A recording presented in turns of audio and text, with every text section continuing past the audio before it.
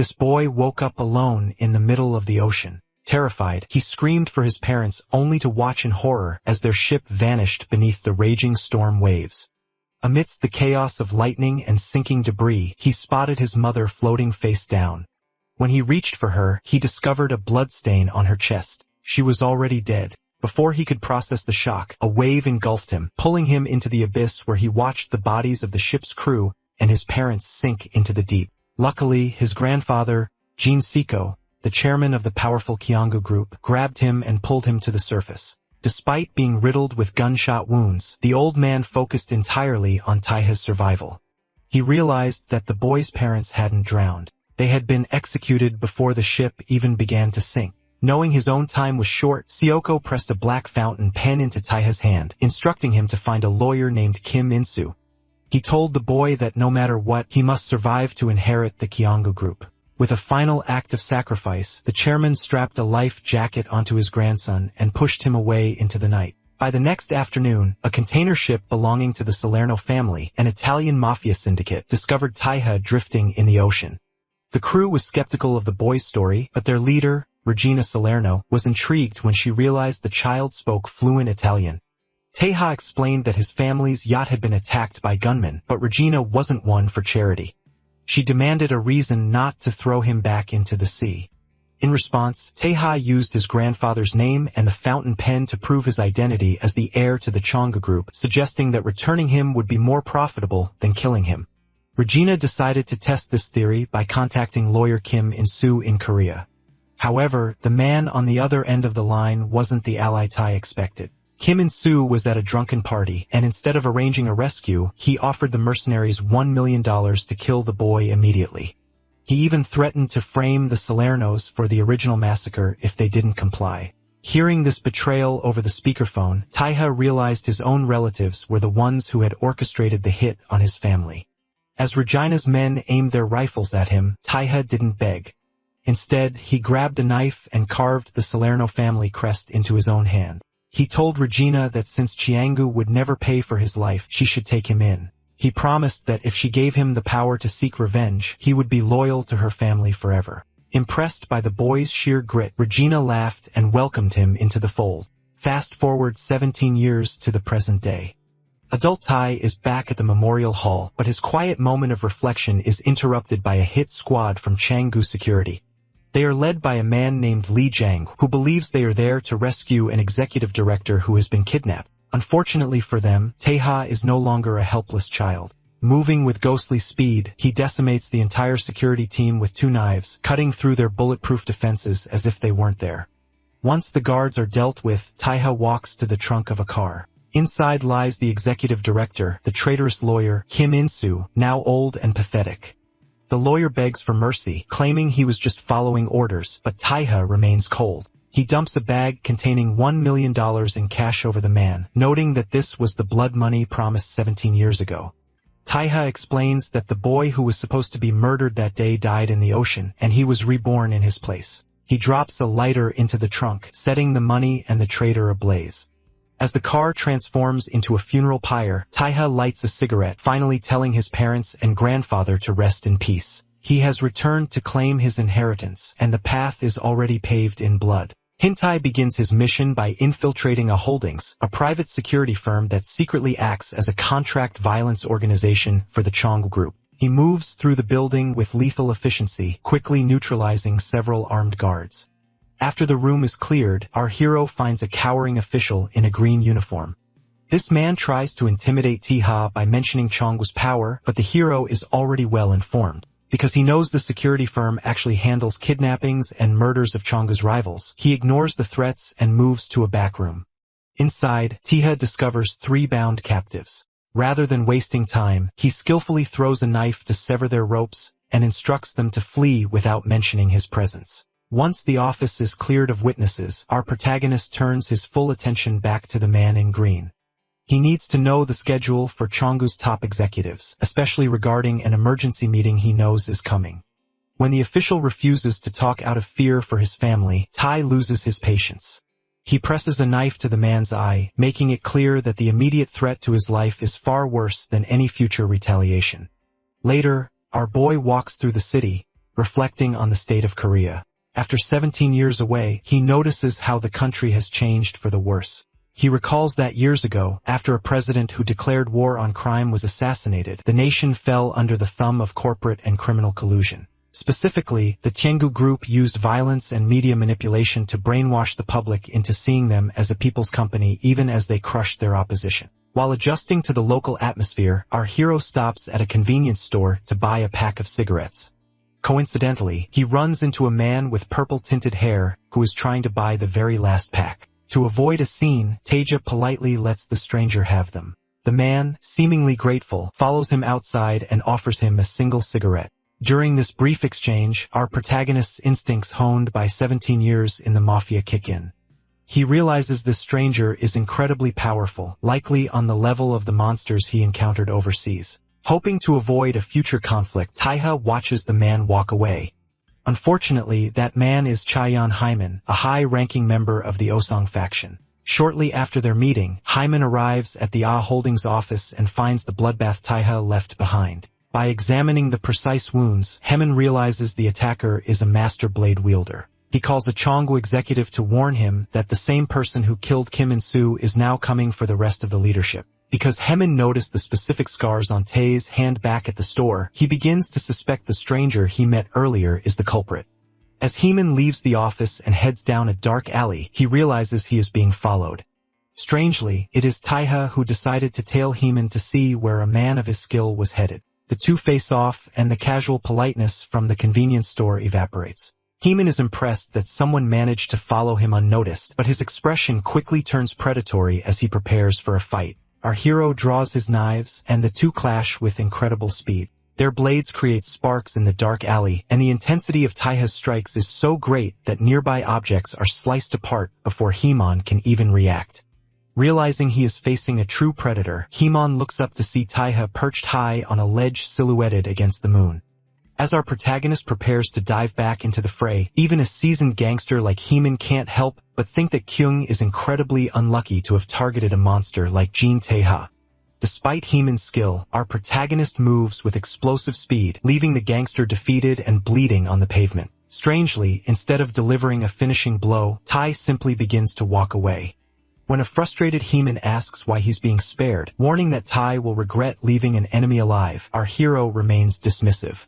He explains that he has his own rules. He only kills those connected to the Chonggu group. Because Hyman once offered him a cigarette at a convenience store, Tae considers the man's life paid for by that small kindness. Luckily, our protagonist manages to reach his car, though he discovers a wound on his waist from the encounter. It isn't deep enough to stop him, which is vital because he has exactly 32 minutes left to complete a revenge mission 17 years in the making. As he drives, the pain triggers a traumatic flashback to the night his world ended. He remembers his mother, Yeo Hee-jong, shielding his eyes from the spray of blood as his father, Jin Soo-yuk, stood defiantly against a group of Korean-speaking mercenaries. Amidst the screams and the storm, his mother gave him one final instruction: jump into the sea and survive. Because he followed that command, he lived to see their yacht explode, a memory that fuels his current resolve. Meanwhile, at a high-security luxury estate known as the Gangbok Secret Annex, the corrupt remnants of the Jin family are holding a meeting. The atmosphere is toxic. The siblings, Joo-hee, Jashing, and Jong-won, bicker over the death of the traitorous lawyer Kim In-soo and the potential redistribution of company shares. Their eldest brother and current chairman, Jin Gu-ho, eventually silences them to hear a report from his son, Jin Chong. The report is grim. Chong admits he has already dealt with potential witnesses at the crime scene to keep the police quiet, but he still hasn't identified the killer. This incompetence infuriates Gu-ho, who violently strikes his son, screaming that Chong only holds his position because the real heirs died 17 years ago. Despite the physical abuse, Jin Chong maintains a predatory manic grin. He assures his father that the killer is still within Chonggu's reach and promises to find him within 12 hours. As the family argues, our boy is already at their doorstep. He knows this annex well because it is where the family has gathered for emergencies since his grandfather's time. Taeha realizes that these people haven't changed their traditions or their cowardice in nearly 2 decades. Because they chose to kill his parents just to secure a spot in this very system, he decides that strategic planning is unnecessary. He opts for a direct assault, slamming his car at full speed into the estate's heavy metal security bollards. The impact is massive, but our hero steps out of the smoking wreckage unbothered. He moves through the elite security detail like a ghost, neutralizing them in a single fluid motion with his blade. Inside the dining room, the family is startled by the crash, but the real shock comes from within. Suddenly, their own personal guards turn their weapons on the family members. In a staggering act of betrayal, Jin Xiang reveals that he has seized control of the room. He mocks his father's fear, confirming that Gu Ho was right to be terrified of him. With a chilling smile, Xiang confesses the truth. He was the one who orchestrated the deaths of the original chairman and Taiha's father 17 ago.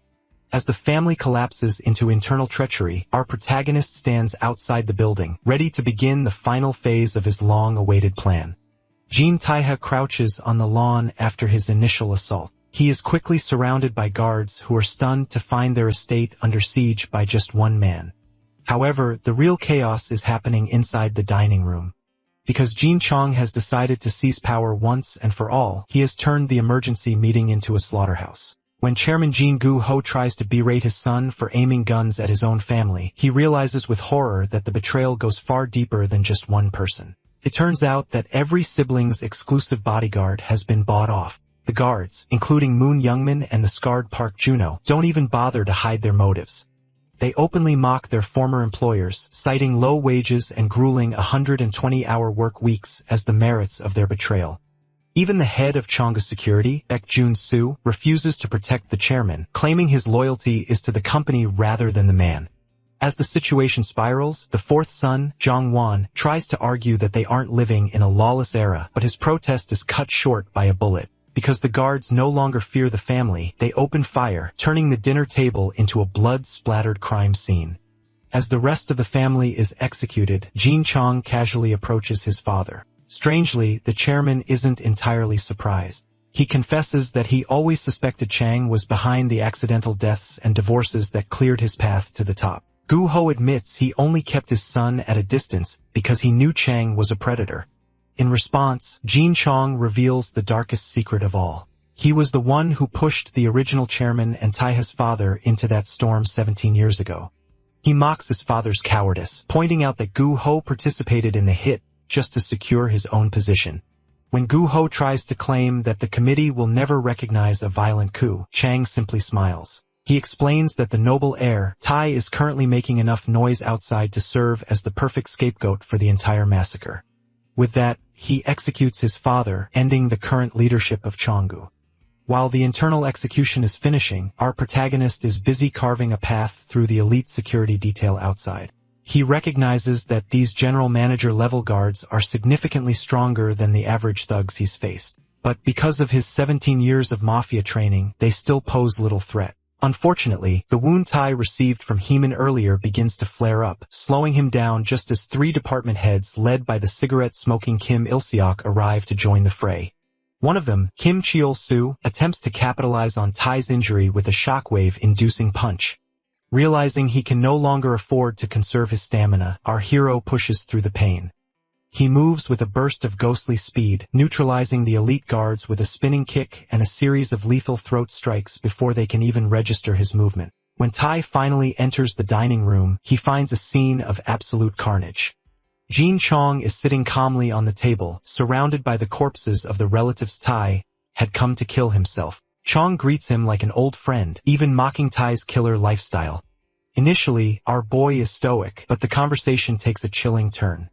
As Jin Chong complains about an interruption in a very specific frustrated cadence, a memory clicks into place for Taiha. He recalls the voice of the mercenary from the night of the shipwreck, the same voice that had impatiently ordered the yacht to be destroyed, realizing that the man standing before him isn't just a corrupt relative, but the literal executioner of his parents. Taiha's calm vanishes, his eyes filled with a murderous rage. Jin Chong, sensing the shift, drops his mocking persona and prepares for a final confrontation. Our hero doesn't hesitate. He raises his blade, ready to finish the revenge he traveled across the world to claim. Jin Chong mocks our protagonist for his informal speech, but Tai isn't listening to the taunts. Instead, he is mentally dissecting the situation. He realizes that Chong has known about his survival and his life in the Salerno Mafia all along. Because Chong needs a scapegoat to justify his violent coup and claim the chairmanship, he has timed this entire massacre to coincide with Taiha's return. Strangely, our boy finds himself in a calculated trap. Jin Chong snaps his fingers, signaling two elite guards, Hwang Jun-hyuk and Park Jun-ho, to engage. Tai recognizes the gravity of the situation. These men are the core strength of the Chonga group and are far more dangerous than any average mercenary. As Jun Hyeok opens fire, our hero deflects a barrage of bullets with ghostly speed, but the coordination of the guards is flawless. When Park Jun-ho lands a heavy bone-shaking kick, Tai realizes with a jolt of memory that this man was also present at the original massacre 17 years ago. Unfortunately, our hero's previous injury from his fight with Himon begins to bleed heavily, slowing his movements. He tries to find an opening to strike at Jin Chong, but the situation worsens when the chief security officer, Baek Jun-soo, suddenly joins the fray. Jun-soo delivers a downward strike that shatters the floor, and suddenly, Tai is surrounded by three high-level combatants. Jin Chong watches with a dark satisfaction, explaining that these men were trained specifically to counter Taiha's speed. He intends to frame Taiha as the villainous killer while he plays the role of the hero who stopped the massacre. As the guards pin him down, Taiha's mind flashes back to his training in Italy 4 years ago. He remembers a time when Regina Salerno scolded him for the artistic and horrifying way he executed traitors. Back then, Taija explained his philosophy. A traitor must die in such a gruesome way that the rumor spreads like a plague, ensuring no one else dares to betray the family. Regina had noted that being a mere killer didn't suit him. He was something much more terrifying. Back in the present, that inner monster awakens. Moving with a speed that blurs the air, Tai shatters Park Jun-ho's face and slams him into a stone wall. He spins and slashes through another guard's defense, breaking a sword with sheer force. The guards panic, realizing they completely underestimated his true power. However, Baek Jun-soo remains calm. He orders Moon Dane to take Jin Chong to the helicopter while he handles the young master. As the helicopter begins to lift off, a desperate Tai lunges for the door, screaming Jin Chong's name. Baek Jun-soo blocks his path and delivers a devastating palm strike to Tai Chong's chest, causing him to cough up a spray of blood. Thinking the threat is over, the security team boards the helicopter. Jin Chong looks down at the estate and triggers a remote detonator, leveling the annex in a massive explosion. He laughs maniacally, believing that Taiha has finally died in the flames, a victim of the very family legacy he tried to reclaim. Luckily, our protagonist is harder to kill than they imagine. As the helicopter gains altitude, Tai, bloodied and broken, somehow manages to leap onto the craft. He bursts into the cabin and stabs Jin Chong through the leg, his face contorted with madness. He refuses to let the man who murdered his parents sleep peacefully. Desperate and cornered, Jin Chong grabs a pistol and fires 3 times at point-blank range, screaming that he, not Taiha, is the protagonist of this world. The force of the bullets blows our hero out of the open helicopter door. He falls through the night sky, crashing through tree branches and slamming onto a truck before rolling into a shallow stream. As he floats in the water, his vision glazing over, a mysterious silver-haired man on a bicycle stops and looks down at him. With his last ounce of strength, Tai reaches out, gasping for the stranger to save him. He refuses to let the story end here because his revenge isn't finished. He clings to life with a terrifying resolve. Huang Gray is a silver-haired young man living in a cluttered tech-filled room in the lawless Wanchunga district. He spends his nights as a digital information broker, negotiating with strangers over voice recordings of corrupt politicians. In one specific recording, a politician named Kim is heard abusing his power during a breathalyzer test. Gray attempts to sell this data for 200 units, but the buyer lowballs him, offering only 30. This interaction highlights Gray's frustration. Despite possessing high-level dirt on the powerful Kyonga group, he is treated as a bottom-tier gossip dealer because he lacks the status to make the information stick. Gray lives above a small traditional restaurant run by Aunt Nana, a former medical school professor who took him in after he was orphaned. His father, a researcher at Tiangu Electronics, was killed in a staged car accident after trying to blow the whistle on the company's corruption. This trauma fuels Gray's resentment toward the corporate giants, but he is forced to live a quiet life, riding his skateboard to school to avoid suspicion. Unfortunately, the neighborhood is a redeveloped area, abandoned to lawless competition between the Chong and Ojiang factions. This instability brings the Yaburi faction led by Choi Baksu to Aunt Nana's doorstep. Because the gang wants to buy the building at half price for the redevelopment project, they harass Nana daily. When Choi Boksu stabs a knife into a restaurant table to intimidate her, Nana remains defiant, even pointing her own kitchen knife at him. However, the situation turns violent while Gray is at school. He returns to find Nana badly beaten, her face bruised and swollen. This assault pushes Gray to the edge. He decides to use himself as bait to get closer to the heart of Cheonggu. He leaks a photo of executive director Yang Joo-hak with a leader of a rival organization, knowing it will trigger a response. As he expected, men in suits intercept him on the street, punch him in the stomach, and drag him into a black van. He is taken to an office where an investigator from H Holdings, the firm Tai attacked earlier, brutally interrogates him. The investigator mocks Gray's father's ridiculous sense of justice and prepares to pull Gray's teeth with a hammer. Strangely, Gray doesn't beg. He laughs through the blood, calling the investigator a rag. Just as the hammer is raised, a subordinate rushes in to announce a No.1 emergency case. Because the facility is suddenly under attack, the investigator orders Gray to be gagged and thrown into a storage room with 2 other elderly captives. Luckily, the intruder is Jin Taiha. Our hero slices through the door and tosses a small blade to the captives, instructing them to free themselves and flee.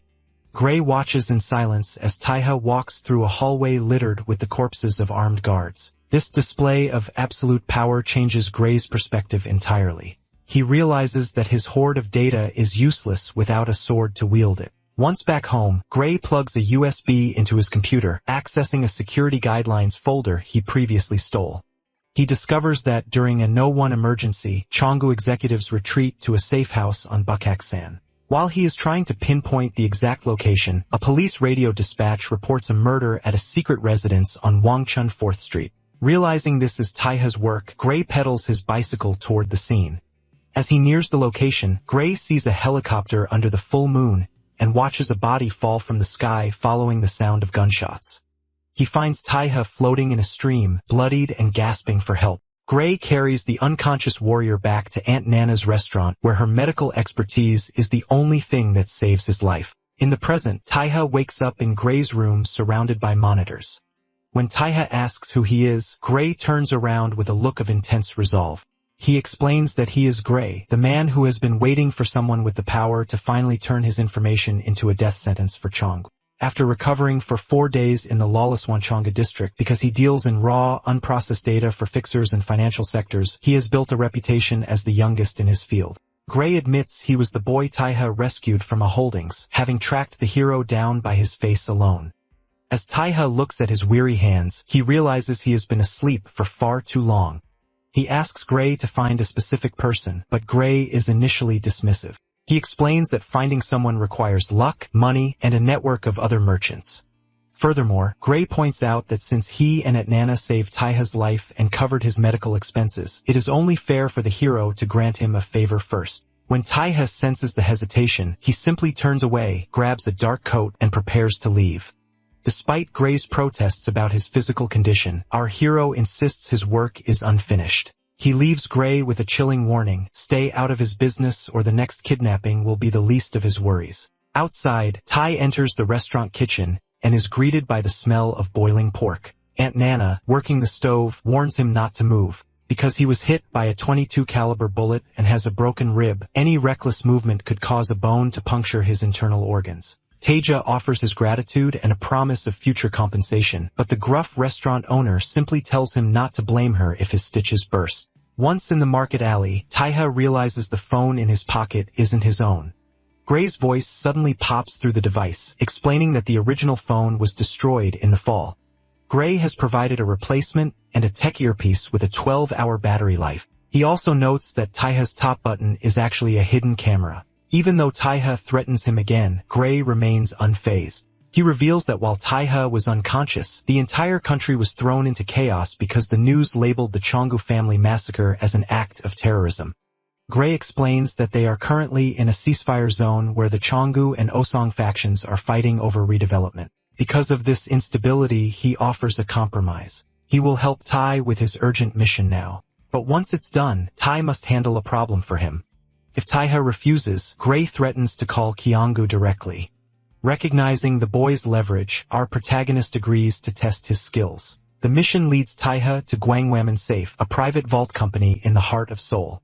Because these firms rely on absolute trust and secrecy, they are the perfect place to hide illicit items. Inside a secure room, Taiha retrieves a bag containing fake passports, bundles of dollars, and a bulletproof vest. Gray, watching through the button camera, wonders why there are no guns, but he notices something more pressing. Blood is dripping onto the floor. Tay is hunched over in agony, his body feeling as heavy as it did years ago when Regina Salerno used to beat him during training.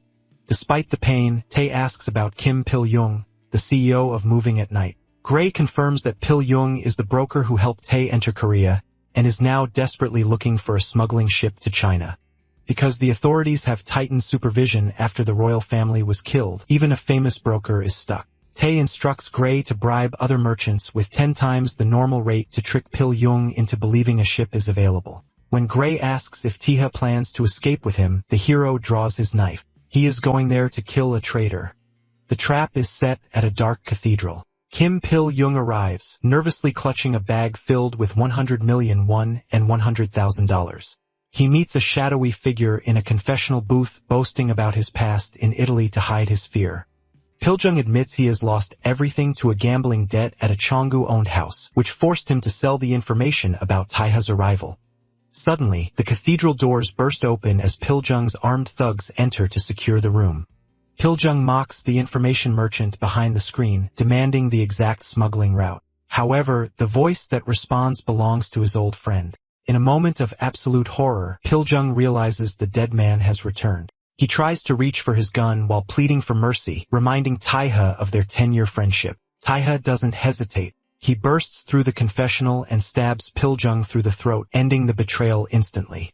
As blood splatters the walls, Gray panics over the earpiece, begging Taiha to run because of his broken ribs and bullet wounds. But our hero ignores the pain and steps out to face the thugs waiting in the aisle. Because he knows Pil-young wouldn't allow guns in a church to avoid unwanted attention, he confidently tells the men to pray for they are about to see God. Faced with a group of thugs in the quiet of the cathedral, Jin Taiha remains entirely unfazed.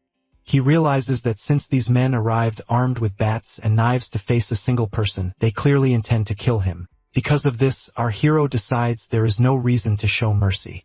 He dismisses their status as subordinates or mercenaries, treating them only as obstacles to be removed. Watching through a hidden camera from his car, Gray is visibly sweating. He is well aware that Taiha isn't just dealing with an arm injury. His ribs are fractured from a gunshot.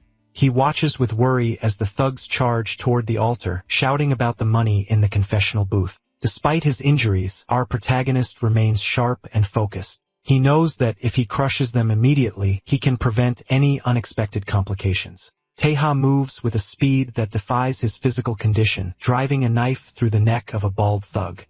In a single fluid motion, he slashes the throat of a second man and delivers a powerful back kick to a third. When another attacker lunges in a panic, our boy sidesteps and neutralizes him with a brutal elbow and a knee to the gut. As the thugs lie scattered and groaning, Taiha stands over them, pressing a hand against his bleeding side. He realizes that while they are terrified, the adrenaline from the nearby cash keeps them from fleeing. Strangely, one thug manages to bring a pistol into the church, something Taiha hadn't fully expected. Knowing he only has one chance to use his legs effectively, he pivots on his sneaker and executes a high-spinning kick. The strike is so fast that the armed man is sent flying before he can fire. As the gun clatters to the floor, Gray sits in his car, mouth agape, unable to fathom how an injured man could display such monstrous power. Once the room is cleared, Taiha wipes his blade and contacts Gray via the earpiece. Knowing the boy is nearby because of his earlier warnings about people being outside, he instructs him to come inside and retrieve the money. Gray cautiously enters the blood-stained sanctuary, walking past the bodies with a mix of awe and disbelief. He finds our hero slumped in a pew, pale and sweating from the exertion.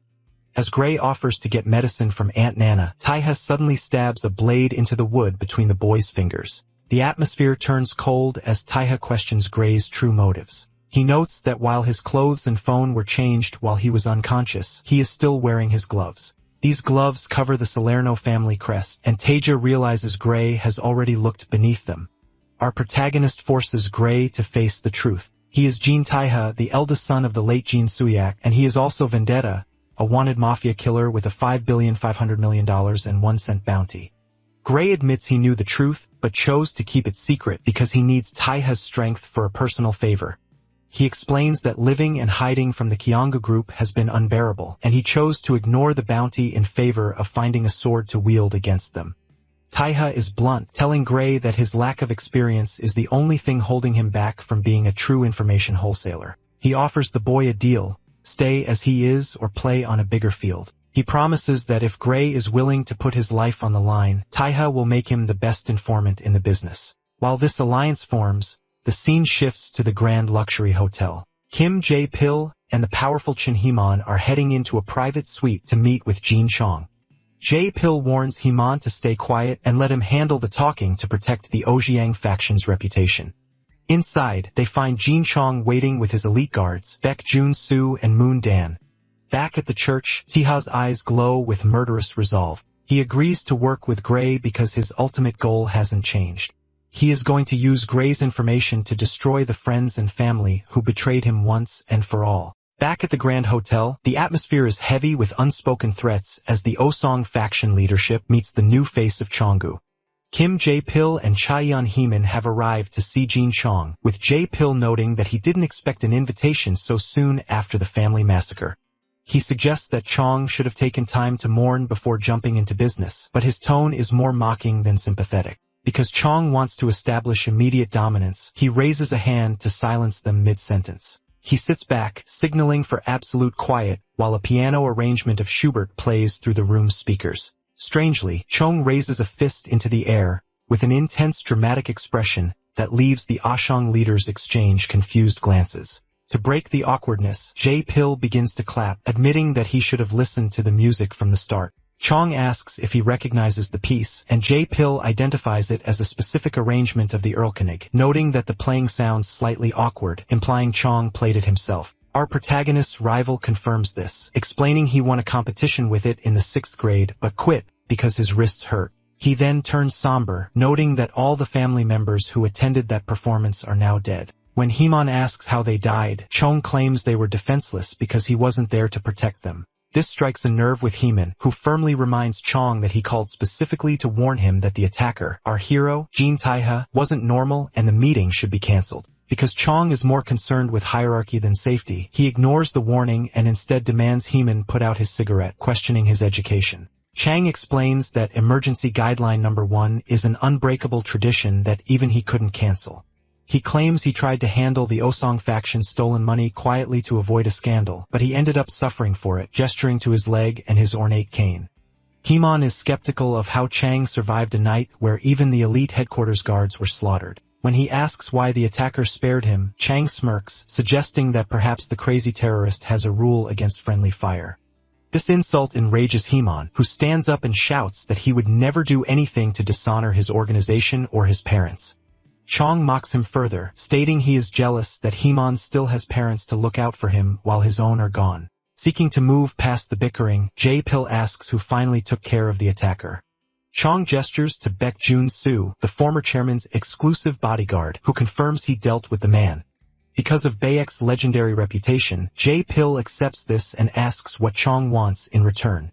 Surprisingly, Chong asks for no money or compensation. He only demands that the Ashong faction remain silent. He specifically wants Heeman to deny ever meeting the attacker no matter who asks. This confuses Heeman, who wonders why Chong-gu is taking the lead in hiding the identity of the person who decimated them.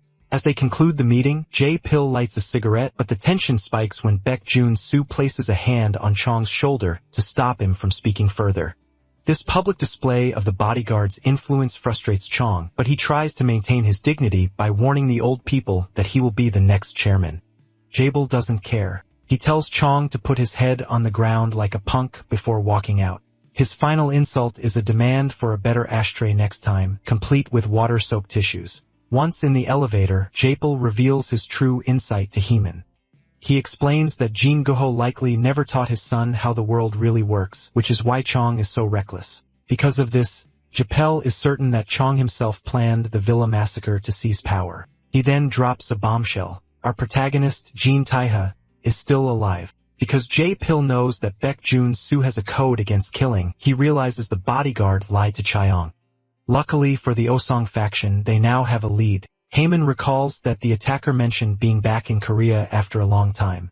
While Hemon suggests they recruit this monster to swallow the Chonga group, Jae-pil decides it is better to kill him. He is personally offended that Chong hired Hemon knowing he would lose to Taiha, and he wants to avenge his subordinate's honor. Back in the suite, Jin Chong is left alone with his thoughts. While preparing a drink with ice, he reflects on his father's ability to read a situation. He realizes that Baek Jun-soo's confirmation of the kill felt off, especially since Tai was strong enough to leap onto a moving helicopter despite his wounds. Because nobody has been found, Chong turns to his silent guards and asks the question that will determine his next move. Is Jin Tai still alive? Baek Jun-soo clarifies that he didn't let our protagonist go on purpose. Rather, he frames Tai as the one who murdered the former chairman. Jin Chong, ever the opportunist, doesn't care about the truth of that night. Because he needs his path to the chairmanship cleared, he simply notes that they wouldn't have made it this far if Baek hadn't finished the boy properly. When Baek mentions that Tai has grown surprisingly strong, Jin Chong loses his temper, shattering a glass in a fit of rage before refocusing on the upcoming board of directors meeting. He reminds Baek that regardless of whether Tai is dead or alive, the bodyguard is now too deep in this conspiracy to ever betray him.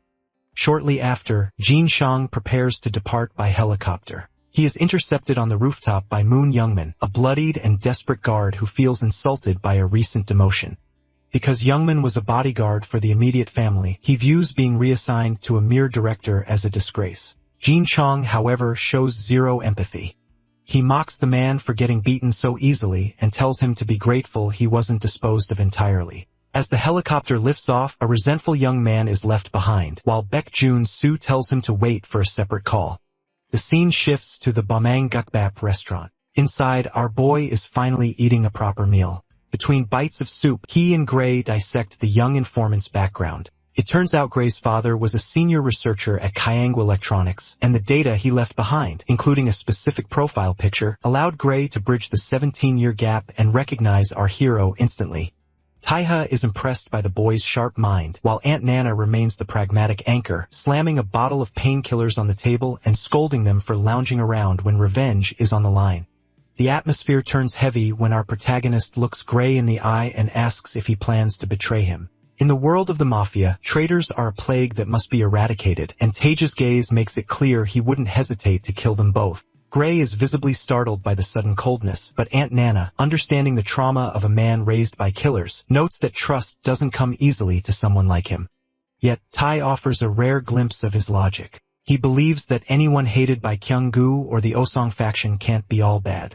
He eats a piece of meat with a slight smile, silently resolving that if they do betray him, he'll simply handle it when the time comes. Suddenly, the restaurant door slams open.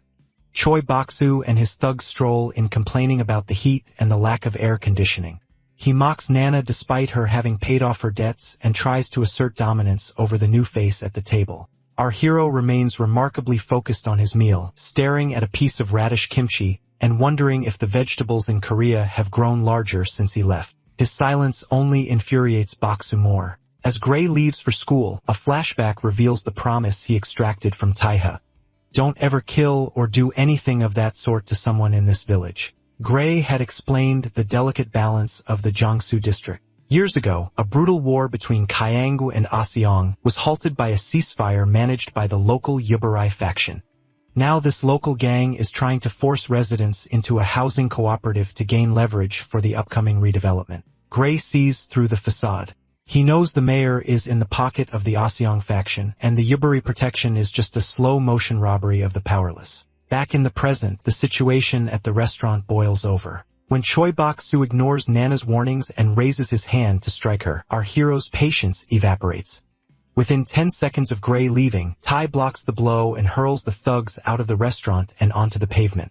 Gray turns to find the gang groveling in the street, much to his frustration at the broken promise. Tai stands over the defeated thugs, his mind racing. He realizes that his previous 30 revenge strategies were flawed because they didn't account for Jin Chong's unique brand of madness. To win, he must strike where it hurts, the board of directors. Because the Jiangsu district redevelopment is the key to the family's corporate power, Tai decides to dismantle it from the inside. He demands to be taken to their leader, eventually finding himself in front of a building draped in protest banners. He is met by Yunsuri, the pink-haired second in command of the Yuburi faction. She mockingly asks if he intends to start a war all by himself. Our hero simply lights a cigarette, flashing a confident smile. He isn't there for a massacre this time.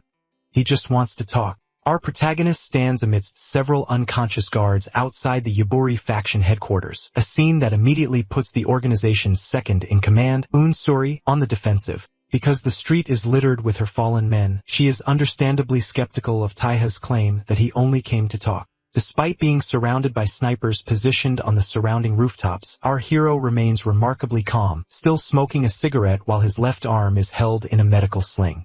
He dismissively explains that he only speaks with people on his wavelength, noting to himself that the entire district has essentially been turned into a fortified military base. Taiha realizes that if a single spy were to infiltrate these conscripts, the entire intelligence system would collapse, leading him to wonder if a disciplinary system is already in effect to maintain order. Meanwhile, Yunsuri remains unimpressed, mockingly asking if he has a piece of chungu crap or an ashong boot liquor before threatening to leave him with a head full of holes. Our boy clenches his fist in silent frustration, acknowledging that the disgusting things he suspected about the area are actually happening.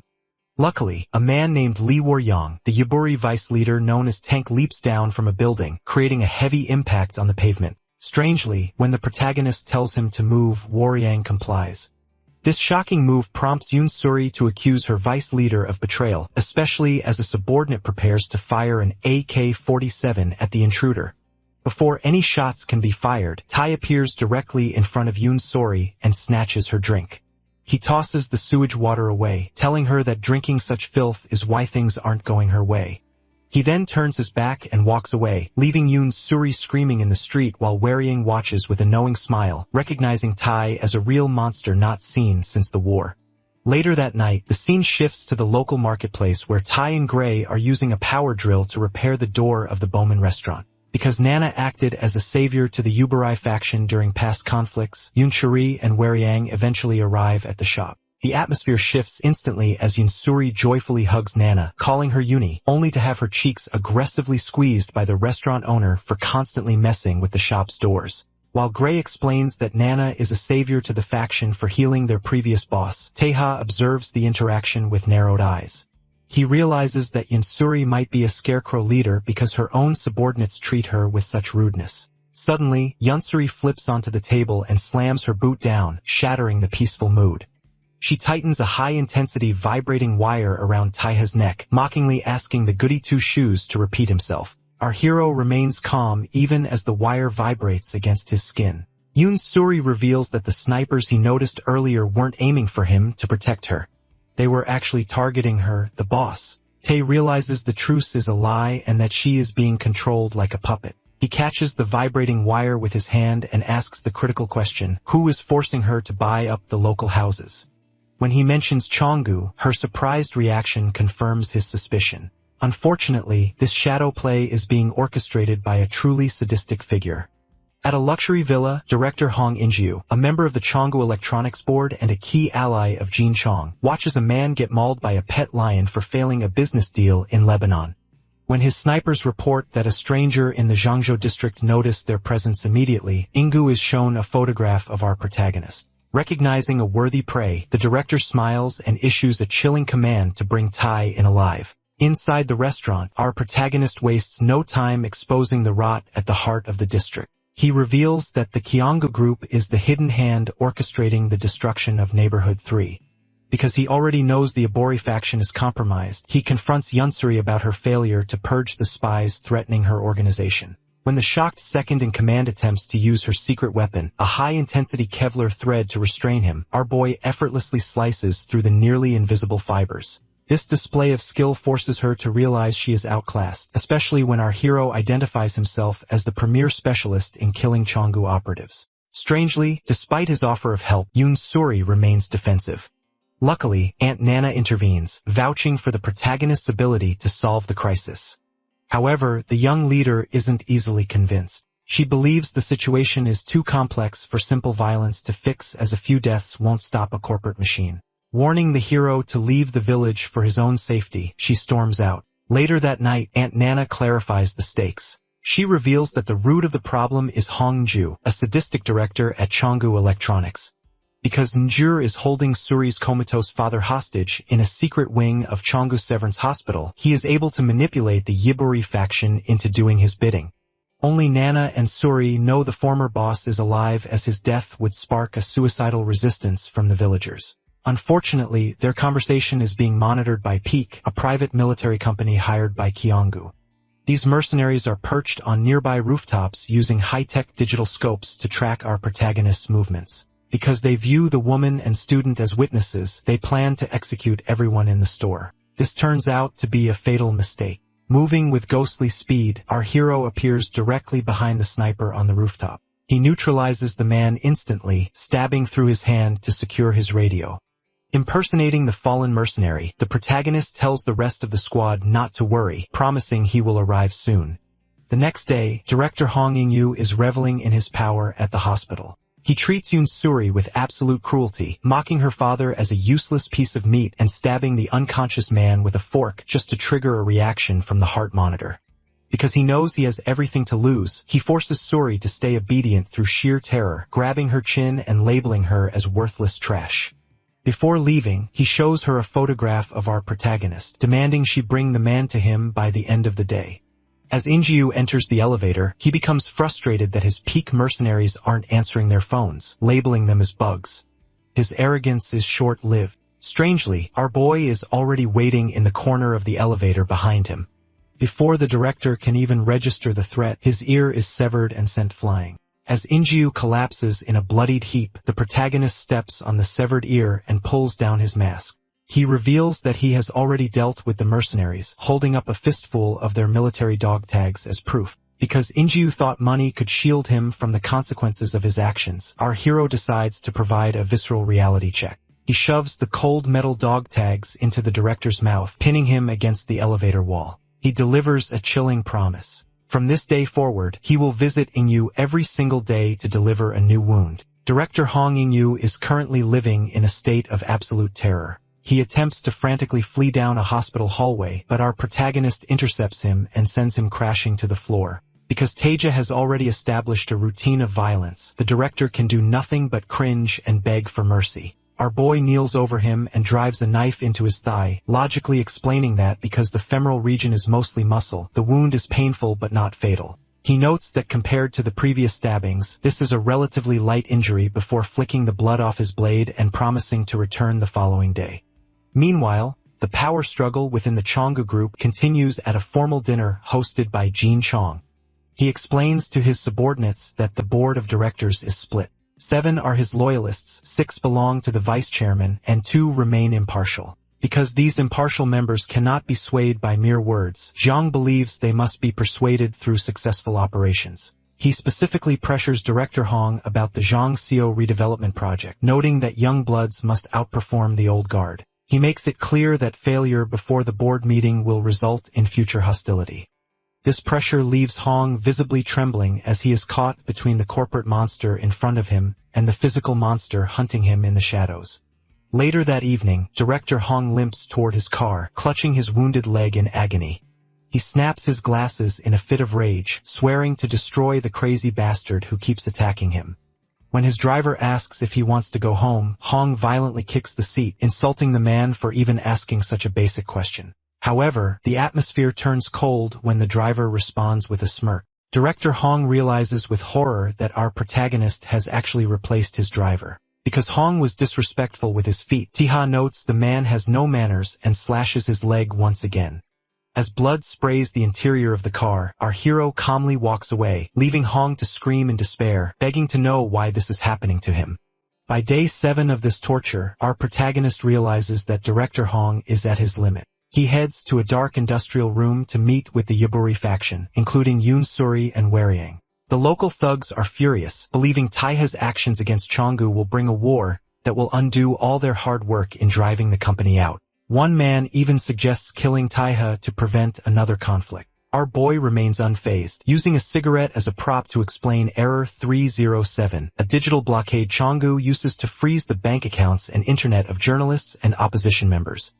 He points out that while the residents suffer with unusable internet and data breaches, the Yaburi faction has been too cowardly to use their weapons to actually protect their families. He tells them to prepare for a showdown, revealing his ultimate goal is to seize a director title at Cheonggu for himself. Luckily for Director Hong, he isn't entirely without options. He meets with Insit Go, the CEO of the private military company Peak. While Go eats a bloody steak, he mocks the director for being humiliated by an outsider.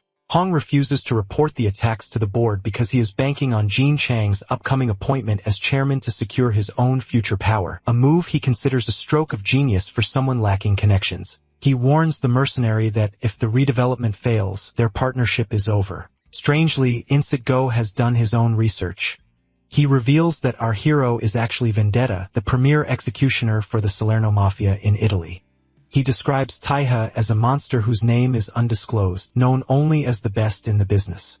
Because a nuke like Tai has appeared in Korea, Go suggests they need a countermeasure of their own. He demands a massive sum of money from the director to bring in a professional who can rival the mafia killer's skill. In seat, Go introduces his trump card, a man named Jerome, known as a Swang. Because Jerome is one of the few individuals to have crossed paths with our protagonist twice and lived, Go believes he is the perfect counter to the hero. Director Hong In-jae, however, is visibly skeptical as he questions why they would hire someone who previously failed to kill the man. To settle the doubt, Go explains that the reason Vendetta is so infamous is his relentless nature toward traitors. He recounts a flashback to a rainy jungle where a blood-splattered Taiha stood over a target. The man had fled to the depths of the Amazon only for our protagonist to spend a month living off bugs in a suit just to emerge with the traitor's head. Because Jerome was able to escape a predator like that, Go justifies the staggering commission. $700,000 up front, $300,000 after, and a massive brokerage fee. When the director asks if Go's men will join the fray, the mercenary demands double pay. In response, Hong makes a phone call to arrange the delivery of 200 kilos of ammo to his basement. This is revealed to be a massive pallet of 50,001 bills, totaling a mountain of cash that would allow anyone to retire. Hong notes that spending $1,300,000 to deal with one man isn't the Chonga way, but he is willing to pay for a productive conversation that ends in blood. Meanwhile, back at the Baum and Gukbab restaurant, our protagonist is analyzing the mission. Gray has managed to secure a blueprint of Director Hong's estate by bribing a local security firm. Because most subcontractors have no loyalty to Chonggu and are treated as replaceable, they were happy to go under the table for a bit of money. Taeha looks at the screen with a neutral expression, silently thinking that his grandfather would have risen from his grave if he knew how easily the company's security could be bought. While Gray analyzes the schedule, he notices a gap in the records. The first basement floor is missing from the blueprints. Based on the structural labels, he identifies B1GRC, a reinforced soundproof concrete bunker often used for zoos or chemical storage. Before heading out, Taiha whispers a favor into Gray's ear that leaves the young informant in total shock.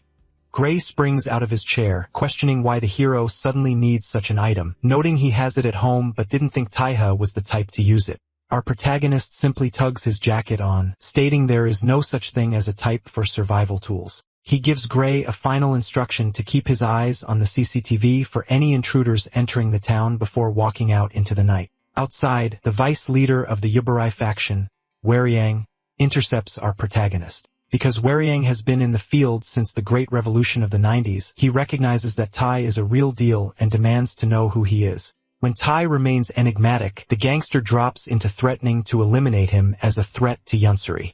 Our hero remains remarkably calm, observing that Hworyang must be a former Ojiang member because he chooses a fair fight rather than a scheme. He gives a friendly tap on the shoulder, trusting him to protect the village while he's gone and promising to pay him 10 times what Chonggu offered for the redevelopment. By 10:12 p.m., Tiha arrives at the luxury villa in a suit. He neutralizes the guards and hacks the keypad, moving through the dark living room toward the hidden stairwell. As he begins to descend, a heavy metal door slams shut behind him with a bang, sealed by a motorized whir. Suddenly, a speaker on the wall crackles to life. Director Hong's voice fills the room, mocking the bastard and admitting he knew Taiha was coming because he had been tracking his schedule. From the comfort of his car, Hong watches the video feed on his phone, laughing at how cheeky our boy was to think he could sneak up on him. To end the struggle once and for all, Hong opens a metal gate at the far end of the room. Two predatory lions emerge from the shadows. Through the speaker, Hong explains that while he had to play nice in the Zhangzhou district because of those Osong thugs, he now has a perfect excuse to tear the place down. He reveals that while Tae is busy being eaten alive, a squad of peak mercenaries is already marching to turn the district into ruins. He gleefully shouts for his pets, Mimi and Yunhua, to attack. As the beasts lunge through the air, Tai remains remarkably calm, merely criticizing the feminine names Hong gave to the male lions. Because he isn't interested in a fair fight with animals, he pulls the hidden handgun from his jacket and fires twice. The lions fall dead instantly. Luckily, this leaves the director in a state of frozen silence. When Hong finally finds his voice, he screams in disbelief, asking why a legendary knife specialist is using a gun. Taiha simply draws his tactical blade, noting that the knife is specially reserved for humans. He mocks the director's logic, asking if he expected a comic book duel before cutting his medical sling and preparing to hunt Hong down for real. Through his earpiece, he tells Gray to notify Yunsuri that the mercenaries are approaching the district. As the director trembles in the back of his car, he realizes that the Aswang story was right. Vendetta is coming, and no amount of concrete or cash will stop him. Gray delivers a grim warning to the Yabari leadership. The Kiangu Group's private military firm, Peak, is closing in. He shares a final message from Jean Taiha, who has promised to return after hunting down Director Hong. Despite the internal panic from thugs who believe our hero has abandoned them, Gray clenches his fist in resolve. He makes it clear that because this confrontation was inevitable, they must stand their ground now or face total destruction. Unfortunately, the Yaburi subordinates aren't as confident. Because the hero has vanished to pursue his own mission, several thugs begin to panic, accusing our protagonist of running away after starting a war. When Gray tries to defend him, an older thug aggressively points a finger in the boy's face, mocking his youth and reminding him of the sheer brutality and loss of the previous war. Luckily, the bickering is silenced by Suyin Kim, a former military major and gang advisor. He shames the men for their cowardice and turns the decision over to their leader. Yoon Suri closes her eyes, reflecting on how she became a puppet for Changgu out of fear for her comatose father's life. However, she decides that it is finally time to end the deception. As she prepares her signature Kevlar wires, she apologizes to her men and declares that the Yaburi gang will finally drive Changgu out of their territory. Meanwhile, Insik Go, the CEO of Peak, reveals the cold logic behind the attack. Because killing the residents of the third neighborhood would eliminate their land rights, the construction company stands to make far more profit on high-end apartments. He notes that while a truce with the Osong gang usually prevents violence, they are using the appearance of vendetta as a legal excuse to intervene. He plans to use our hero as the bait and the scapegoat, ensuring that Tai and the mysterious Aswang take the fall for the massacre. High above on a brick ledge, the killer Jerome, also known as Aswang, watches the neighborhood with a predatory grin. The smell of impending war reminds him of past conflicts, and he finds the situation in Korea increasingly interesting.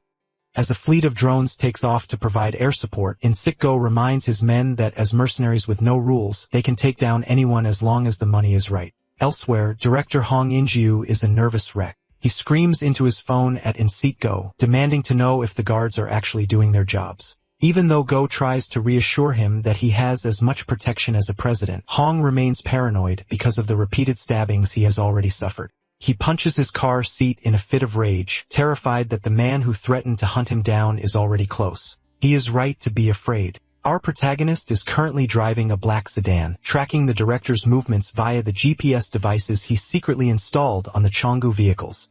Although he is worried about how Gray and the Yaburi gang are holding up, he resolves to finish this hunt quickly. When the mercenaries in a nearby van spot the hero approaching, they are stunned by his fearlessness.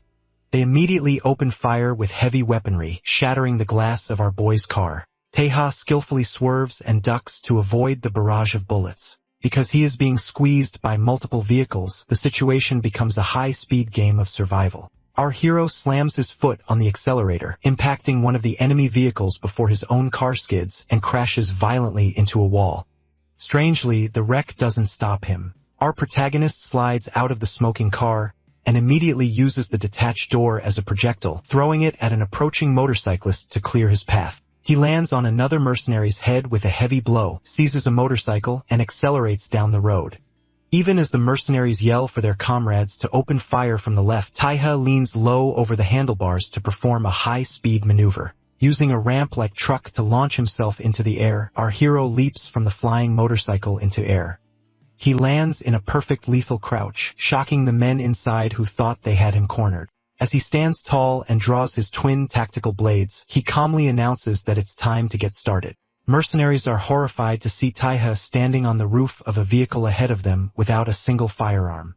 They attempt to coordinate a strike, planning to crush him the moment he jumps from the side. However, our hero is already several steps ahead. With a burst of power, Hinteha sprints toward the back of the convoy and leaps over a guardrail, disappearing from their line of sight just as the confused guards cry out. Before they can process his location, he crashes through the side of a moving bus with a violent shatter, his blades already drawn. Moving with a ghostly speed honed in the Italian mafia, the hero then bursts through the front of the vehicle. The driver cowers in terror, unable to comprehend how a flying motorcycle from a moment ago has turned into a man sitting in his passenger seat. Strangely, our boy sits calmly and hands the terrified man a thick stack of 50,001 bills.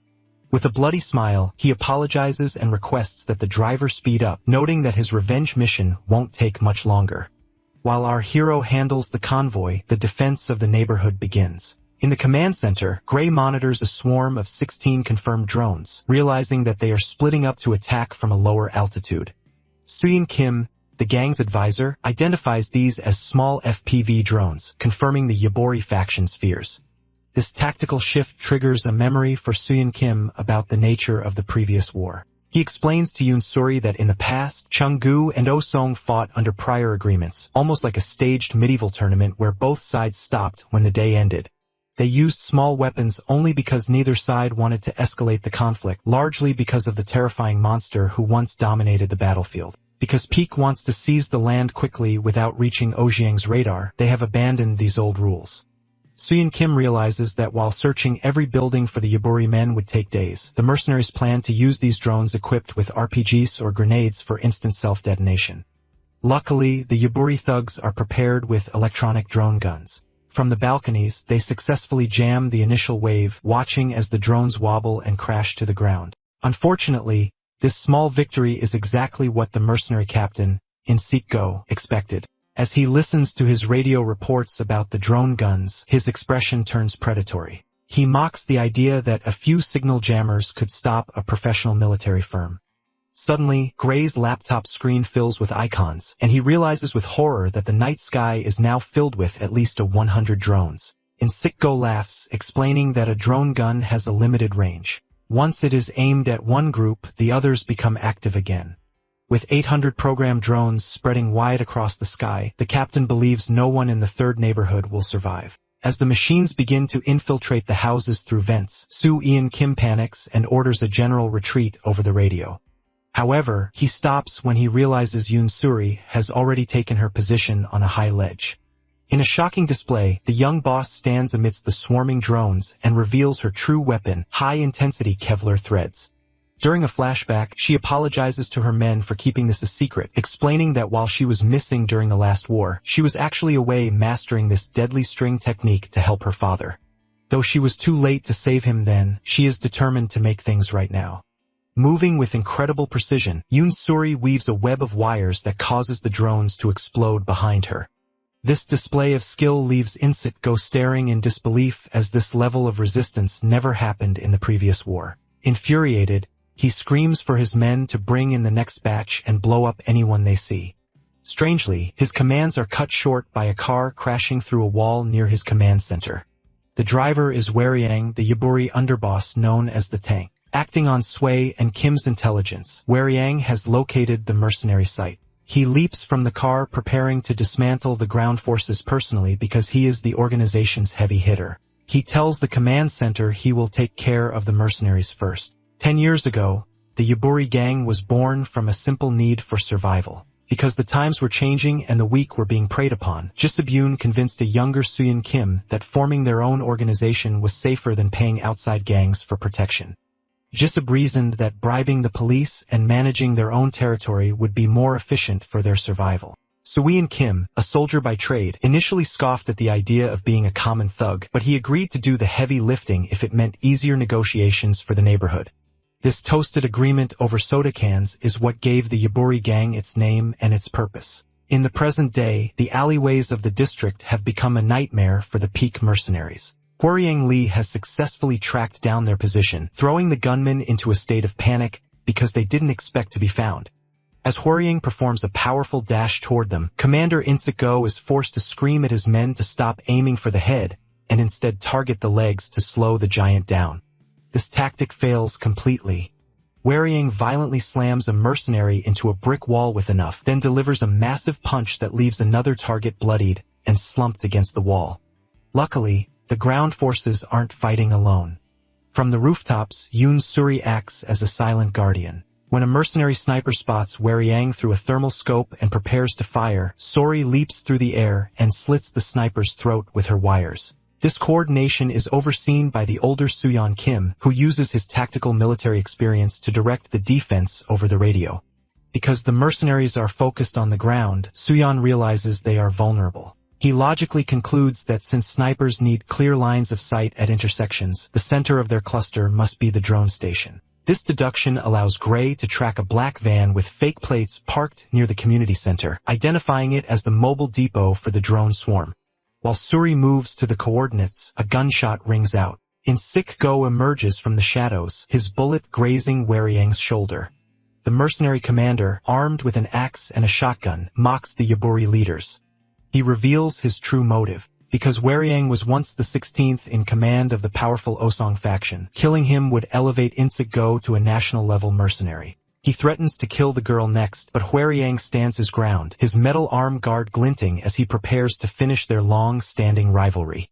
Meanwhile, on the highway, a car crash has left director Hong In-gu at the mercy of our protagonist. Taiha remains cold and methodical, plunging his knife into the director's shoulder to fulfill his promise of a daily wound. When the terrified Hong In-gu screams that he has already spent over 100 billion won, roughly $76 million, to have the district wiped out by bombs and missiles, Taiha remains unmoved. Because the director believes money is the ultimate power, he laughs maniacally, claiming his men won't discriminate between children or the elderly. Taiha, however, understands a different kind of strength. He explains that while those who have lost everything are dangerous, those who have family to protect are even stronger. Our boy recalls a vision of a weeping Insuri, whose fury was born from Inju's cruelty toward her family.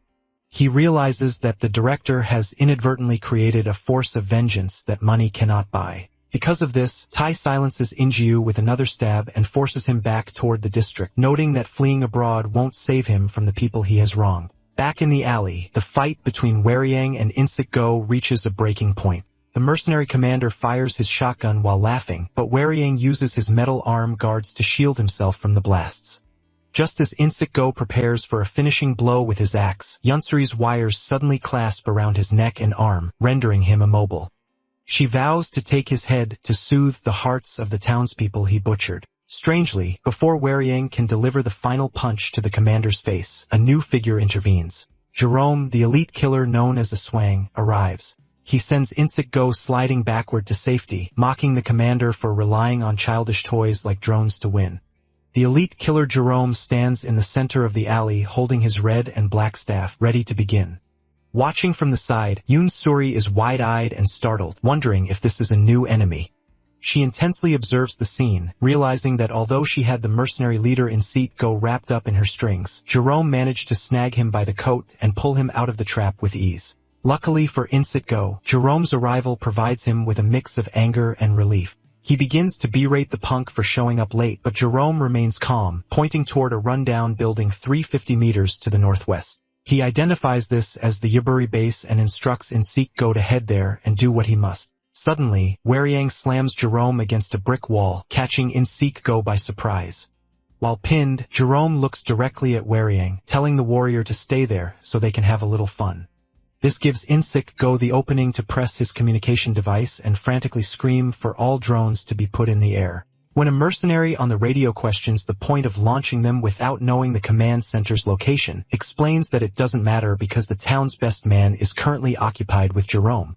He orders his men to kill everyone in the town while the distraction lasts. Meanwhile, Jerome pushes Hworyang back with a massive kick, freeing himself from the wall. Hworyang is left sweating and stunned. Realizing that Jerome was able to send his 120-kilo body flying with just a leg strike, He concludes that if Jerome's kicks are this powerful, his staff must be even more dangerous. As Jerome walks forward confidently, dragging his weapon, Hworyang tells a panicked Yoon Suri not to worry about him. He resolves to handle Jerome personally so that Suri can go deal with the drones. Yoon Suri agrees, ordering Hworyang to take the killer down and return to base within 5 minutes, warning that the war is over if the mercenaries reach the base first. Jerome tries to block her path, playfully suggesting she stay longer, but Hworyang lunges forward and lands a massive impact on Jerome's body. This creates a window for Yoon Suri to dash away from the fight. As she runs into the distance, Hworyang feels a sense of pride, noting that even though this is her first war, she hasn't lost her composure. Jerome breaks into a loud laugh, wiping blood from his lip and stepping forward. He admits that if he takes any more punches like that, he might actually kick the bucket. Hworyang is confused as to how Jerome survived a square hit to the chest and asks where he is from. Jerome reveals he is from the Philippines and learned Korean because he was bored and missed the heat of real fights. The two face off, and Jerome leans in with a manic smile, introducing himself before landing a rapid series of punches that snap Hworyang's head back. Hworyang stands his ground and retaliates with his own strikes. As they lock into a close-quarters grapple, Jerome asks if Hworyang used to be with the Ashong gang. This triggers a flashback to a younger Hworyang with Gizyeobyeon. He remembers Joseab trusting his abilities to protect the neighborhood while he was away. Hworyang recalls that during the First Jiangxio District War, he was a head squad leader for the Osong gang, while his close friend Joseab led the Yuburi gang. Joseab had refused to let the elderly residents be displaced, choosing to fight and die for his home. His final request was for Hworyang to look after his daughter and the neighborhood. Back in the present, Jerome delivers a devastating slam that floors Hworyang. Reflecting on his past, Hworyang realizes he originally joined the Osong gang to find strength, but the impossible mountains of real monsters there drove him to despair. However, he now understands that his strength doesn't come from those mountains, but from the people standing behind him. He stands up, bloodied but unbowed, declaring himself the tank who paves the way for others. He performs a ground-shaking slam on Jerome, whose eyes widen at the fist full of conviction. Jerome stops playing and gets serious, using his red pattern staff to deliver a horizontal blood slash. Behind Hworyang, a building wall crumbles into debris. He stands in the middle of the destruction, beaten and kneeling.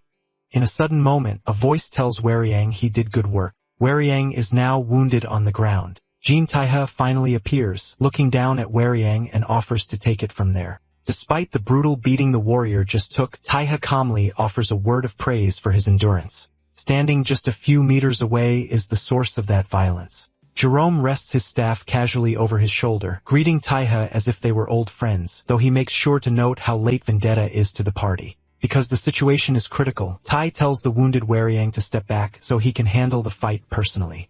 He checks on the man's condition, and although Hworyang is clutching a shredded blood-soaked shirt, his pride won't let him stay down. He insists he can still move. Recognizing this resolve, Tae gives him a vital task. He instructs Hworyang to head 1 block over to a black sedan parked under a street lamp. Inside the trunk of that car lies the bound and gag director, Hong Ingu. Tae's plan is simple. He will finish the fight here while Hworyang secures the hostage at their hideout. Jerome, however, has no intention of letting his prey escape so easily. To block the path, he stomps on a manhole cover, flipping the heavy metal disc into the air before batting it toward Taiha with his staff. This display of raw power is meant to test the hero, but Taiha remains dangerously still until the last possible second. As Jerome flips through the air to build momentum for a follow-up strike, our boy suddenly draws his twin tactical knives and lunges forward. He moves low and fast, allowing the heavy manhole cover to whiz harmlessly past his head while he closes the distance. The two killers collide in the center of the alley, their weapons locking in a shower of sparks. During this intense power struggle, Taiha looks Jerome in the eye with a cold, unimpressed gaze. He mocks Jerome's claim of being his rival, dismissively labeling him as nothing more than a stalker. Jerome isn't offended. In fact, the insult only seems to fuel his excitement as they exchange a flurry of lightning-fast blows that echo throughout the district. While the duel rages on the rooftops, the rest of the neighborhood is falling into chaos. Because the peak mercenaries have launched a big drone swarm, the night sky is filled with explosions and fire. Yoon Suri watches from a ledge, realizing she is running out of time and resources to keep the drones at bay. Nearby at the Yaburi headquarters, the older advisor, Soo-Yun Kim, is firing back at the mercenaries, desperately telling his men to hang on until that man returns. Back at the car, Hworyong reaches the black sedan and confronts the terrified Hong In-jiu in the trunk. As he stares at the man responsible for the death of his friend and the destruction of the town, Hworyong is momentarily tempted to end the war right there by crushing the director's skull. He realizes that if he kills the employer, the mercenaries and Jerome would have no reason to stay. However, a vibration from a nearby rooftop snaps his focus back to the present. High above, Taiha and Jerome are locked in a struggle so violent it causes the surrounding buildings to shake. Our hero finally finds an opening and delivers a bone-shattering kick to Jerome's midsection, sending the killer hurtling backward. Jerome slides across the roof, wiping blood from his lip with a delighted expression. He tells Taiha that Korea has become a paradise for killers like them before launching a counterattack that sends our protagonist crashing through a window into the building. Luckily, the fall doesn't stop him. Taiha tumbles through the furniture and rolls back to his feet, leaping back onto the roof just as Jerome descends on him like a predator. While the two titans continue their clash, Gray explains the truth to a weary Soo-Yun Kim back at the base. When asked who the mysterious helper really is, Gray confirms that Tai isn't just a terrorist or a mafia killer. Because he is the rightful successor to the corporate empire that started this war, Gray notes that the most accurate title for him is the heir to the throne. Because our protagonist happened to be hunting the same target in England years ago, he first crossed paths with Jerome in the claustrophobic darkness of a brick-lined train tunnel. The meeting was anything but civil. The silence was shattered when a figure was violently slammed into the wall. Strangely, despite the brutal impact, Jerome didn't stay down, looking up with blood-stained grin. Our hero didn't hesitate, swinging his blades in a wide arc that left a trail of blood in the air, yet Jerome managed to absorb the momentum with his staff. As a train roared past, Jerome sat calmly in its path while Taiha watched from the shadows.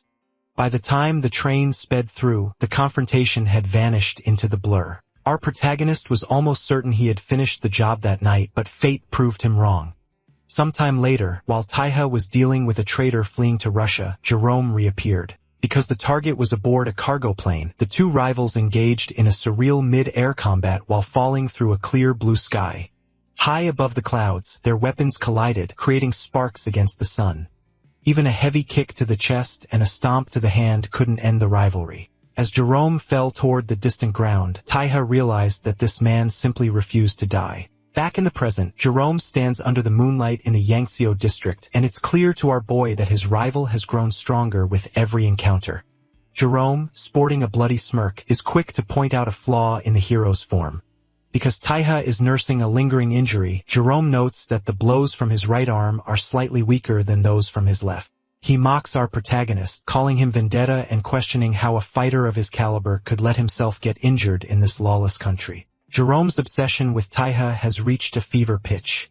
He views our hero as his ultimate mentor, believing that Taiha is the only one capable of dragging him to the brink of death just to make him stronger. During the fight, Jerome delivers an overhead strike that shatters the pavement, creating a cloud of dust. For a moment, it looks like our hero has vanished, but that's just a tactical distraction. Strangely, Jerome thinks he has the upper hand until Taiha whispers directly into his ear from behind. Our protagonist has moved with such blinding speed that he appears only as a streak of light. Because Tai also grows in the face of death, he has used the intensity of the fight to push his own limits. With the final strike silhouetted against the night, Tai finishes the confrontation, leaving Jerome bloodied and defeated. While Tai deals with Jerome, Yansuri is busy scanning the streets for the last batch of drones. She needs to clear the area to protect the base, but her mission is interrupted when she spots a group of mysterious men unloading someone from a black car.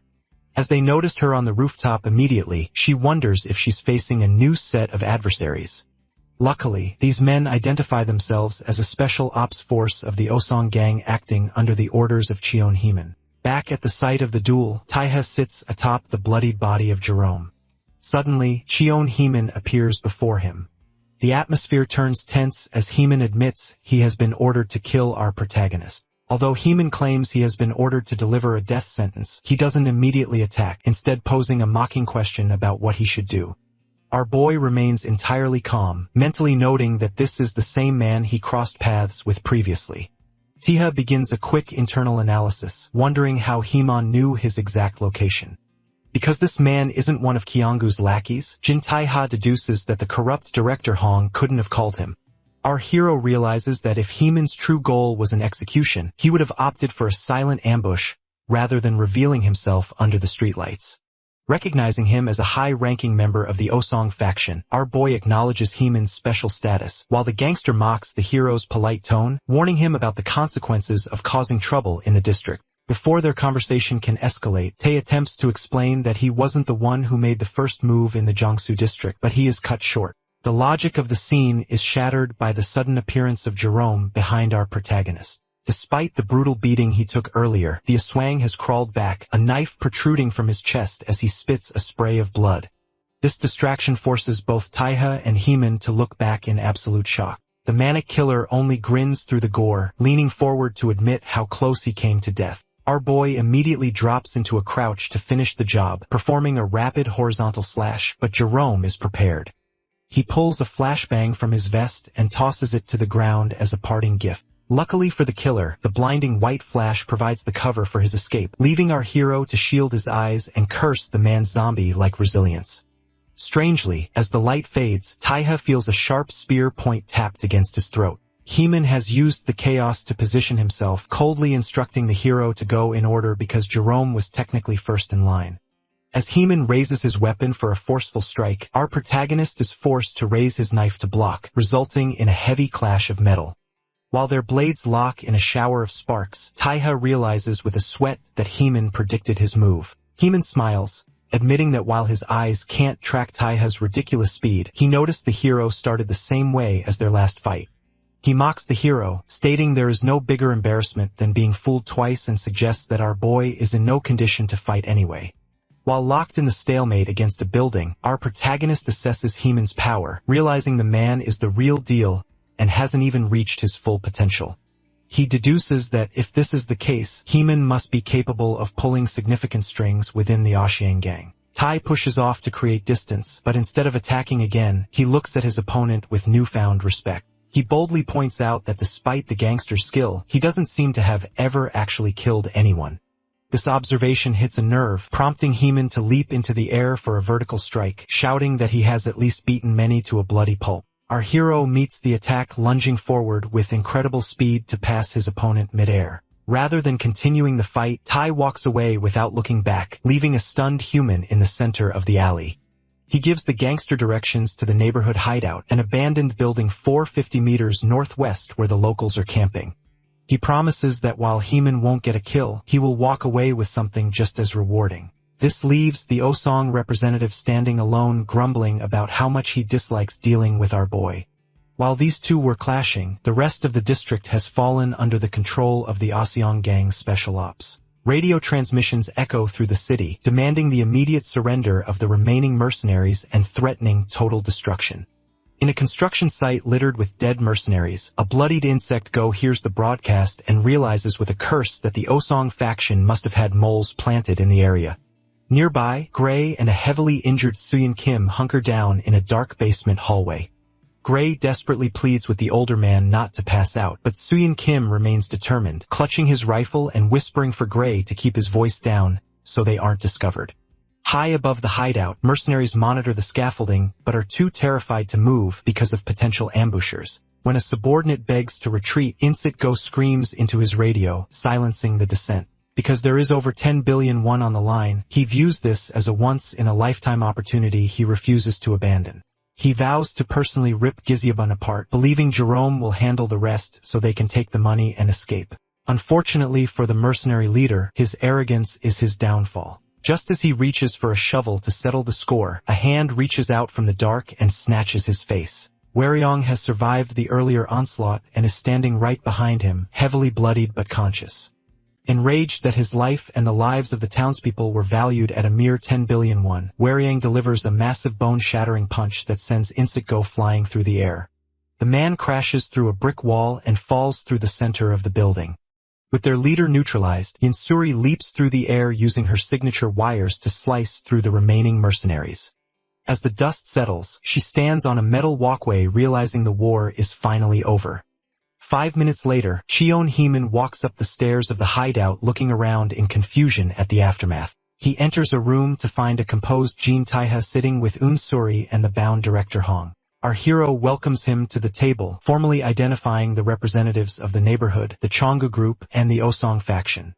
With a confident smile, our protagonist announces that the time for violence has passed. Because all the necessary parties are present, he is ready to officially negotiate the redevelopment rights of the Zhangzhou district, intending for everyone to walk away happy. In a dark urban cityscape, Huimin Qion stands on a blood-splattered balcony, frustratedly explaining to his superiors that he wasn't tricked into the current mess, but admits he isn't the right fit for the delicate negotiations ahead. As he wanders through the alleyway, sighing at the weight of his duties, Jin Tai steps out to offer him a lighter. Despite their history, the two share a cigarette, with Huimin admitting he likely won't win a rematch today or even the next time.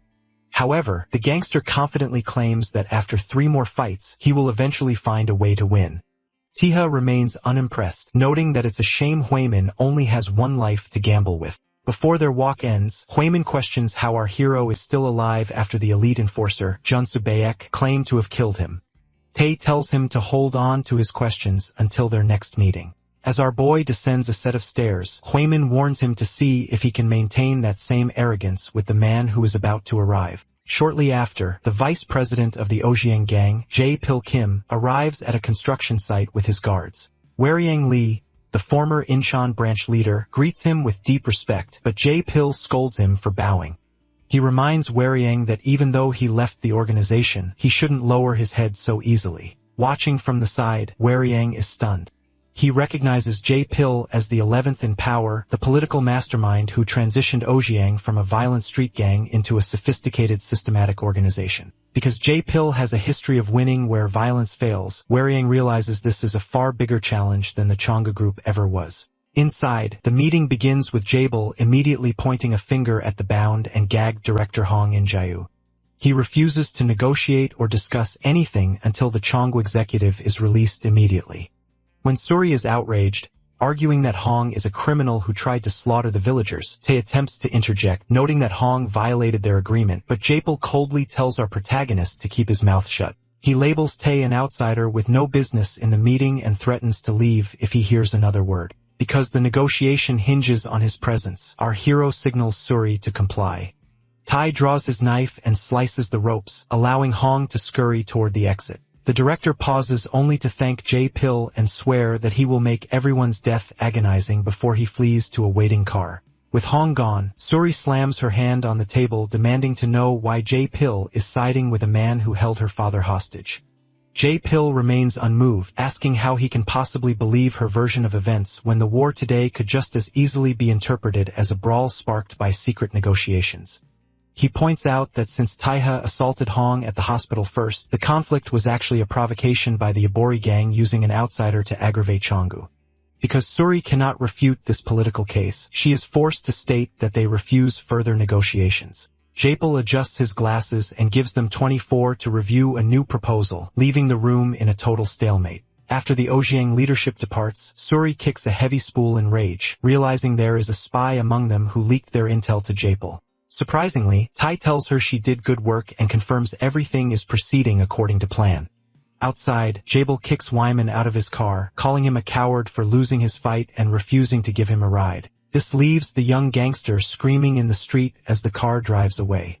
Suddenly, Jae-pil's car is forced to screech to a halt because our protagonist is standing directly in the middle of the dark road. Tai leans into the window and explains the true logic of his move. He points out that if the newly free director Hong were to suddenly go missing, the power vacuum would prevent Chong-gu from replacing him in time for the board of directors meeting. This would weaken the alliance between the rival gangs. Tai reveals that Weriang was actually waiting outside to apprehend Hong upon his release. Because our boy possessed the foresight to secure the hostage again, he now has a case strong enough to negotiate. Impressed by this tactical brain, Jae-pil's cold demeanor vanishes. He smiles and invites Taiha to take the empty seat next to him, finally acknowledging him as a peer. Tae-ha agrees to the meeting, but he remains hesitant to enter the car, suggesting they speak through the window because they lack the familiarity for a shared ride. However, Jae-pil Kim remains persistent, explaining that he isn't setting a trap, but simply wishes to move the discussion to a high-end cigar lounge. Because Tai is particular about his tobacco, he initially views this as a nuisance. Luckily, the vice president mentions that the lounge carries Toscanello Italian cigars. This specific detail appeals to our hero's history in Italy, and with a sudden slam of the car door, he is seated in the sedan before J-Pill can even finish his sentence.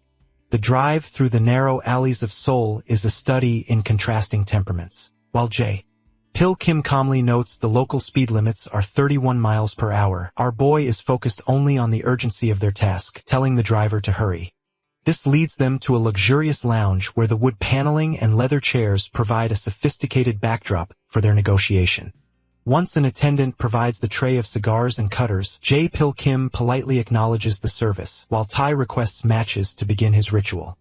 Our hero prepares a specific cigar made of Kentucky leaves, explaining that it was traditionally enjoyed by laborers and even nicknamed the cigar of friendship because it is designed to be cut and shared. By selecting the short smoke style, J-Pill Kim realizes our protagonist is signaling for an exchange lasting no more than 15 minutes. Once they are settled with their cigars, J-Pill Kim reveals his true motives. He admits that the redevelopment of the Jiangsu district is actually a minor matter beneath his station. He only appeared because his subordinate, Himon, was struggling to handle the situation, and because he was deeply curious about why a man capable of dismantling the Chonga royals was hanging out in a place like that. Taiha responds with a rare moment of candor, explaining that he almost died the day he fought the Chonga family, and the only reason he survived was because of the people in that district. Because our hero wants to protect his saviors, he lays out his demands: guaranteed housing, full relocation support to Gangnam standard apartments, and an absolute freeze on extra payments for the residents. J-Pill Kim points out the massive financial burden of these requests, noting the construction costs alone reached 3 trillion and won, meaning residents stand to gain 10 times their original property value. However, Taiha remains unfazed, suggesting that J-Pill's curiosity about the future of Changgu is worth the price of the negotiation. Strangely, J-Pill clarifies that his presence isn't just about curiosity. It's about the committee. He explains that South Korea is governed by a secret equilibrium of 5 powers. This includes Changgu, the industrial giant, the Osong faction, the ability-based criminal organization, the Eternal Life Sect, a religious lobbying group with influence over presidents, the Dabang Association, a syndicate of military elites and loan sharks, and the Yen household of Chengdu who organize the balance. J-Pill Kim fears that the recent coup in Changgu will shatter this decades-long stability. Specifically, he identifies the true threat as Baek Junsu. While Chongjin holds the title, the world knows that Changgu's power rests on Junsu, a monstrous superhuman who controls all security forces. Because Junsu has moved from the shadows of a bodyguard into the light of a coup, the Ojiang leadership believes he is using Chongjin to fuel his own ambitions. Our hero listens intently, realizing that J-Pill wants him to eliminate both Chongjin and Baek Junsu to restore the committee's balance. Rather than giving a direct answer, Tae stands up and thanks him for the cigar, taking the silence as an agreement to protect the Jangsil residents. Jabel issues a parting warning, stating that anyone outside the committee who learns of its existence is usually disposed of, so Tiha shouldn't think of running. Our boy merely smiles over his shoulder, telling the vice president to look forward to the upcoming Changgu board meeting. The focus then shifts to the 31st floor of Changgu Electronics headquarters. A routine day is interrupted by the whir of a fax machine, and a female employee is left in total shock after reading the incoming document. Meanwhile, at a remote waterfall, the vice chairman is training when a panic director, Pyedo Jang, arrives with the news. He reveals that senior director Hong Injiu will not be attending the vital board vote. Instead, he sent a fax stating a proxy will attend in his place. As the vice chairman's eyes widen in anger, he demands to know who this proxy is. In the heart of the Zhangzhou district, where protest banners still hang in defiance of demolition, Jintai takes a moment to focus. Because he was raised in the high-stakes world of the Italian mafia, he treats his morning coffee with the precision of a ritual. Our protagonist carefully selects a 7-3 blend of Arabica and Robusta beans, grinding them darkly before pulling a ristretto drop by drop. He explains to the group that the light crema floating on top is the real deal, the mark of an authentic Neapolitan-style shot. Unfortunately, the Yaburi gang members don't share his refined taste. When Un Suri and Wari Yongli attempt to drink the coffee, they react with immediate shock, complaining that the liquid is both scalding and unbearably bitter. Because the shots are served pure, Gray even jokes that his throat feels like it's on fire. Our hero remains unfazed, sipping his own drink and explaining that he uses the intense energy boost to jumpstart his workday. When Suri asks if adding sugar is a crime in Italy, Taiha simply tilts his head. He didn't realize they wanted any. The cultural clash reaches a peak when Suri attempts to order an iced Americano to wash away the bitterness. This forces our protagonist to instinctively reach for his knife, visibly offended by the suggestion of such a drink. Luckily, Aunt Nana intervenes to move the conversation toward the actual status of the Ojiang negotiations. Reflecting on his time at the cigar lounge, our boy details how Pil Kim accepted the initial terms of the proposal. Because of this deal, residents will receive free rental of the new apartments with no extra financial burdens during construction. However, Ojiang has ensured they will profit by controlling all future sales and taking a 50% cut of the property value. Strangely, Pil added a final unexpected condition. Yoon Suri must step down as boss. Our hero explains that Pil is wary of Suri because of her specialized wire fighting style. During their meeting, the vice president noted that only one person in Korea uses such a weapon. And while Suri's training was abruptly cut short, her connection to that renowned mentor makes her a wild card Oh-sung wants to sideline. Suri admits she was once scouted to join the best group in the field and lived in a traditional Hanok house for training, but she did it mostly for the high pay. Regardless of the past, our protagonist insists that the Yaburi gang must officially go under Oseong's leadership. This causes a sudden outburst from Suri, who refuses to work for the sworn enemy responsible for her father's condition. However, Taiha remains firm because this is the only way to save Gi Sia-byun. Since her father is still at the Cheonggu hospital, his safety will be compromised the second the company realizes In Ji-hong has gone missing. The tension is settled when the veteran Suyin Kim and the other bandaged survivors arrive. Suyin agrees with the hero, logically concluding that the Yabori gang cannot withstand the real forces of Cheonggu security once they return for vengeance. He recalls how the neighborhood stood strong only because of Suri's leadership even when everyone else was too afraid to rescue Jiseub from the hospital. Because the entire gang bows to her in a show of deep gratitude, Suri is moved to tears. To hide her distress, our hero's ally tugs her cap over her face and finally agrees to the deal. She shifts the mood by calling for a celebration at the Bowman restaurant. As the gang cheers and sets up for a night of drinking, our protagonist sits quietly in the background. Because he has successfully secured Ingu Hong's fingerprints and stabilized the district, his preparation is complete. With a confident smirk, Taiha realizes it is finally time for him to enter the board meeting and take back what belongs to him. Inside a speeding black car, director Pyodojang is in a state of visible distress. As a key supporter of the vice chairman, he frantically demands updates over the phone regarding the whereabouts of director In Yu-hong. Unfortunately, the news from headquarters is grim. Despite the HR and PR departments coordinating a search across all known affiliates in the Gangbuk area, Hong remains missing. The situation turns from suspicious to alarming when investigators reach Hong's residence. Because the director's two prized lions were found shot to death inside their enclosure, Pyodojang realizes this isn't a simple disappearance. It is a violent removal. Adding to the chaos, the Oseong faction has officially reached out to declare that Hong's recent actions in the Jeongseo district violated their long-standing armistice. As a result, Ojiang has invoked treaty terms to seize all redevelopment rights, effectively stripping Cheonggu of a massive asset. Pyodojang is left sweating, grappling with the logic of the situation. While he viewed Hong as an unqualified man who only rose to power through the favor of Chongjin, he cannot fathom how the man could be so reckless. This leads him to a chilling conclusion. If Hong has been murdered, then the proxy scheduled to appear at the board meeting must be someone far more dangerous. He turns to the man in the front seat, Vice Chairman Gwang Huyang. The vice chairman remains stoic, simply asking Pyodo to remind him of the specific name listed as Director Hong's proxy. In a dark industrial room far from the corporate high-rises, In-jiu Hong sits bloodied and tied. Our hero Jin Tai stands over him, casually scrolling through his phone to confirm the layout of the Cheonggu headquarters in Wido. Because he is meticulous, he forces the terrified Hong to verify the structure of the directorate, a group of 15 members who hold the fate of the company on the 60th floor. When Hong hesitates, our protagonist suddenly swings a tactical knife toward the man's eye, forcing a frantic confirmation. When Hong questions what Taeha wants from him, our protagonist dismisses the idea of needing further information. He explains that he is merely double-checking his existing intel. Strangely, he points out that even if he were to let Hong go, the director is as good as dead. Once Chungjin realizes that Hong's incompetence handed the Jiangsu district to Ojiang, the company will have no use for him. Tai walks away, leaving Hong with a haunting instruction to spend his remaining time thinking of a single reason why he deserves to live. Outside the building, our boy prepares to depart in a black car. He is intercepted by Yoon Suri, Weriang Lee, Gray, and Aunt Nana. Because Hong is a director, Tai instructs the group to keep the man alive as a political insurance policy in case Oh Soong tries to manipulate the redevelopment deal later. Gray looks at the hero with a serious expression, recalling a past promise about stepping into a bigger arena.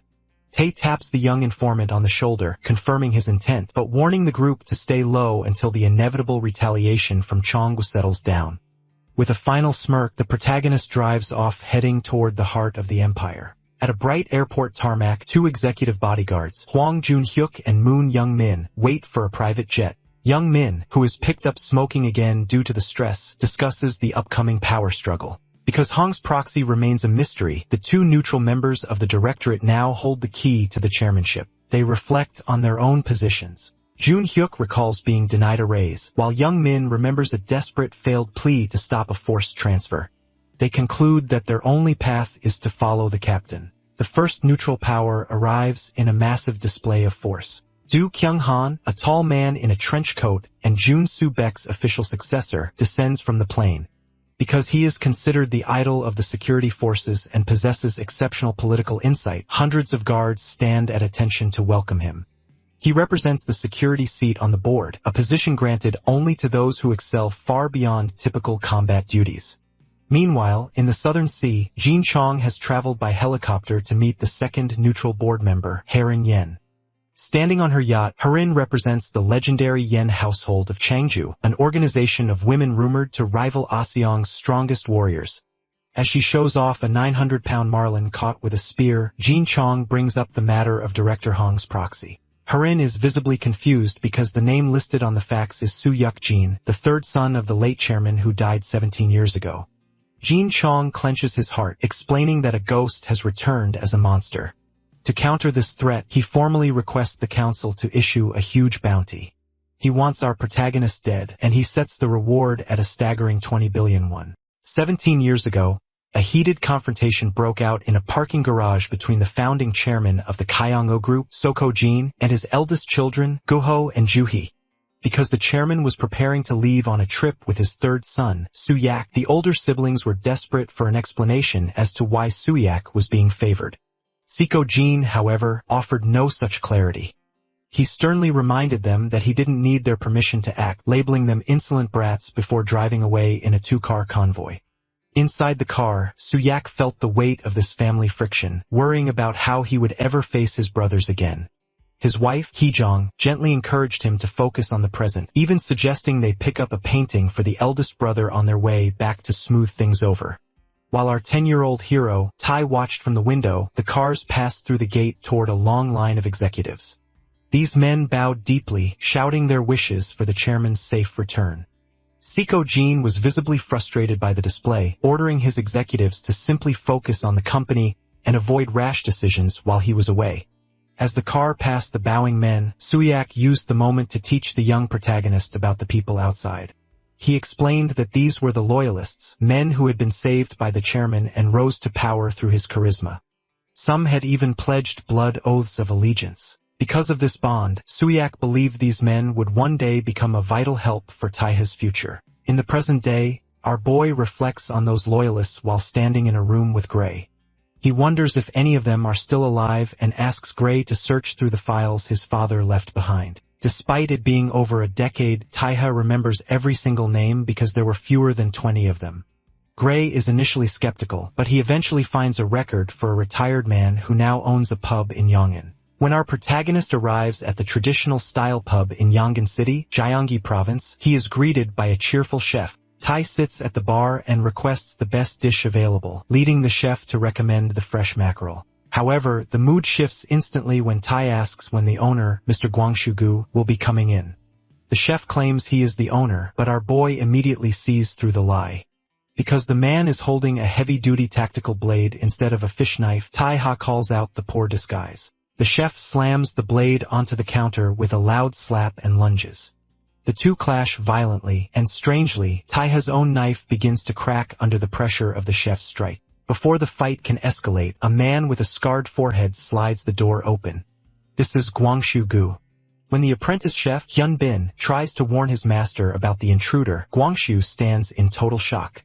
He recognizes our hero immediately, tearfully bowing and expressing his relief that young Master Tae is safe. This reunion triggers a specific memory for our hero. He recalls being in the car 17 years ago, looking at the driver. Back then, Suyak had identified Guangshu as one of the loyalists. Guangshu had modestly told the young master that he was only just starting compared to the others, promising to serve the boy to the best of his ability from wherever he stood. Back in the present, Guangshu leads Tai into a private office, expressing his gratitude for the visit. He quickly tosses a document into the trash can, which catches our hero's attention. Guangsu praises Tai for attacking the Chonggu annex, though our boy considers it a failure since Chongjin is still alive. When asked about the young man at the bar, Guangsu explains that Hyun Bin is his apprentice. Because Guangsu works as a blacksmith in his spare time, he has been training the boy for 8 years. Tai is impressed by the keenness of the blade Hyun Bin used, but his mind remains on the document Guangshu secretly discarded. He recalls that Guangshu had the paper in hand when entering the pub and tossed it without even looking at it. Driven by suspicion, our protagonist retrieves the paper, a bill statement, while Guangshu asks about his past. Our hero realizes it is a bounty poster identifying him as a wanted dead suspect. Because of his actions at the annex, a 20 billion and won price has been placed on his head. Standing in the shadows, our boy calmly reveals that he has spent the last 17 years busy with execution of every traitor who destroyed his family. 17 years ago, within the suffocating silence of an industrial interrogation room, a bloodied Guangshu Gu sat bound at a metal table. The eldest Jin's son, Gu Ho, entered the room mocking the prisoner for his pathetic appearance. Because the funerals for the chairman and Suyak's family had already been concluded, Gu Ho felt he had successfully consolidated power. He attempted to manipulate Guangshu by claiming the company had officially recorded his absence from the yacht as a leave of absence to care for his mother who suffered from dementia. Unfortunately, this attempt at kindness only fueled Guangzhou's rage. He sprang from his chair screaming at Gu Ho to cut the act. Guangzhou realized the entire situation from the sudden resignation of his mother's caregiver of 8 years to her subsequent disappearance was a calculated ploy by Gu Ho to ensure Guangshu was not on the yacht to protect his masters. Despite this accusation, Gu Ho remained perfectly calm, sliding a notebook and pen across the table. He pressured Guangshu to write down the names of the remaining loyalists, specifically those who would refuse to serve the new regime. To enforce this, he looked toward the shadows where Baek Junsu stood. When Guangshu desperately asked where Junsu's loyalties lay, the gray-haired man stoically replied that he served only the company, confirming he had effectively switched sides. Back in the present, Guangshu stands in his office, his frame trembling as he realizes the boy before him has become a professional killer. Because Guangshu believes his failure to board the yacht 17 years ago constitutes a betrayal, he tells our hero that he should likely be the next target. He draws his blade, declaring that he has no excuses for traitors. He lunges with a heavy step, delivering an impact that actually causes shards of metal to fly from his own blade. Our protagonist is surprised to see his weapon shatter while Guangshu simply smiles, noting the blade was in poor condition. Rather than stopping, our boy performs a rapid slip maneuver, moving past Guangshu's defense and transitioning seamlessly into unarmed combat. As they exchange high-speed blows that create sparks of impact, Guangshu watches with internal admiration. He realizes that despite the darkness, our protagonist's predatory focus and speed are remarkable. He wonders how much bloodshed the boy has endured to master such transitions. The tension finally breaks when Guangshu suddenly yanks Tai into a bear hug, declaring he would gladly face the young master even if it meant his death. Once they settle into the office, Guangshu clarifies the logic of his survival. He explains that after the yacht incident, Gu Ho-jin carried out a large-scale purge of every loyalist who had pledged allegiance to the late chairman. Guangshu was only spared because Junsubak intervened on his behalf, suggesting he be used as bait to lure out other surviving members. Because 17 years have passed without incident, it seemed the company had finally forgotten his existence. Tai then reaches into his coat and places the black fountain pen on the counter. He explains that his grandfather originally intended for him to give this to the attorney, In-soo Kim. But because the lawyer had turned traitor, Tai was forced to execute him. The sight of the pen leaves Guangshu frozen in shock. It triggers a final vivid memory of the interrogation room where Gu Ho-jin had mocked his allegiance to a dead man, claiming that even the family attorney had crossed over. In that flashback, Guangshu chose to prove his loyalty through pain, repeatedly slamming his forehead into the table violently until blood pooled on the floor. He had screamed at Jun Subek, refusing to surrender or betray the chairman who had rescued him from the life of a street thug. Because of that absolute resolve, he bears the deep scar on his forehead today. Looking at our hero with eyes filled with new hope, Guangsu realizes the chairman's wishes are finally manifesting. He urges our protagonist to move forward and take his rightful place as the next chairman of Cheonggu. Within the headquarters of Cheonggu Electronics, Director Myung-ji Kim reports a critical weakness to Cheong-jin. Because 3 of the 6 board members supporting the vice chairman are currently at risk, the power balance is shifting. Serving these board members are department heads with over 20 years of experience, but tensions are rising because their superiors refuse to step down. Chong-jin mockingly labels these veterans as rotten geezers and realizes the group is collapsing. To exploit this, he instructs Myung-ji Kim to arrange a dinner with the department heads. He logically concludes that since these men have served their leaders for decades, they must possess enough dirt to be leveraged for a betrayal. The plotting is interrupted as Vice Chairman Gwang Hu-yong enters. Although he is an older man, he carries the heavy title of acting chairman. When he requests a moment of Chongjin's time, the younger director doesn't even bother to look him in the eye. Instead, he smugly tells the vice chairman to send an email, insulting the older man's age by questioning if anyone in his camp is even capable of drafting one. When Gwang Hu-yong tries to step forward to keep the discussion brief, he is physically blocked by the bodyguard, Moon Dan. She cites orders from Baek Jun-soo that forbid any engagement between factions before the board meeting. Because Cheonggu Security commands all forces and has sided with Chong-jin, even the vice chairman is expected to obey. Moon Dan takes a threatening step forward, warning that she will have no choice but to use force if he comes closer. Suddenly, the logic of the standoff changes when Gwang Hu-yong glares at her with an intense stylized fury. The overwhelming aura of this small giant is so imposing that the bodyguard begins to sweat and visibly shake in terror. Chong-jin simply looms over the shaken girl, mocking her lack of composure and docking her pay for 3 months.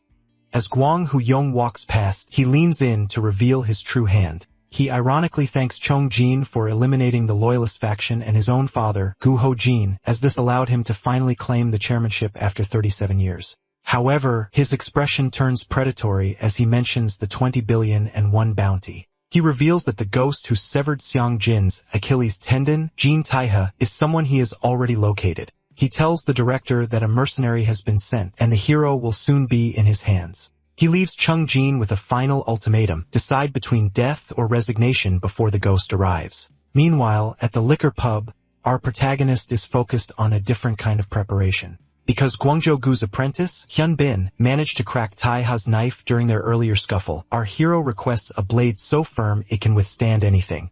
Hyun-bin boasts about his sharpening skills in the background, but Gwang Su-gu yells at him to stay focused on slicing fish against the grain. Tae explains that his request is specifically because of Baek Jun-soo, who managed to rend a knife with his bare hands. Gwang Su-gu notes that using the name of Tae's father to act as In Yu-hong's proxy was a brilliant move that has likely caused a stir within the directorate. Our hero realizes that the vice chairman is likely giving Chongjin an earful right now, recalling that Gwang Hu-yang's greed was something even his grandfather couldn't control. Gwang Su-gu explains that if Tae makes it to the board meeting, his existence alone will prove Chongjin's coup was illegal, stripping him of his seat. Despite this, our protagonist's gloved hand reaches for his broken knife. He knows he must eventually confront Baek Jun-soo, the man who reigns over all security. When asked if he can win, Tae clarifies that this isn't about victory. It's a duty to ensure every traitor who betrayed his family dies. Gwang Su-gu, moved by this resolve, slams his hand on the table and promises to prepare a blade that will leave even Jun-soo speechless. As Tae rises to leave, he mentions he will stay elsewhere until the weapon is ready. However, the second he exits the pub, he is approached by a bounty hunter in a blue cap. Before our hero can even process how he was located in less than a day, a giant man in a red hoodie known as Batter swings a metal baseball bat violently. The strike is so powerful that it sends our boy flying through store signs and crashing into a dumpster. Strangely, the duo, batter and pitcher from the Dabong Association, realized the hit wasn't as clean as it looked. Batter notes that Tai actually launched himself to offset the force his body would absorb. Back inside the pub, Gwangsu-gu hears the commotion and shouts for the young master, but a thin blade suddenly stabs his neck from behind. In a chilling shift, the once clumsy apprentice Hyun-bin grips Gwangsu's face with a dark, intense expression. He reveals that his slow-witted persona was an act he maintained for years to hide his status as a top assassin. His eye glows red as he looms forward, revealing that he has stationed people for every possible scenario. He has betrayed his master for one goal, to contend for the honor of succeeding Baek Junsu. The situation takes a dark turn as Gwangsu-gu finds himself cornered by his own apprentice. Because he was caught off guard, the veteran warrior is unable to prevent Hyun-bin from stabbing him with a blade coated in Bushmaster venom. The traitorous pupil explains with a malicious smile that while the neurotoxin isn't meant to kill him immediately, the resulting pain will be so excruciating that he'll wish it had. Strangely, this betrayal is linked to a much larger corporate conspiracy. In a hall at Chonggu headquarters, the manic Jin Chong confronts the vice chairman, Gwang Hu-yong. He reveals the existence of an unofficial special ops unit created by Baek Jun-soo to find a worthy successor. While a man named Do Kyung-han was eventually chosen and the rest of the unit was supposedly purged, Jin Chong admits he couldn't let such lethal talent be discarded. He believes that, in a country scarce of natural resources, the company must make the most of its people. As a result, he issues a final ultimatum. The vice chairman must resign and live out his days in peace or find someone formidable enough to survive a clash with Baek Junsu. Returning to the pub, the apprentice is revealed to be Nameless, the former number 4 of that very special ops division. As Gwangsu-gu's hand begins to tremble from the neurotoxin, he asks if the assassin has been watching him ever since he left the company. Hyun-bin confirms he was stationed there indefinitely, with his only ticket out being the discovery of the remaining loyalists. When Gwangsu attempts a powerful punch, Hyun-bin effortlessly dodges and delivers a counter-slash across his mentor's back. Because he has effectively neutralized the old man, the assassin casually spins his knife and decides it is finally time to head outside to claim the young master's head. Outside, our protagonist is already in the middle of a different battle. He is being harassed by a duo of bounty hunters known as the Pitcher and the Batter. The Pitcher hurls high-speed steel balls that explode on the pavement, forcing our boy to sprint and weave through the debris. Meanwhile, the Batter swings a metal club with enough force to create ripples in the air. Although Hintaja manages to evade their coordinated strikes, he realizes that his lack of a weapon is a significant disadvantage. The bounty hunters attempt to persuade him to follow them quietly, noting that they get paid whether he is delivered alive to their employer or dead to others. Because of this, our hero realizes these men aren't working for Jin Chong. However, the fight is suddenly interrupted when Hyun-bin lunges from the shadows. The Batter is furious at the intrusion, but his anger is short-lived. Moving with incredible speed, Hyun-bin slashes the Pitcher's arm and cuts down the Batter, dismissively labeling them as roaches and bloated maggots. Our protagonist immediately recognizes the clothes of the pub apprentice and asks why he was undercover. Hyun-bin mockingly suggests that Gwangsu is likely on his deathbed due to the venom, but he credits Taiha's arrival for saving him from his miserable stakeout. He explains that he has endured this mission for one reason, a chance to kill Do Kyung-han and seize the seat of the man who betrayed him, Baek Jun-soo. As Hyun-bin leaps toward him with a manic grin, the scene briefly shifts back to the vice chairman's perspective. Gwang Hu-young reflects on Jin Chong's arrogance, realizing the young director is naive for thinking he can hide an assassin under Baek Jun-soo's nose. He understands that Jun-soo likely only feigned ignorance of the apprentice because he found the threat unworthy of a response. Back in the street, the confrontation reaches its peak. As Hyun-bin closes the distance, our boy remains remarkably calm. Realizing that the time for unarmed defense is over, Jin Taiha calls out for a weapon. Luckily, Gwangsu-gu suddenly attacks Hyun-bin, crashing into him with force. Despite being bloodied and poisoned, the veteran loyalist has managed to survive and reach the street. He stands before our hero, holding his blade and ready to fulfill his duty one last time. Hyun-bin delivers a devastating blow that sends Gwangsu-gu hurtling through the air, crashing into a nearby structure. Because the elder loyalist is critically wounded, Jin-tae immediately prepares for combat, firmly gripping his tactical blades. Our boy looks down at the fallen Gwangsu with a focused expression, quietly instructing him to rest while the man slips into unconsciousness. Unfortunately, the hero has no time to linger. Hyun-bin leaps down from a nearby ledge with a grin, mocking Tai for getting distracted during a fight. the assassin strikes the ground with a violent force, causing our protagonist to slide back into a defensive crouch.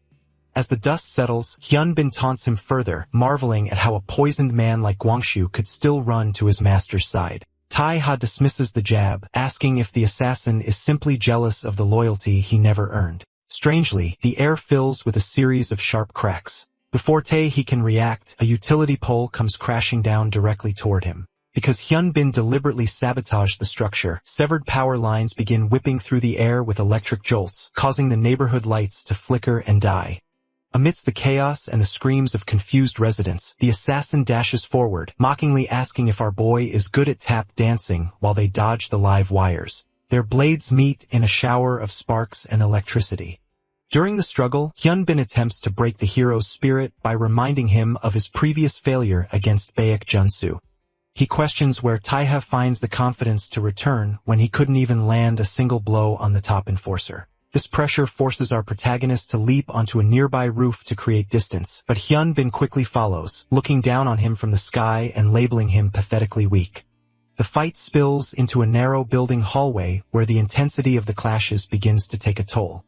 While catching his breath, our hero realizes that although the assassin is strong, his movements are bizarre. It feels as though Hyunbin is teleporting, consistently staying a step ahead of every maneuver. However, Taeha notices a vital contradiction. While the man's positioning is blindingly fast, his actual attacks are slow enough to counter. This triggers a flashback to an office where Regina Salerno sits with her feet on her desk. She explains to Taeha that while people think assassins and killers are the same, they aren't because only one is a professional for hire. Regina explains that real assassination relies on science from explosives and poison to drones because the options are limitless. An assassin must ensure no traces are left behind. When Taeha claims that sounds like his own messy work, Regina playfully kicks her desk, scolding him for painting walls with blood. She points out that the government uses assassination inquiries as traps to kill two birds with one stone, eliminating the target and the assassin. She poses a final question. What happens to an organization that possesses an assassin who never leaves a trace? Back in the present, as Hyunbin lunges with his blade, Tae realizes that such an individual would grant an organization tremendous power. Our protagonist finally analyzes the pattern. Hyunbin isn't teleporting. He is like a magician, disappearing and appearing with a specific purpose. He realizes the utility pole wasn't a coincidence, but a plan to drive the fight into a dark environment advantageous to the assassin. Hyunbin confirms this, noting he would have rotted in that pub forever if Taeha hadn't appeared to save him from that miserable fate. Our hero finally smiles back, realizing why Chongjin and Jun Soo-baek kept him undercover for years. They wanted to raise an assassin, but because Hyunbin keeps choosing messy face-to-face confrontations like a common killer, they eventually gave up on him. This mockery causes the assassin's eyes to go wide with rage. He flashes back to a training room where he was sent tumbling across the floor, desperately begging Jun Soo-baek for another chance to fight. Baek Junsu looked down with absolute disappointment, telling the boy he had seen enough. He scolded Hyunbin for being distracted by goals far beyond his reach, declaring that he would never become someone like Do Kyung-han. In the present, Hyunbin screams in a fury, telling Tae to shut up. Our boy hits back with a final verbal strike, calling him an abandoned coward who ran away with his tail between his legs. This pushes the assassin over the edge. He lunges through the hallway, vowing to take the hero's head back to win everyone's acknowledgement. Hyunbin leaps into an elevator to pursue his target, but his eyes widen as the logic of the trap shifts. A gloved hand reaches out to press the button, and the assassin realizes he is now trapped. Jing Taeha stands in the red-lit elevator as the doors close, noting that he offered plenty of chances. Our protagonist draws his twin tactical blades and announces that it is finally his turn. Inside the red-lit elevator, our protagonist finally corners Nameless as the doors seal them in together. Because the assassin previously used a series of flashy distractions, like toppling utility poles, to lure Taeha into this empty building, Taeha was busy reading his hand. Because the hero has already identified every card the assassin plays, he makes it clear that the price for this game must now be paid. Suddenly, the confined space erupts into violence as Nameless lunges forward. Luckily, our hero is no longer feigning the slight sluggishness he showed earlier. He blocks the strikes and matches the assassin's frantic speed with a level of focus that leaves Nameless sweating in shock. Tai maneuvers through the elevator with ghostly efficiency, moving so fast that he appears behind the assassin before the man can even register the shift. Because our protagonist sees through the assassin's teleportation tricks, he dismissively notes that the boy is an open book. As the elevator arrives at its destination with a heavy boom, the hero delivers a series of lightning-fast strikes. He mocks the assassin's desperation, noting that there was only one way out of the elevator, and he was already standing at the exit. This forced Nameless into a corner where his only option was a predictable last-ditch struggle. The fight spills out of the lift, and strangely, our protagonist's knife snaps during a heavy clash. Nameless laughs manically, revealing that the weapon was actually a flawed piece he had forged himself during his undercover years. However, his triumph is short-lived. Because the hero doesn't rely solely on his tools, he suddenly grips Nameless by the mouth to silence him. With a powerful surge, our boy slams the assassin through a glass window, sending them both plummeting toward the street in a shower of shards. They crash onto the pavement, but the hero lands on his feet with practiced ease while Nameless lies broken in the dust. Taiha calmly flicks open a lighter to start a cigar, his silhouette stark against the darkness. He admits that Nameless is naturally gifted, but he points out a fatal flaw in the boy's character, betrayal. Because the veteran Guangshu Gu took him in and treated him like family, the hero finds the assassin's treachery unforgivable. Furthermore, Tai reveals a tactical irony. Since Nameless used a poison blade to strike the hero's knife repeatedly, the venom actually transferred back onto the assassin during the struggle. Luckily for the traitor, a brief flashback reveals that Guangshu Gu's final request was for the boy's life to be spared. Out of respect for the old man's unwavering loyalty, our protagonist decides to let Nameless live this once. He leaves the broken assassin behind, walking into the daylight with a warning that this luck won't happen a second time. Meanwhile, inside the corporate high-rise, Jin Chong is celebrating what he believes is a total victory. He sips a drink dismissively while Myung Ji Kim confirms that the neutral board member, Do Kyung Han, has agreed to cast the deciding vote for the chairmanship. When Chong's phone vibrates with an incoming call, he arrogantly assumes it's a confirmation of Tiha's death. He tosses the phone to Baek Junsu, ordering the security chief to ensure the hero's body is dissolved for a clean disposal. He even instructs Junsu to dispose of Nameless at the same time, viewing the failed assassin as a dog that can't be retrained. Baek Junsu walks into the hallway and answers the call, but the voice on the other end isn't a mercenary. It is our protagonist. Tai explains that he is glad that it is Junsu on the phone because he knew Jin Chong would be too cowardly to stay on the line. As he stands outside the Chonga building looking up at the lights, Tai gives him a final choice. Come out and face him or wait for the hero to head inside. Because he successfully neutralized the assassin Nameless, Jin Tai now feels ready to confront the man at the center of the conspiracy, Baek Junsu.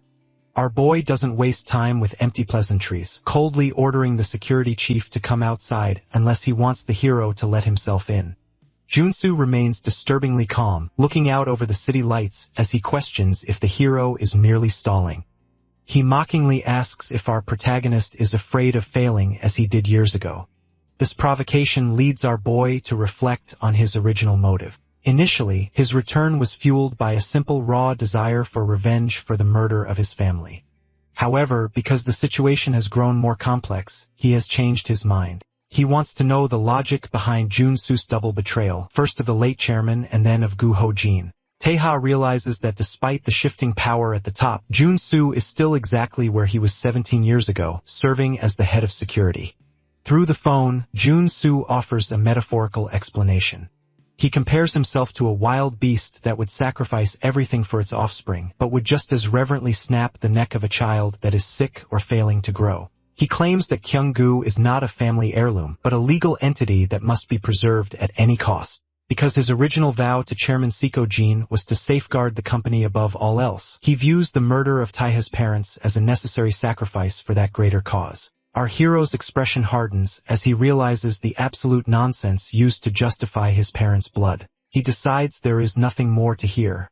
Just as his hand reaches for the tactical blades behind his back, he realizes that Junsu has already exited the building and is standing directly behind him. Strangely, Junsu begins to use firm hand signals, which leaves our boy in a moment of genuine shock.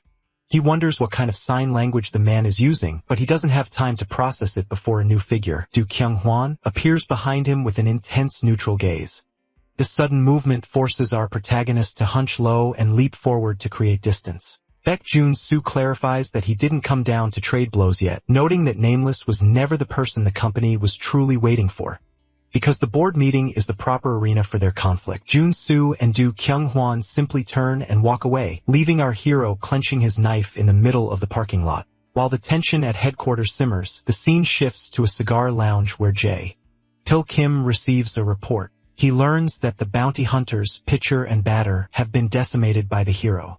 Because the Dabang Association is now involved, Pil realizes the vice chairman, Kwang Hu-yong, has resorted to calling in external mercenaries since Jun-soo aligned with the rival faction. He concludes that this is no longer a petty family feud, but a full-scale corporate war. Meanwhile, Vice Chairman Kwang Hu-yong is busy with a far more lethal preparation. Inside a secret facility, he watches a technician detonate a ceramic explosive that completely shreds a mannequin's torso. Because these explosives are piezoelectric and ceramic-based, they can bypass any metal detector. Yang has secretly installed these devices into every chair designated for his rivals at the board table. He remains unfazed by the unknown location of Jintai, believing that no one can redress the years of wrongs he has endured except for himself. As the day of the meeting arrives, an eerie calm settles over the country, soon replaced by a media frenzy. Reporters swarm the building, confused because no board members have entered through the garage. However, they are stunned to see the lobby packed with the core personnel of Changgu Security, signaling that a major event is imminent. High above in a luxury office, Jin Chong laughs at the spectacle. He suspects Pil Kim leaked the meeting info to prevent a quiet coup, but he remains arrogant. When his subordinate, Myung-ji Kim, mentions that Taiha still hasn't been located and that Jun-soo has moved all security to the first floor, Chong dismisses the danger. He mocks the idea that our boy would ever have the nerve to use the front door under the gaze of 1,000 cameras. Luckily for the narrative, he is completely wrong. Moving with a quiet authority, our hero, dressed in a sharp suit, walks directly through the crowd of reporters. Because he is reclaiming his inheritance, he ignores the flashing cameras and heads straight for the main entrance. On the 36th floor of Changgu's headquarters, a set of ornate double doors has remained sealed for months. This is the chairman's office, a space reserved for the elite who reign over the company. And because of its status, it is a prize coveted by many. Currently, the silence of this hall is broken by a ringing gong as a shamanic rite takes place inside. Within the room, a shaman in red robes performs a ritual dance surrounded by drummers and half-naked men. In the center of this display, Vice Chairman Kwang Hu-yong is dancing vigorously before a table of offerings, shouting with an intensity that borders on the theatrical. Outside in the quiet corridor, the stoic Baek Jun-soo stands guard, serving as the manager of the 36th floor while the spiritual display continues. From his office, Jin Chong watches the scene with a smirk, explaining to a confused Myung-ji Kim that the vice chairman is likely using the right to celebrate his anticipated rise to the chairmanship. However, Jin Chong reveals a darker logic behind the old man's excitement. While most people attribute the historical massacre of the Loyalists to Jin Chong's late father, the reality is far more gruesome. Because his father wanted a watchful eye on his rival, Jin Seong witnessed firsthand that it was actually the vice chairman who tortured the Loyalists to death. A traumatic memory surfaces of a torture room where a bloodied man is tied up, screaming in agony. The man pleads that he simply respected the late chairman and knows nothing of a loyalist party, but Vice Chairman Yang looms over him with cutting tools. Yang demands to know the family secrets, threatening the man with death for his silence. Back in the present, Jin Chong is wondering whether he or the rabid vice chairman will be the one to eventually take our protagonist's head. The focus shifts to the building's entrance where news crews are struggling to get footage of the blocked-off lobby. Amidst the crowd, Tae-jin is bumped from behind but continues walking toward the entrance. The reporters don't recognize him, assuming he is merely a new hire. Inside the lobby, security guards Hwang Jun-hyuk and Moon Young-min watch our boy approach. While Jun Hyuk is stunned, Young-min finds it unbelievable that the hero is actually serious about walking into the building. Tai maintains his confidence, recalling a conversation he had by the bed of the poisoned Gwangshu-gu. Because Gwangshu had been hospitalized, our protagonist was curious why the man never fled the country after the massacre of the Loyalists, especially since Cheongu had become a place devoid of hope. Gwangshu offered a peaceful smile, explaining that he remained because he held a blind, resolute conviction that someone would one day come to continue the late chairman's footsteps. It was this impossible baseline conviction that forced Cheon-gu to keep a spy like Nameless by his side for years. Suddenly, the lobby is filled with a deafening order for everyone to stand at attention. A highly trained security unit, Team Black, marches in under the command of Captain Vui Kim. Because the next chairman is to be elected today, Vui Kim issues a lethal warning to kill anyone who dares pose a threat. Hwang Jun-yuk recognizes Vui as the captain of an elite espionage unit that has seen far more field experience than the headquarters personnel. Because Vice Chairman Yang successfully recruited them, the lobby is now a tiger's den, with 400 of Chonggu's best ready to pounce. Moon Young-min narrows his eyes, realizing that while the security personnel serve different factions, their mission to safeguard the company remains a common goal. He watches our hero continue to walk forward, thinking that no matter how suave the guy appears, he is walking into a trap. As the guards prepare to seal the area and pull the shutters, a pistol slide snaps into place. Our hero stops in his tracks, but instead of drawing a weapon, he raises his voice to address the massive force. He shouts with a resolve that echoes through the hall, identifying himself as the grandson of Siko Jin and the son of Su-yak Jin. A collective gasp ripples through the crowd, and even Vice Chairman Yang's eyes bug out in shock. Our hero declares that although he escaped an ambush 17 years ago, his arduous journey has finally brought him home to honor his grandfather's final wishes. He holds up the sleek black fountain pen, asking if anyone present still recognizes the symbol of his inheritance. Hwang Jun-yuk's skeptical expression instantly freezes as he hears heavy footsteps approaching the hero. A series of flashbacks reveal the depth of the vice chairman's internal conflict. During his shamanic rite, he had prayed for judgment for his past sins while asking for blessings upon Siko's heir. In a stunning display, Vice Chairman Yang, the man who once tortured loyalists, is the one who kneels before our protagonist. Following his lead, every security guard in the lobby drops to their knees simultaneously, shouting a welcome to the young master.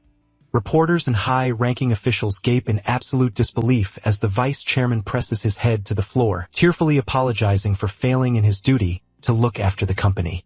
While Jin Chong can only laugh manically in his office at the shift in power, our hero remains cold and determined. He looks forward to the kneeling army and simply states that the board meeting awaits and commands the group to move. Because he has just publicly identified himself as the son of Su-yak Jin, the gathered reporters and staff look on in absolute shock, whispering and questioning if the man before them truly is the heir who disappeared 17 years ago.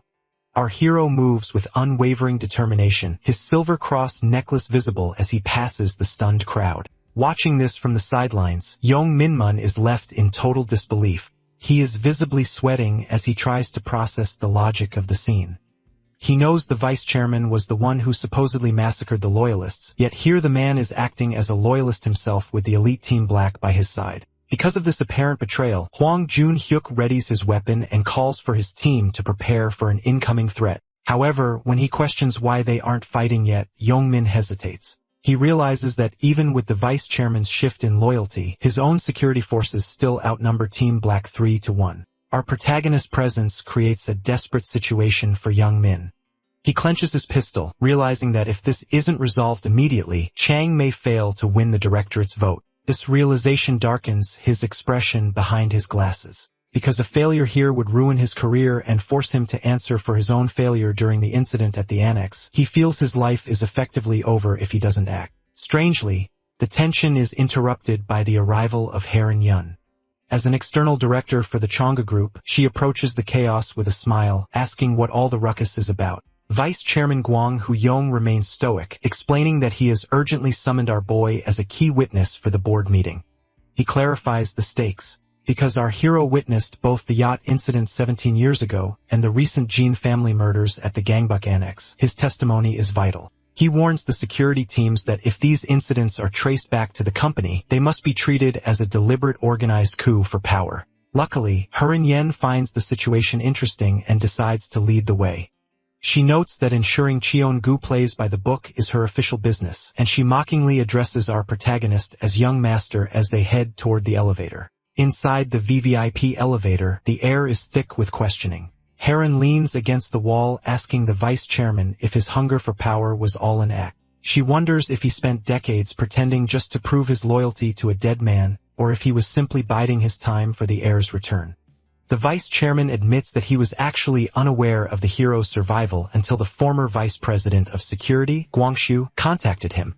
Because he saw the photo released for the bounty hunt, he finally realized his long vigil had been rewarded. As the elevator arrives, he asks Heir a seemingly random question about whether her childhood elementary school is still around. When she laughs and says it's long gone, he explains that seeing a part of one's past fade away is bittersweet. He reflects that while she only spent 6 years there, he has been with this company for 30 years. To him, if the company disappeared, it would feel as if his very existence had been erased. This is why he endured everything. He held on to ensure that Madman wouldn't bring Chong-gu to ruin. The group finally enters the large boardroom for the 81st Directorate meeting, announced formally as they step inside. Myung-ji Kim, Pyo Do-jang, and Do Kyung-han watch intently as Herin-yun takes her seat at the head of the table. She introduces our hero as a key witness, seating him directly opposite his smiling rival, Chong-jin.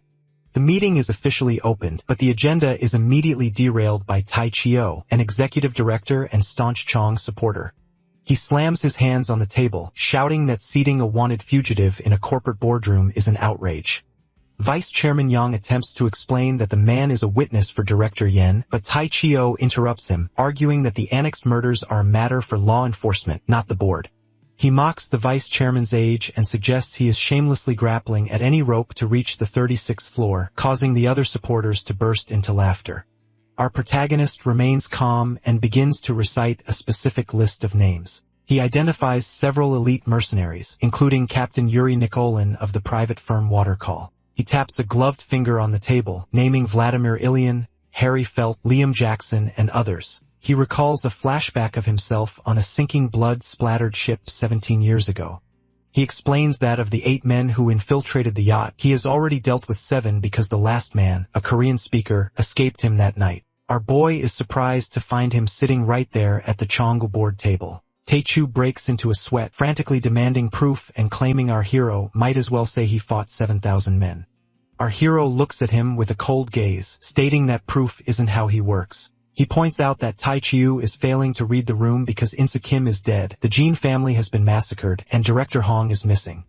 Tai Chi has no ground left to stand on.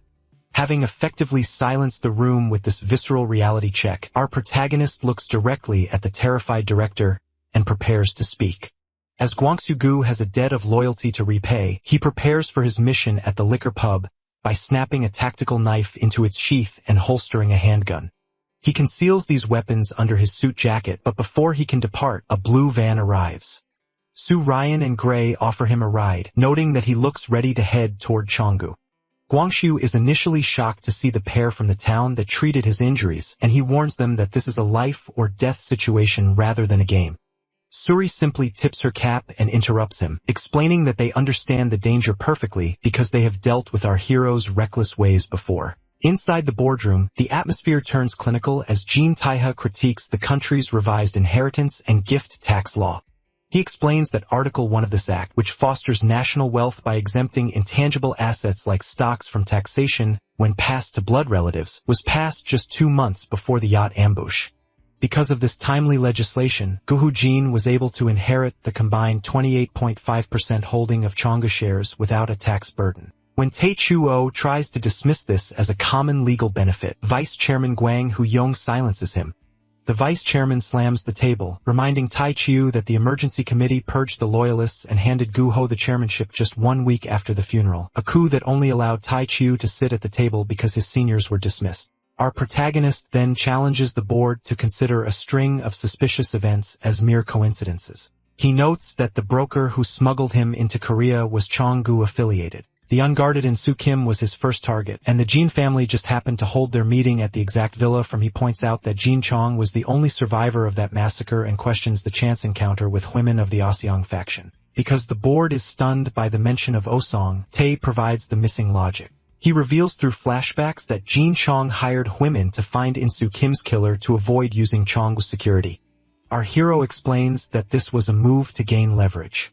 By involving an established council member like Osong, Jin Chong was securing future support for his own chairmanship. Heir Yan realizes this was a solitary power play, as Chong wanted to join the council alone. This revelation forces Vice Chairman Yan to his feet. He screams for a point of order, moving to adjourn the meeting and form an emergency committee to investigate the yacht incident and the recent murders. He insists on summoning Huimin for questioning, noting that the board's legitimacy is currently in doubt. When Heir Yen asks for a response, Jin Chong initially sits in a silent sweating rage while wiping his forehead with a striped cloth. Suddenly, Jin Chong shifts into a dramatic emotional performance. He looks up with a pained expression, accusing the vice chairman of turning away from the truth out of a greed for power. He clutches his chest and trembles while gripping his ornate cane, asking who spilled the blood of their allies and who tore through his own Achilles' heel. He shouts at the board, demanding to know why his sacrifices for the company are being ignored. Our hero watches the display, realizing that Chong is far more dangerous than the board understands. A red aura begins to rise around Chong's hand as he grips his cane. With a demonic grin, Jin Chong makes a move that no one expected. He declares that since he is accused of killing his father for wealth, he will return his entire inherited share, including his grandfather's portion, to the state. This calculated act of corporate sabotage leaves Vice Chairman Yang in a state of absolute terror. This calculated move is framed as a philanthropic gesture to support the National Pension Fund, but the logic behind it is far more sinister. Because this donation would prevent equity depreciation from a sudden supply shock, it allows Chang to appear selfless while effectively weaponizing his grandfather's legacy. Vice Chairman Yang watches in grim suspicion, realizing that by threatening to give away the shares, Chong is testing the loyalists' resolve. Strangely, Chong begins to wonder if Chong has secured backing from the powerful Eternal Life sect to maintain his influence even without those shares. Jin Tai he remains cold and unimpressed by the performance. He dismissively tells Chong to do as he pleases with the money, but he demands that the board immediately reopen investigations into the recent villa massacre and the yacht incident from 17 years ago. This demand triggers an outburst from director Jae Soo-cheon, a supporter of the vice chairman, who slams his fists on the table. He argues that Cheon's eligibility to inherit anything must be determined before the shares are discussed. The confrontation turns visceral when director Cheon accuses Jin Cheon of being a monster. He reveals a horrifying secret. Under the guise of finding the villa killer, Chang lured the remaining immediate families of his deceased uncles to a restaurant and executed them all. Because a janitor witnessed the slaughter from a storage room, the board finally has a lead on Chang's true nature. Jin Chong, however, remains eerily calm. He mocks the lack of physical evidence and questions the credibility of a mere janitor using a smooth, reasonable tone to mask his predatory instincts. Watching this exchange, our hero feels a deep sense of unease. Even though he knows every word out of Chong's mouth is a lie, the man's charisma is so suffocating that Tai Ha feels like he is being coiled by a serpent. Realizing that Chong is stalling for a specific reason, our protagonist urgently requests that the meeting be adjourned. However, the opposition from Chong's loyalists is immediate. To keep the momentum, Jin Seong proposes a compromise. He suggests the election proceed immediately with the understanding that even if he wins, his formal installment will be deferred for a month while the investigations are completed. Vice Chairman Yang is skeptical, noting that a real investigation would take at least 6 months, but Chang aggressively pressures him. He accuses the vice chairman of wanting to hold the acting chairman title indefinitely to sway the results. Under the guidance of the chairperson, Song Han Lee, the board proceeds to a vote. The vice chairman calculates his odds, believing the vote will result in a tie because of director Ingyu's absence. Unfortunately, the logic of the vice chairman's plan collapses in a moment of absolute betrayal. Just as the count reaches 7 for Jin Chong, the loyalist director Pyoto Jang slowly raises his hand. The room is paralyzed with shock as Pyoto, trembling and sweating, aligns himself with Chong. Vice Chairman Yang realizes with horror that the words Chong spoke earlier about not being a monster were a coded signal specifically for Pyoto. A flash of realization, the vice chairman looks at the boardroom chairs. He had originally instructed Pyoto to install ceramic explosives in the seats of Chong's supporters to be used as a last resort if Chong turned to violence. Because Pyoto has switched sides, the trigger is now in the wrong hands. Pyoto Jang, consumed by fear and guilt, presses the remote trigger. Our hero lunges to save the vice chairman, shouting for everyone to get down, but it is too late. A violent explosion rips through the boardroom, sending a spray of blood against the high-rise windows. While the loyalist supporters are decimated in their chairs, Jin Chong sits perfectly still, his face and suits splattered with the blood of his rivals. Amidst the carnage and the screams of the dying, the chairperson, a secret Chong supporter, calmly continues the proceedings. He slams the gavel twice, officially declaring Jin Chong the new chairman of Chong. Jin Chong casually wipes blood from his face with a handkerchief. He looks at the dead bodies and mocks the roaches who thought they could hide from him. Our protagonist, sitting over the unconscious vice chairman and covered in the blood of the fallen, glares back at the new chairman with eyes burning with murderous rage. Our protagonist, streaked with blood and sweat, demands to know how Chong could be insane enough to orchestrate a massacre in broad daylight. Strangely, Jin Chong remains remarkably casual, even cheerful. He dismissively deflects the blame onto the traitorous Pyoto, suggesting the man simply had his own reasons for the stunt. Because Chang feels untouchable, he mocks the foolishness of those who dared to poke a sleeping bear like himself. This arrogance triggers an immediate reaction from Herin Yen. The director, contorted with fury at being caught in the blast, launches a sudden assault. Unfortunately, her strike never reaches its target. The elite enforcer, Du Kyung-han, intercedes with a cold deficiency, grabbing Herin's arm mid-strike. While she snarls at the leashless mutt to let her go, Chong remains perfectly still. He deceptively reminds her that he wasn't the one who physically set the bombs, suggesting her murderous intent is misdirected. Seizing the moment, our hero leaps over a desk, hurtling through the air with a tactical blade. Chung merely glances up, seemingly unbothered, as Du Kyung-han delivers a devastating mid-air kick that sends Tai reeling across the room. Herin Yen, pushed back by the shock waves of the struggle, decides to shed her outer garment and prepare for a real fight. She declares that rather than reporting this to her sisters in the Yong household, she will simply finish Chang right here. Our protagonist stands tall, face to face with the new chairman, vowing that their conflict ends today. However, the intervention of a pained groan from behind breaks his focus. Luckily, Vice Chairman Yong has survived the blast. While the injured elder struggles to his feet, Jin Chong is already moving to the next phase of his plan. He places a call to Jun Subek, issuing a command to alert the entire building that Tai and the loyalists have orchestrated a suicide bombing. Because of this lie, the lobby transforms into a kill zone.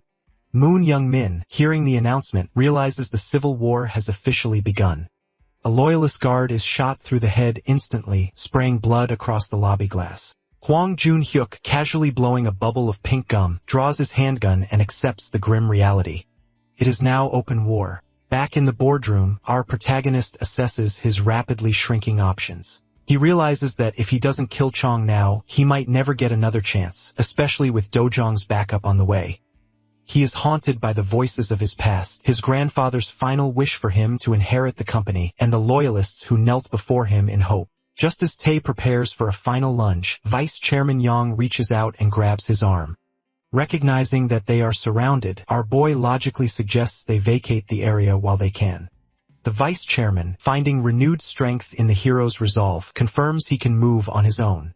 Tae turns back to Chang one last time, promising that luck won't save him a third time.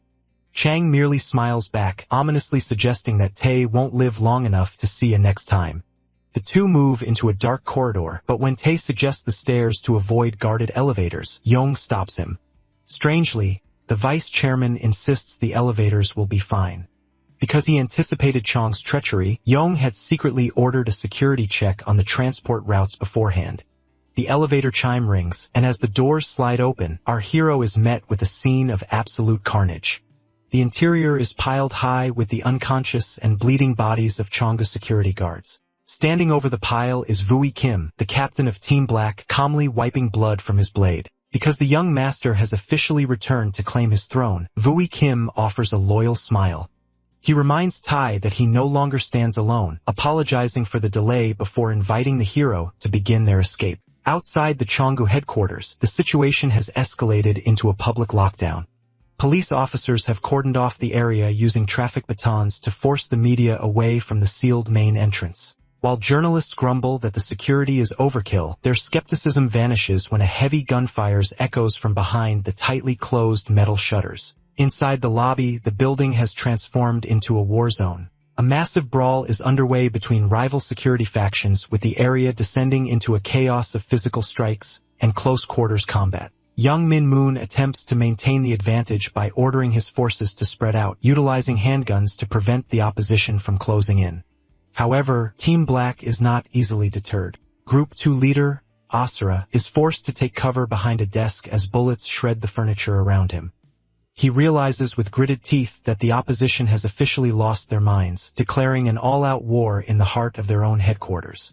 Luckily, the Loyalists coordinate their counterattack with clinical precision. When a Team Black member is staggered by a bullet that grazes and mangles his ear, he doesn't retreat. Instead, he holds the side of his head as blood sprays from the wound, using himself as a human shield to clear a path. This allows Asura and another member to dash forward. The brutality of the lobby fight intensifies as a bald security guard is neutralized by a headshot, while Team Black members use brute force to shove enemy guards backward, clearing the corridors for their advance. The tide continues to turn as Heir, a scarred Team Black leader, lunges into the fray. He uses a tactical knife to slash through multiple opponents simultaneously. This entry into the battle leads to a direct metal-on-metal clash with Yong-min. As their blades lock, Yong-min glares, mocking Heir for returning to Korea after being booted overseas. Heir notes that it's been a long time, but mockingly points out that Yong-min should have listened to his advice about losing the glasses since he's finally gone and lost an eye. While the lobby burns, a building-wide intercom broadcast confirms a large-scale terrorist attack, sending terrified employees scurrying for safe rooms. In a darkened office littered with dead guards, Jin Taeha stands accompanied by Captain Vui Kim and Vice Chairman Yang. The Vice Chairman logically concludes that because most employees were told to work from home for security reasons, these broadcasts are likely a desperate attempt to lure them out of hiding. Taeha notes that the security in the upper floors seems lacking for such a brazen coup, which Yang explains is because the bulk of Chong's forces are likely busy subduing the media frenzy on the ground floor. Captain Vui Kim confirms that by using the board's private elevator, they have successfully reached the executive lobby on the 11th floor. He analyzes a blueprint of the building, deciding they must use the emergency stairwells on either side of the building to descend. He believes that moving between the two will help them catch the enemy off guard. Taeha somberly acknowledges that under normal circumstances, using any elevator would have been a death sentence. As they begin their descent through a creaking stairwell, Vice Chairman Yang's head begins to clear, allowing him to piece together Chong's strategy. He realizes that even if the traitor Pyoto hadn't set the bomb off, Chong would have become chairman anyway by securing 8 votes. However, Chong deliberately provoked Pyoto, a devoted family man, into pressing the detonator by threatening him. Chong concludes that Chong cannot allow any loyalists to live because reinvestigations into the Villa massacre and the yacht incident would strip him of everything he's gained. Captain Vui Kim realizes that their survival is a direct hit to Chang's legitimacy, making it imperative that they escape. While the others focus on flight, our hero walks in the shadows, silently wondering if simply running away is the best way to land a blow on the new chairman. Meanwhile, on the 36th floor, Jin Chong walks toward the chairman's office with Moon Dane. He is annoyed that the elevators weren't shut down in time to catch the rats. Moon Dane boldly admits she stayed away because she knew she would lose the fight. Chong finds her honesty almost amusing, noting he can't even cut her pay since there's nothing left. The new chairman finally meets with the stoic Baek Jun-soo. As Chong steps forward, he demands the keys to the 36th floor, celebrating the fact that he has delivered on his promise. Baek Jun-soo drops the ring of keys into Chong's hand with a warning not to disappoint the company. Moon Dan watches silently as Chong clenches the keys, eager to finally see the famed office. When Jun-soo suggests they evacuate via helicopter due to the danger, Chong refuses with an arrogant smirk. He is the chairman now, and he refuses to run away from his own building like he did before. Instead, he issues his first official command. He wants Baek Jun-soo to kill Taeha and every loyalist bastard demanding their heads by the end of the day. In the center of the Chonga lobby, the chaotic civil war reaches a fever pitch as security forces engage in a brutal melee. Because the red-haired Asura, a leader of Team Black, understands that their opponents are largely gym brats trained for corporate protection rather than war, he orders his men to close the distance. He knows that these sheltered guards are vulnerable in close-quarters combat, and he intends to show them the reality of a true fight. Amidst the screaming and the screeching of bodies sliding across the floor, Heir appears with a manic grin. As a group leader of Team Black, he carries a golden tactical knife and moves with a lethal fluidity that his former subordinate, Yong-min can barely track. Because Heir used to be Yong-min's mentor, he mocks the younger man's lack of progress, questioning if his training stopped the moment he joined the Jin family. Youngmin can only grit his teeth in frustration, realizing that while he was sheltered at headquarters, these abandoned dogs were gaining real-world experience struggling to survive overseas. As their blades clash, Youngmin feels the weight of a physical and mental wall. This triggers a memory of a past failure at the villa where Baek Jun-soo had calmly demoted him. At the time, Youngmin had argued that no one at Cheonggu posed a threat to them, but Jun-soo had correctly identified the gap in his spirit. Because Youngmin lacked the confidence to face our protagonist again, Jun-soo realized he had sheltered his student too much, preventing him from overcoming the hurdles that a true predator like Taiha represents. The lobby fight is suddenly interrupted by the roar of machine guns as a hail of bullets shreds the area. A bald man named Pyong Won-ho, known as the Mad Tiger, drops with 2 heavy LMGs. Because he is the vice president of security and a reckless combat instructor, he fires indiscriminately, hitting his own men just as often as the enemy. This erratic behavior leaves even the veteran Asura wondering if the high-ranking leadership has finally gone senile, as Pyong Won-ho seems more interested in carnage than tactical precision. Meanwhile, on the floors above, our hero continues his descent. He neutralizes a tactical guard with a clean strike to the neck, noting that the concentration of heavily armed forces on the first floor feels like a deliberate attempt to trap them. Vice Chairman Yong explains that these forces are likely part of Yongmudai, a secret private military project that the Mad Tiger kept running despite board regulations. As the group rushes to back up their allies, Tai receives a frantic call from Gray. Luckily, Gray has information that changes the momentum of the escape. He reveals that Tai's guy has already coordinated with the outside. Suddenly, Asura reaches a control panel and slams the keypad, causing the mechanical heavy security blinds to begin to lift. While the confused guards scramble to block the exits, Pyong Won-ho attempts to taunt Asura for quitting without notice. Strangely, Asura merely smiles back because he knows the reinforcements have arrived. A blue van driven by Eun Suri comes speeding through the entrance with a violent crash. The impact sends the Mad Tiger flying into the stairs, clearing the path for a new arrival. Gwang Soo-gu, the former co-president of security and a legendary loyalist, steps out of the van and clicks his gun into place. After 17 years away, he looks at the crumbling headquarters with a grim expression. Noting that the hellish nature of the company hasn't changed a bit, Asura looks toward the vehicle with a confident grin, asking if the timing was deliberate. Gwang Soo-gu, stepping back into the company that once ousted him, dismisses the idea of a planned entrance, noting that no one would intentionally time a return to such a mess. As the smoke clears, the rival security guards begin to sweat and panic. While the younger men wonder if this is a new enemy, the veteran Hwang Jun-hyuk admits he hasn't seen that face in years. Suddenly, machine gun is raised through the lobby, immediately spraying a barrage of bullets. This forced the guards to scramble for cover as Pyong Won-ho snarls at the side of his direct senior. Pyong Won-ho stands up with a heavy firearm, mockingly identifying Gwangshu as the man who was fired for backing the wrong people. Gwangshu-gu remains calm, retorting that he prefers to be known as the loyalist who resigned instead. This exchange leaves the rank and file guards trembling. They realize Gwangshu is the legend who originally built the entire Cheonggu security system alongside Baek Jun-soo. While the stalemate holds, Eun Suri and Gray exit the van, shocked by the wreckage of the lobby. Asura is initially confused by the presence of these brats, but Gwang-soo insists they are trustworthy. He explains that Gray is a skilled data broker, while Suri was trained as a successor to the powerful Yun family. Because of their specialized skills, the pair immediately sprints toward the elevator to reach the control room on the first basement floor. Unfortunately, Pyong Won-ho orders his men to kill the intruders. As the guards take aim, Gwang Soo-gu lunges forward, grabbing a man's arm to force the muzzle toward the floor. He begins a brutal lecture on combat, delivering a series of powerful strikes while critiquing the guards' poor grip and failure to manage recoil. He slams and kicks the men away, disgusted that the company's combat instructors have allowed the standards to rot so thoroughly. After Gwangshu decimates the initial squad, Iri Kong orders the rest of Team Black to move in. Pyong Won-ho clicks his tongue in annoyance and prepares to fire, but Gwangshu lunges at him. In a display of pure ruthlessness, the Mad Tiger yanks one of his own men forward to act as a human shield. Because he cares more about efficiency than life, he fires a bullet directly through his own pleading subordinate to hit Gwangshu, then slashes outward with a knife. When Gwangshu expresses his fury at the use of a human shield, Pyong Won-ho simply laughs, stating it is only right to remove useless weights from the payroll.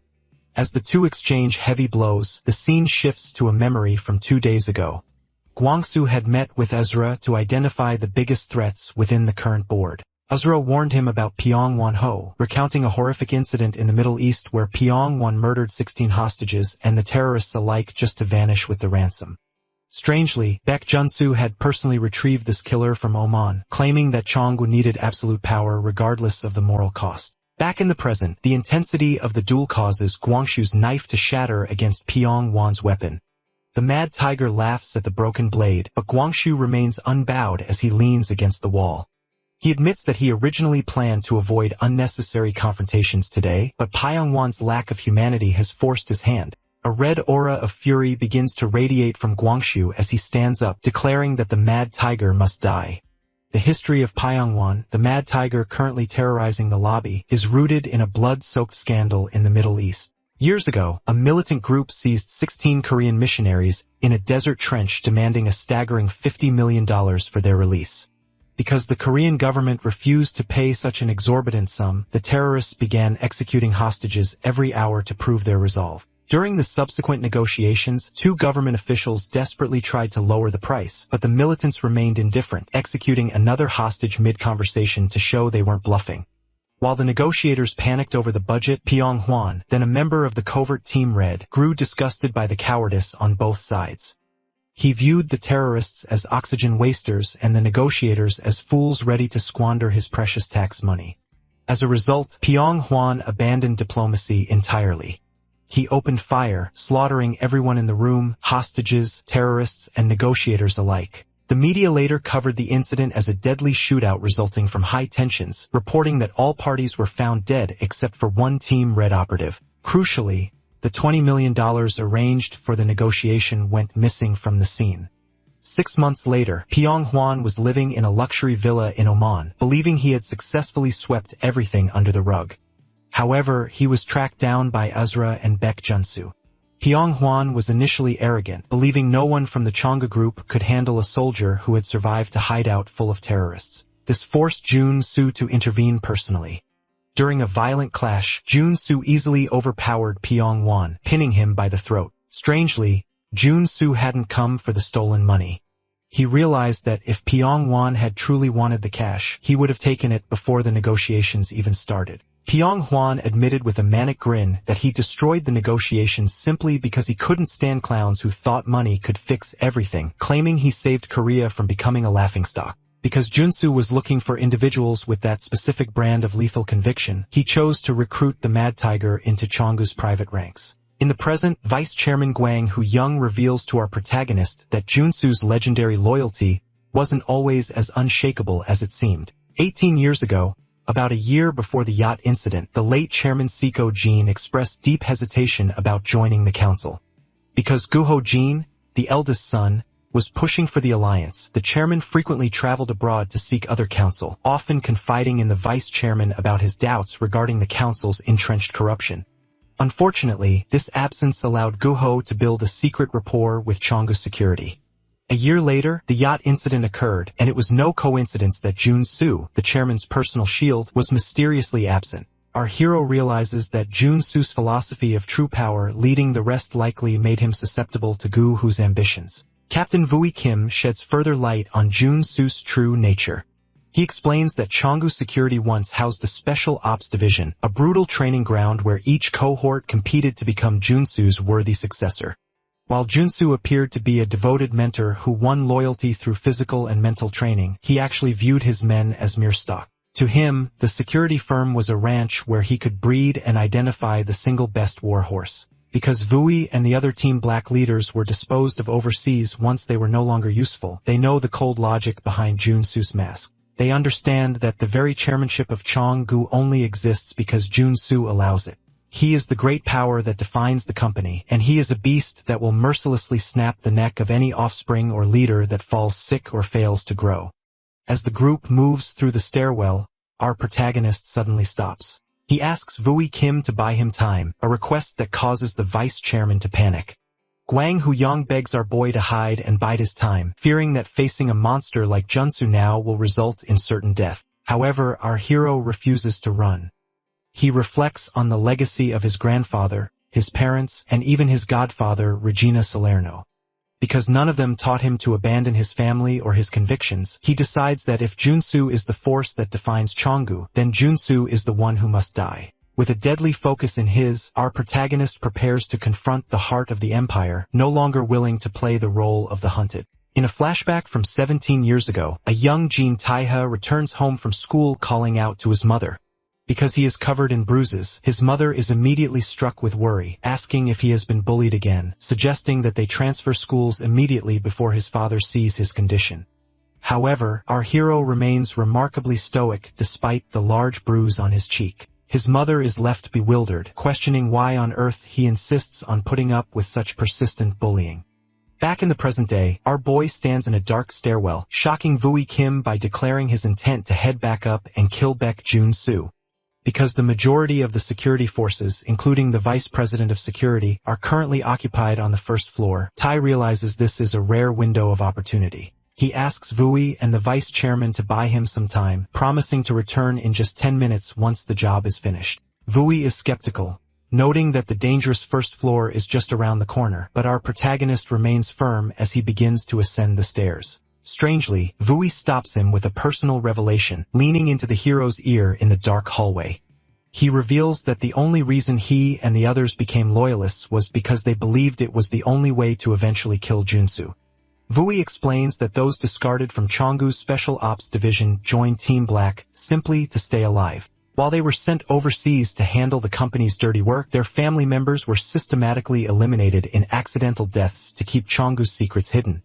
Because their desire to see Junsu dead rivals his own, Vui desperately tries to stop the hero, yanking him by his collar and shouting that Junsu nearly killed him back at the villa annex.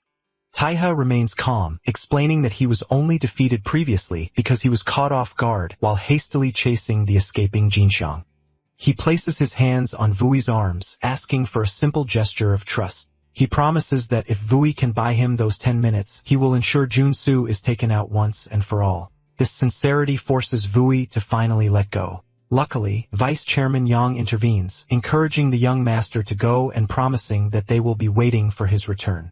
While our hero dashes back up the stairs, Vui questions the vice chairman's logic. Young admits that his memory had grown hazy with age, causing him to forget the specific kind of person Tai was as a child. Meanwhile, on the 11th floor, Baek Jun-soo is effortlessly slamming guards into the floor. He mocks the younglings for calling themselves loyalists when they never even met the founding chairman. A captain named Ledger stands up with a smile, crossing his twin gold blades. He confirms that risking their lives to keep Junsu occupied is the only way to protect the people on the first floor. As the fight rages, the vice chairman continues his story, explaining that Taiha's parents insisted he attend a normal school to be raised like a commoner. When a 6th grader began bullying him for his large allowance, our boy didn't hide. Instead, he drew a circle in the sand on the playground every day, calling the bully out for a one-on-one fight. Because the bully was a coward, he refused to enter the circle and chose to beat Taiha in private instead. During those beatings, Taiha never put up a fight. He simply accepted the violence. The flashback returns to the kitchen where young Taiha explains his logic to his mother. He tells her that the bully cursed his family and friends, saying things he couldn't repeat. He insists that he can handle the pain as long as she believes in him. In the present day, the adult Jin Tai finally arrives in the boardroom surrounded by fallen enemies. Because he carries that same intense resolve, he walks toward Junsu with his blade in hand. He swears that as long as his allies believe in him, he will always win no matter who he is up against. The hall falls into a lethal silence as Baek Junsu stands perfectly composed. Opposite him, our protagonist stands ready holding a tactical blade with a focused expression. This sudden meeting throws the guards, Ledger and his companion, into a state of total panic.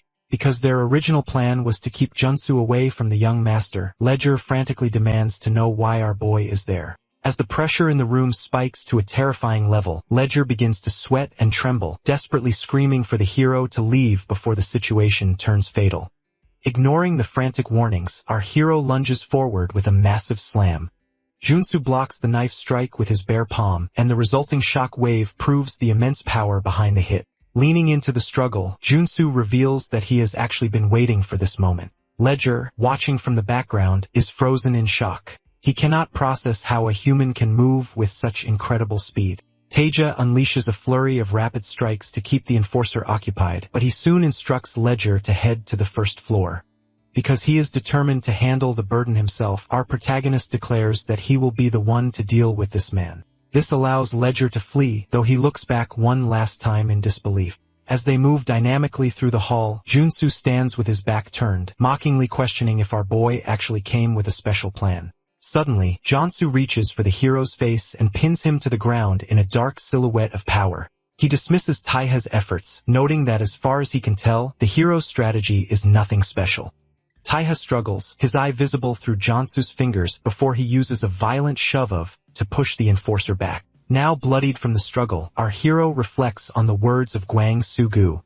Because Junsu is a man revered from an era of chaos and bloodshed, his reputation alone keeps the entire council on edge. He is legendary for being the only man to ever face the head of the Osong faction and survive. In a flashback to their time at the bar, our protagonist recalls telling Guangxu that any human can be defeated. Guangxu had laughed and praised that spirit, noting that those who viewed Junsu as invincible only do so out of self-preservation. Guangxu then brought up the incident at the villa where Junsu shattered the hero's knife. He explained the logic behind the weapon break technique, which requires striking the blade's precise bevel angle with monstrous brute strength. Strangely, Guangxu revealed that this impossible technique was actually his own creation. Back in the present, Tae slashes through the air, but Junsu catches the blade between two fingers. Our hero realizes that Junsu's talent lies in his ability to copy any move he sees, meaning he will only use techniques he is already familiar with. Junsu snaps the metal blade once more, standing amidst the shards with eerie eyes. He moves with a blurring speed, launching a high spinning kick that our protagonist is forced to duck. Junsu looks back over his shoulder, questioning if a mere replacement blade was supposed to be enough. This triggers a memory of a young bruised Taeha on a swing set. A younger empathetic Junsu had offered to step in and help with a bully, but the boy had refused. Instead, young Tae had asked Junsu to visit his school at noon, just to tell his mother how he won. Back in the present, that same indomitable spirit resurfaces. Tae lunges forward, refusing to let the same technique defeat him twice. The collision is so violent, it creates a burst of energy, and for the first time, Junsu's satisfied expression falters. As blood splurts from Junsu's arms, the enforcer realizes he had forgotten the true nature of the young master. While Tae moves may appear reckless, they are actually driven by a calculated purpose and an unwavering conviction. Our protagonist stands his ground, gripping two bloodied knives with eyes emitting murderous resolve. He formally declares that because Junsu became the sworn enemy of his grandfather and parents, he is finally here to claim his vengeance. A flashback to the protagonist's childhood reveals that his tactical ruthlessness was forged long ago. Even as a small child, young Taiha faced bullies who relentlessly struck him. But because nothing could break his spirit, the older boys resorted to shaming his family with hateful graffiti. Our boy didn't just endure the abuse. He provoked a direct confrontation by drawing a circle in the sand. An older boy, 3 years his senior, viewed this as a loss of face and charged in with a plan to end the fight with a single punch. Unfortunately for the bully, our protagonist had already prepared the battlefield. Taiha had hidden a wooden plank beneath the sand, and as the older boy lunged, a quick kick revealed the wood and caused the bully to slip. Because the boy was falling, Taiha was able to launch a sudden coordinated attack, driving his knee violently into the boy's nose. This move brought the bully to his knees, but our hero didn't stop there. He pulled a rock from his pocket and began to relentlessly pummel the fallen boy. He committed this assault to ensure the insults against his family would never happen again, proving to the other children that he was no longer a victim. Watching from over a fence, a younger Baek Jun-soo observed the entire ordeal, later reporting to Taiha's parents that the boy had stood up for himself remarkably well. In the present day, the adult Taiha continues his high-speed assault, sliding across the floor with his blades drawn. He launches a slash that Junsu barely dodges, resulting in the blade slicing deeply into a marble pillar behind the enforcer. As Junsu examines the cut, he is internally surprised. He realizes the blade cuts through stone like paper and maintains its sharpness despite the extreme wear. He credits the young master's skills for the ability, but finds the quality of the knife itself to be truly remarkable. The enforcer suddenly counters by catching Taiha's arm and violently twisting his wrist toward the floor. Because the hero aimed too low, Junsu finds the opening to force a flip and a retreat. He mocks the hero's current progress, recalling how the young Tiha once used meticulous planning and patience to topple a playground bully. He questions if 17 years of planning and a mafia life have truly only resulted in this single-blade strategy. The pressure from Junsu becomes clinical as he unleashes a barrage of heavy strikes. He eventually grabs our hero by the chest. Junsu mocks our protagonist, asking if he honestly believed that the strength he gained overseas would be enough to defeat someone like him in a country where bloodshed is a daily occurrence. This assault concludes with Taiha being sent flying into a wall with a massive impact. Strangely, as Junsu stands in the center of the room, blood suddenly splatters across his own chest. The enforcer is stunned, wondering when the hero managed to land the strikes. As our bloodied protagonist lies on the floor, he recalls the teachings of Regina Salerno. She once explained that some people are simply God's favorites, born with innate talent and skills that make everyone else feel like mere mortals. Because Regina viewed herself as one of these all-around wonders, Taiha had asked her if it was possible to win against such monsters. With a confident smile, the underboss of the Salerno family assured him that he could simply because he is her pupil. In a moonlit forest clearing years ago, a young Jinteha struggled to find his footing while enduring a grueling training session. Regina Salerno stood over him, casually resting a red toy hammer on her shoulder as she mocked his exhaustion. Because our protagonist was barely able to stand, he began to doubt his own potential, wondering if he could ever truly compete with those in a league of their own. Regina responded to this insecurity with a smirk before suddenly swinging the toy hammer into his side with massive force. The impact sent the young hero spinning through the air until he crashed into a tree. When the boy questioned if the toy was actually made of steel, Regina simply explained that if he intended to do nothing but take hits, he could never expect to win. Later that night, as the two sat by a waterfall, Regina provided a more clinical explanation for his training. She explained that muscles are divided into red slow twitch fibers for endurance and white fast twitch fibers for power. Because our protagonist possessed exceptional fast twitch fibers and long legs, she determined that speed was his ultimate weapon. Although the young man had already committed to using knives to complement that speed, he remained haunted by his lack of intel on Baek Junsu.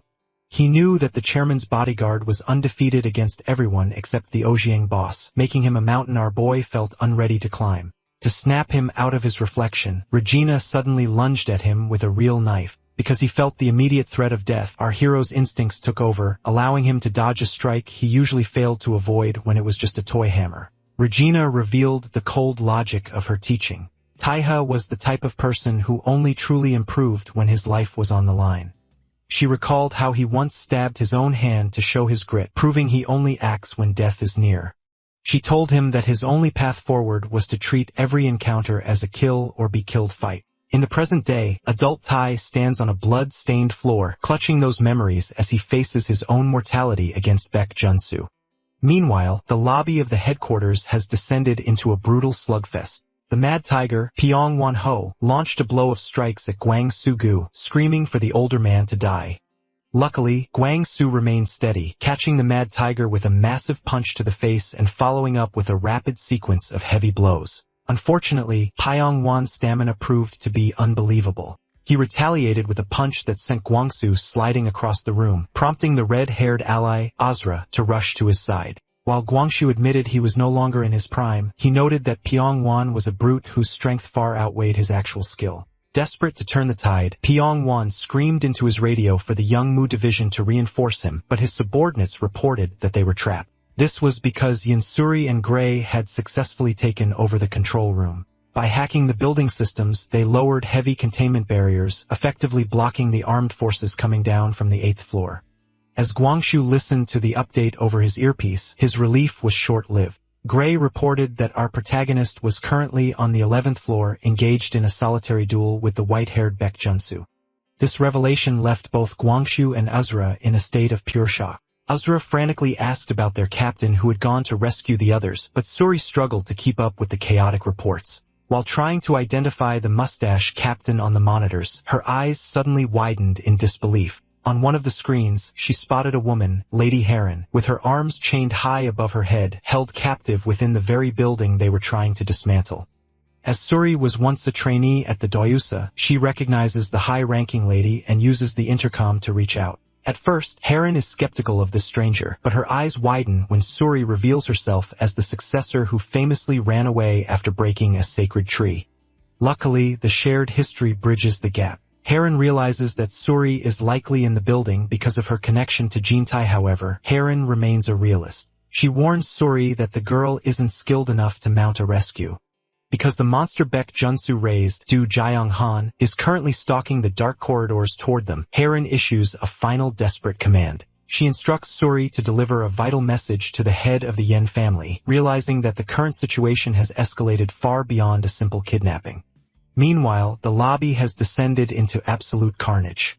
Asura and Gwangsu-gu are hunkered down behind a desk, struggling to survive a relentless barrage of pistol fire from rival guards. Asura is frustrated, shouting that while our hero is off fighting the legendary Baek Junsu one-on-one, they are stuck in a stalemate on the ground floor. Gwangsu-gu reflects on the sheer gravity of the moment, finding it almost unbelievable that our boy is actually holding his own against the strongest man in the company. Strangely, the pressure on the loyalists is relieved when a silhouette blurs through the air behind the enemy lines. Captain Vui Kim appears like a ghost, spraying blood across the floor with a lethal horizontal slash that decimates the guards. Because Vui Kim and the vice chairman have finally linked up with the lobby team, the group feels a momentary surge of relief. However, the situation remains dire. Vui Kim reports that they are still dangerously outnumbered. He reveals that our hero promised to finish his duel and return in 10 minutes, and only 5 minutes remain. Vui makes it clear that if our protagonist isn't back by then, they must pull out immediately, even if it means leaving the heir behind. Unfortunately, their window of escape is slammed shut when Pyong Won-ho arrives with a new nightmare. A squad of elite soldiers in full tactical gear, the Yong Muda, appears from behind the security barriers. Gwangsu-gu is horrified to see this unofficial armed force as their presence is a flagrant violation of the committee's rules. Pyong Won-ho issues a command to take no hostages and kill everyone in the lobby. Realizing they can't win a head-on fight against a small army, Vui Kim orders Asura to escort the vice chairman to the main gate. Despite Asura's worry about our hero upstairs, Gwangsu-gu and Vui maintain a baseline conviction because he is the master they've pledged their lives to. They believe he will inevitably win and return. High above on the 36th floor, the atmosphere is disturbingly quiet. Jean Chong has finally breached the chairman's office, only to find it as a modest, cluttered space filled with old electronics and a simple fan. He mocks his father and grandfather for maintaining such a dump, though he notes their drive to stay humble was likely their only virtue. Moon Dane stands guard, urging the new chairman to flee before the loyalists reach the top. Because Du Kyung-han is still making his way down after dealing with Heron, she realizes that if Jean Tai reaches this floor, she cannot protect Jiang alone. Jean Chong remains arrogant, laughing at the idea that Baek Jun-soo could ever fall. He sits at the desk and picks up an old red rotary phone, explaining to Dane that this device is a direct line to the 4 remaining emperors of the committee. When Dane asks about his ultimate goal, Chang reveals that he has no intention of simply being one of 5 rulers in a small country. Instead, he plans to merge with the Ozeongpa by winning over powerful figures like Chaeyon Huimin and Baek Junsu.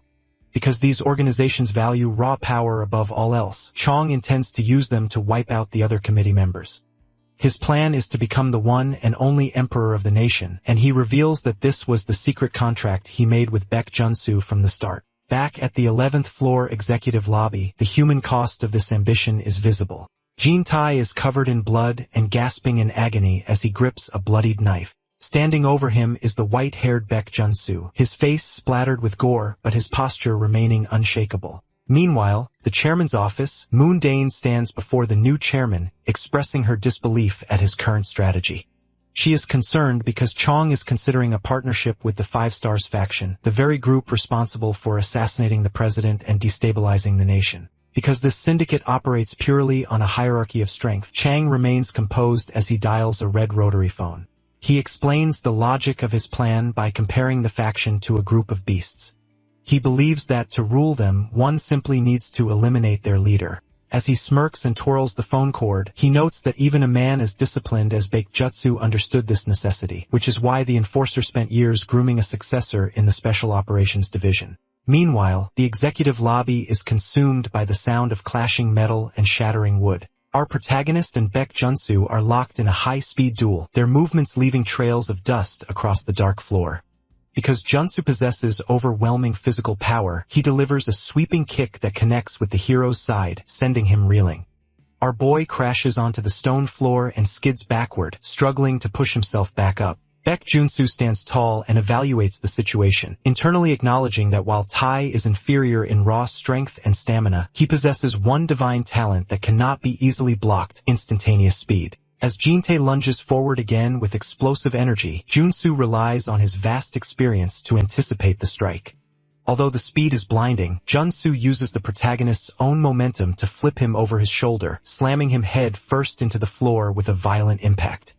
Baek Junsu stands in the center of the room, reflecting on how he has mastered every martial art developed throughout human history for survival and conquest. Strangely, despite this absolute mastery, Junsu realizes he has yet to land a clean, decisive hit on the hero. Our protagonist skids away, breathing heavily as blood drips from his face. He realizes that Junsu is not just strong, but specifically trained to hunt killers. Because of this, Taihan knows that if his reactions had been even slightly slower, his head would have been crushed. Fortunately, his hands are still functional, which drives him to roar and charge once more. He never repeats the same technique twice, cycling through unpredictable styles like Muay Thai, Aikido, and boxing to prevent the enforcer from establishing a rhythm. Baek Junsu is impressed by the hero's unyielding resolve, but he remains steady as the two clash blades inches apart. Our protagonist explains the logic behind his persistence. While Junsu spent years honing skills in a training hall, Tai has spent 17 years risking his life in a quest for revenge. Because of this gap in life or death experience, the hero is able to execute a calculated gamble. Junsu suddenly realizes he has been played when a knife, which appeared to be lost earlier in the struggle, drops perfectly into Taiha's palm. The enforcer realizes the hero didn't lose the weapon. He threw it there on purpose to create this exact opening. This moment triggers a memory of Regina Salerno, who once taught a young Taiha to endure until the very last flicker of his life's candle. She explained that, by hiding his emotions and waiting for a single 0.1 second window, he could unleash a power that none could oppose. Back in the present, our hero grips his knife and delivers a massive leaping slash. A giant cross of blood erupts as the blade finally strikes Baek Junsu across the torso. Surprisingly, as blood pours from the massive wound, Baek Junsu begins to smile. He looks toward the ceiling and speaks his final words, acknowledging that after 17 years of walking a thorny path of blood, the young master has finally found his answer. Despite his own defeat, the enforcer views this as a victory for the late chairman Jin Siko, as the rightful heir has finally proven himself to be the ultimate predator. In 1988, while thousands of snow-white balloons were being released into the sky to celebrate the Seoul Olympics, a much darker reality was unfolding in the district of Insan-dong. Because the government launched a big city renewal project, the celebratory anthem of the games was drowned out by the roar of excavators tearing through residential neighborhoods.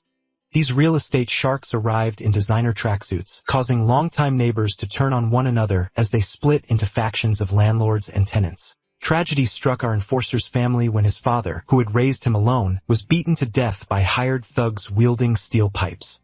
Amidst this nightmare, a young Baek Soo-hyun stood firm, telling her younger brother, Baek Jun-soo, that it wasn't the time for tears.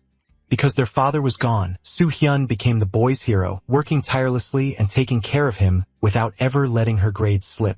Baek Jun-soo realized he had nothing to offer but his own body, so he spent his dawns delivering newspapers and his evenings hauling scrap metal to support her. Soo-hyun spent her nights studying by candlelight, fueled by a dream to join the Chongu group as a semiconductor engineer. She wanted to change the world and wrote about these aspirations in a diary using a fountain pen their father had bought her. Unfortunately, these dreams were cut short. After Soo-hyun completed her college entrance exams, our boy returned home with a celebratory cake, only to find their entire block engulfed in a violent orange blaze. A neighbor revealed the horrifying truth. Hired punks had intentionally torched the neighborhood, starting with Soo-hyun's home. Jun-soo sprinted toward the fire, but he arrived too late. He found a young passerby, the future chairman Jin Suk-ho, kneeling in the dirt and covered in raw charred burns. Even as the flames ate the flesh off his back, Suk-ho had tried to pull Soo-hyun from the inferno. Ultimately, he was left to cradle the charred remains of his sister screaming into the night sky. The day after the fire, the grief-stricken Junsu transformed into a force of vengeance. He single-handedly charged a line of demolition crews and riot police, leaving 8 thugs and 3 officers dead from ruptured organs and skull fractures. Strangely, the government chose to bury the case and erase Junsu's records to protect the image of the Olympics. This led to Baek Junsu sitting in a dark interrogation room where a woman known as a scouter approached him. Because she recognized his raw, untapped strength, she snatched him from the gallows and sold him to an elite overseas kill squad known as Ordo Nox. For 10 years, Baek Junsu rose through the ranks of these elite assassins, eventually reaching an executive level under the nickname Tacitus.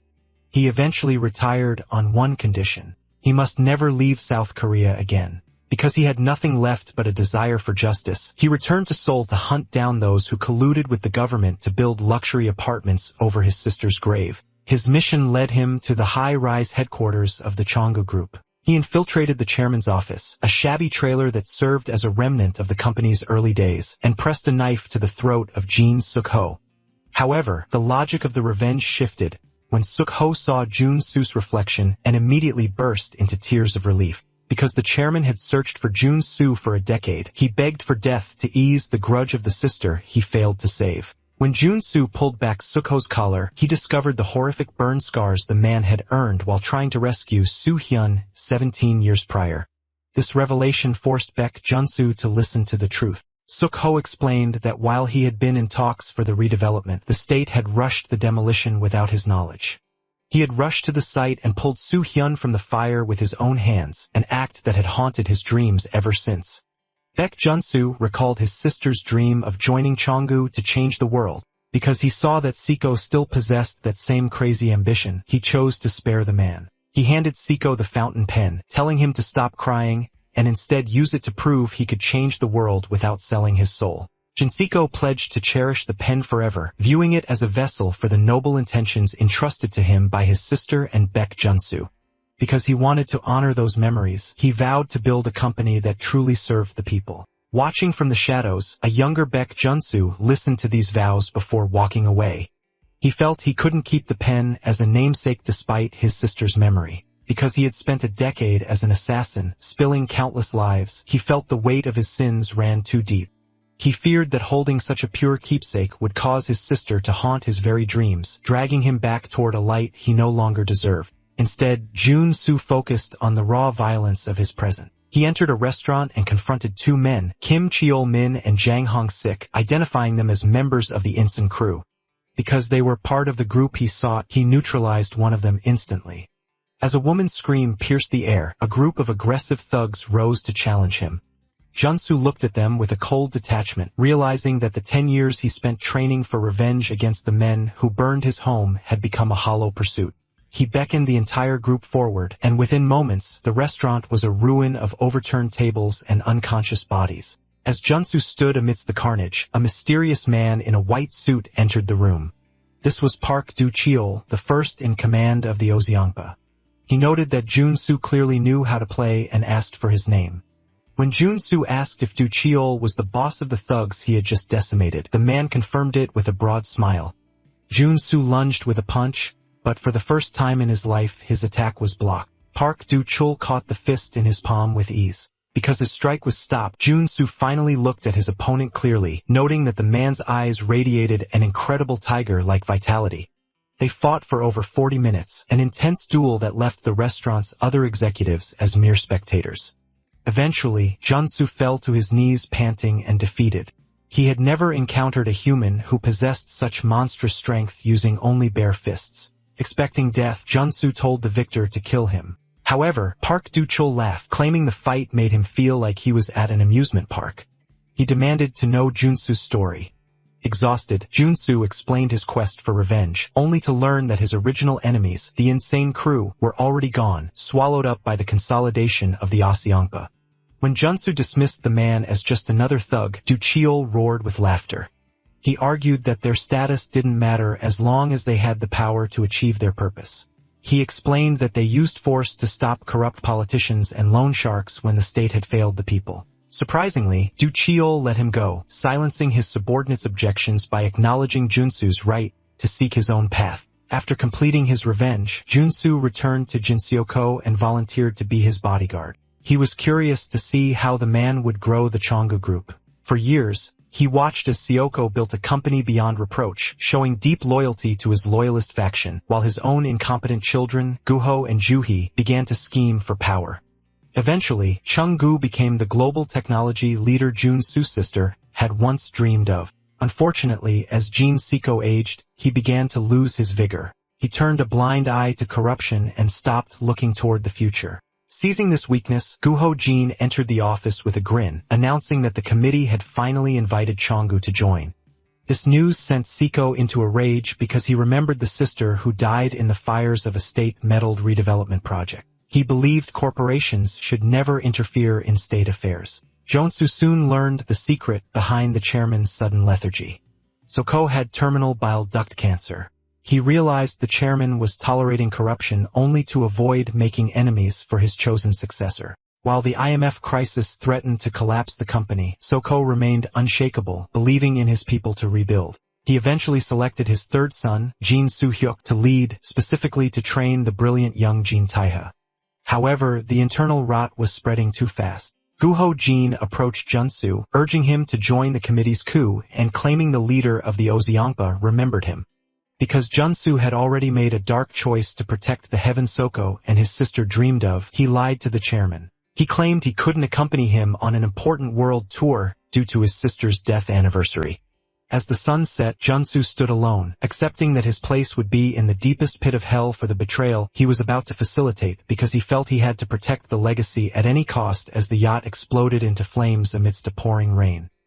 He swore to safeguard the dream even if he had to suffer eternally in the blackest flames for his sins. Years ago, Jin Siko stood alone in an autumn forest surrounded by falling red maple leaves.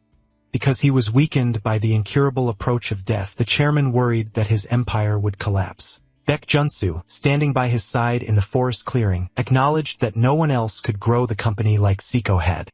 He realized that the chairman's children and subordinates remained loyal only to him because no one had the strength to leap over the colossal mountain that Siko represented. This vulnerability was dangerous. Junsu feared that if a monster like Park Du-cheol decided to devour the firm, there would be no one to stop him. In the present day, Baek Junsu stands in a dark hall, blood dripping from the stump of his severed arm. He realizes that the only way to safeguard the legacy is to join the committee until he gains the power to protect it himself. Because of this singular focus, he delivers a massive shadowed kick that sends our protagonist flying through the air. Tage's ribs crack internally, forcing a cry of agony as he realizes that despite his own growth, the enforcer has somehow gotten even faster. Our hero struggles to his feet, bloodied and gasping, wondering how a strike he was certain he blocked could cause such damage. He barely slides under the next strike, shocked to find that while he is caught up in speed, Junsu still manages to land a heavy blow to his abdomen. As blood spills from our boy's mouth, he executes a vertical slash with murderous intent. He knows that those who fear death are easy to handle, and he has long abandoned that fear. Strangely, Junsu's past actions were all a calculated play for time. Putting the weak Jin Guho out front was merely a distraction until he could find a true successor, someone with power even greater than his own. Back in the present, Tai hunches over, clutching his bleeding side. He realizes his ribs are shattered to the point that his internal organs might spill out if the wound opens further. However, he screams at himself to ignore the pain because he has lived for this specific moment of punishment from the start. He charges toward Junsu, blood spraying from his open wound. Watching the hero sprint, Junsu finds himself unable to stop a knowing smile. He recalls a past meeting where the sociopathic Jin Chong mockingly questioned why a man of Junsu's ambition was being so quiet. Chong, who had the depravity to kill his own brother, suggested that Junsu should devour the entire committee rather than just joining it. Junsu took an interest in him because he saw Chong as a potential necessary evil for Chonggu, a man willing to leap over the walls of the established power. During that meeting, Chong revealed he had footage from an armed helicopter proving our protagonist was alive. Because Tai was found on a Salerno family ship, Chong viewed him as a troublesome loose end that needed to be measured for death. Junsu, however, closed the laptop and insisted they leave the boy alone, noting that the mafia was ruthless enough to handle him. Back in the present, the duel reaches its peak. Baek Junsu performs a high vertical kick, but our hero counters with a desperation that defies logic. Tiha bites down violently on Junsu's neck, creating a window to lunge behind him. He stabs the enforcer through behind from both sides with his tactical blades, twisting the steel until a spray of blood erupts. As the life begins to fade from Junsu, he recalls a final moment on a private jet with a maniacally laughing Jin Seong. Chong had ordered him to kill the old-timer and then eliminate the hero to cover their tracks. Junsu had lied and told Chong the task was finished, but in reality he chose not to kill the boy. He believed that if Tai was the real one, he would survive the state where survival was difficult and escape the flames. Now as blood splatters his face, Junsu realizes he has won. He sees that the bloodline of the master he followed has splendidly inherited a brilliance that does not fear death. Because our hero endured hellish trials and leaped over every scheme, he has surpassed the very walls Jutsu spent his life building.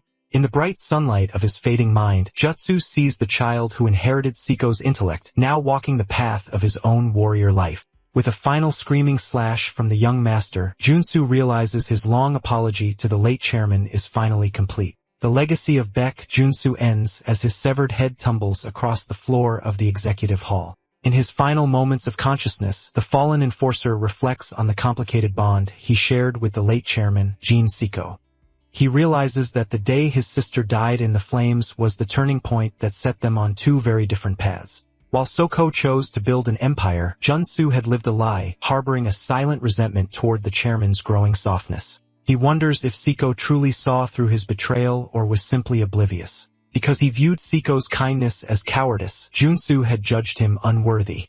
But as he stares at the black fountain pen now held by the bloodied Jintaiha, he realizes he was the one being judged. Seiko had conducted a rigorous personnel evaluation and concluded that Junsu was never meant to inherit the company's future. He accepts that Seiko left a different future behind, one that walks a path Junsu could never follow. Inside the hall, the silence is heavy as our protagonist falls to his knees gasping for air. Although he has won the duel, Jin Tae is bruised, bloodied, and huffing in total exhaustion. He realizes he has lost a dangerous amount of blood and worries he won't be able to reach the allies waiting for him downstairs. Unfortunately, the situation on the lower floors is deteriorating rapidly. The elite Team Black is being pinned down by soldiers in heavy tactical gear, forcing Eri Kong to struggle against a relentless barrage of machine gun fire. Because they are being overwhelmed by superior equipment, the pressure on the loyalists has reached a breaking point. Vui Kim looks at his watch and realizes that 11 minutes have passed, exceeding their agreed-upon time. He logically concludes that because our boy hasn't returned, the mission has failed and the young master must be dead. This forces him to issue a heartbreaking order to retreat to save the remaining men. Gwang Soo-gu reacts with pure shock, shouting that they cannot leave yet, but Vu Kim remains firm. He believes that the moment Baek Jun-soo comes through those doors, the entire team will be finished. As the elevator doors rings and the sinister Du Kyung-hwan stands inside, our bloodied hero sits slumped, desperately pleading with his own body to move, because he knows someone is coming. Suddenly, a figure stands tall over him, and Tae looks up in recognition. Downstairs, the panic peaks as Gwang Soo-gu tries to hold the line for just one more minute, only for Vui Kim to yank him back, screaming that they have to face the failure. Strangely, the retreat is interrupted by a dash through the lobby. Nameless suddenly appears, carrying a bloodied and unconscious Jin Taeha on his back. He screams at the team for their hesitation, announcing the impossible truth. Baek Jun-soo is dead, and Taeha is the one who killed him. This revelation leaves Pyong Won-ho and the rival guards in a state of frozen disbelief and total disbelief as the pillar of their power has finally collapsed. While the loyalists scramble to escape, the scene upstairs remains chillingly quiet. Du Kyung-han stands alone before the severed head of his mentor. He touches his chest with a puzzled expression, wondering if the death of the man who raised him finally means he is free. Rather than showing grief, he merely smirks through the blood splatters on his face and walks away, leaving the past behind him. Outside, the escape is nearly thwarted by the pressure of the pursuit. Vui Kim offers to stay back and hold the line as a penance for doubting the hero, but Gwang Soo-gu refuses to let him play the hero. Because the company's future now rests on the younger generation, Gwang Soo reminds Vui that he needs to remain and serve the young master. The veteran loyalist decides to make a final stand alone, reflecting on his journey from the slums to the heights of Cheonggu. He entrusts the company to the group and prepares to face the oncoming guards with a dark, defiant smile. Luckily, as the groups escape, they are intercepted in the garage. A white sedan screeches to a halt. Japal Kim, the underboss of the Osong faction, looks out from the back seat and offers his assistance. Although Yoon Shuri and Nameless are suspicious of his motives, Japal explains the logic of his intervention. He realizes that if our protagonist dies now, Chonggu's lies will deceive the council and disrupt the balance of power. Because he never places a losing bet, Japal decides to shield the heir to ensure the truth survives. The news of the defeat eventually reaches the 36th floor. Moon Dane receives the report over the phone, confirming the unthinkable. Jin Tae has indeed killed Baek Jun-soo. This reality shatters Jin Chong's composure entirely. In a fit of manic rage, the new chairman slams his red rotary phone down and screams our hero's name. Within the quiet interior of the Bowman Gukbab restaurant, the intensity of the recent coup has been replaced by the rhythmic beep of a medical drip. Inside a backroom, Jin Tae lies unconscious and heavily bandaged. Aunt Nana has finished performing emergency surgery, explaining to Japal Kim that a fractured rib fragment had actually pierced his large bowel.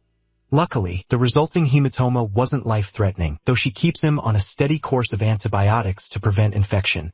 Because Tai is the rightful heir to the Chonggu group, his safety is now a massive political liability. Japal Kim stands in the kitchen when Nana suggests he take the boy to a proper hospital to avoid peritonitis.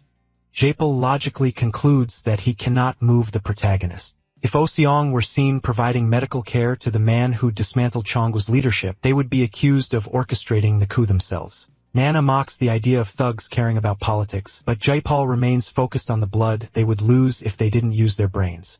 Before stepping out into the alley, he even offers Nana a prestigious university professorship, an offer she flatly rejects by slamming her knife into the cutting board, stating she prefers saving lives as a hobby. Outside, Jekyll meets with Vui Kim's men in gray, reassuring them that our boy just needs rest. As he drives away, he leaves a message for the hero to join him for a smoke once he wakes up. However, as the luxury car speeds through the market, Japal's inner monologue reveals a darker calculation. He reflects on how Tai isn't just an extraordinary killer, but a royal with the eloquent negotiation skills and the tactical mind to swallow the entire corporate world whole. Because Tai has now killed the legendary Baek Jun-soo in the very heart of Chonggu, Japal realizes the boy is the real deal. This leads him to a chilling question. If our hero is powerful enough to overthrow the entire system, would it be safer for Ojiang to just kill him now? Driven by this urgency, Japal calls for an immediate meeting with his executives. Back at the restaurant table, the atmosphere is heavy with paranoia. Gray urgently argues that the group needs to evacuate the district immediately. When Vui Kim and Nameless question the logic of moving a wounded man, Gray points out the suspicious nature of their hideout. He asks why Oseong, who manages 30 hospitals, would bring a patient to a gray zone restaurant that serves blood sausage. Because this area is a lawless neutral ground, Gray realizes they are only safe as long as Oseong finds them useful. The moment that utility fades, they will be wiped out. To secure their future, Gray holds up a USB drive containing the past month of CCTV footage from Chonggu's secret basement control room. As a data broker, he knows that this information is a currency he can trade for weapons, money, or a truly safe hideout. Meanwhile, a different kind of negotiation is happening on AK rail subway train. Vice Chairman Gwang Hu-yong is forced to ride public transit, standing over a man lounging across the seats. This is Min Chong-hao, the vice chairman of the Dabong Association. Heo mockingly asks if the fancy corporate cars are all gone, but Yang ignores the insults. With a wide-eyed desperation, the vice chairman begs Heo for help in placing our protagonist on the chairman's seat. Heo initially laughs, demanding compensation for the pitcher and batter incident first, which Young agrees to pay at a staggering rate of 1,300,000,000 won. However, the tone shifts when Young offers a dangerous trade. If Heo assists the young master, Yang will help Heo eliminate the current Dabang chairman to seize that position for himself. This cold ambition causes every man on the train to draw a gun on the vice chairman.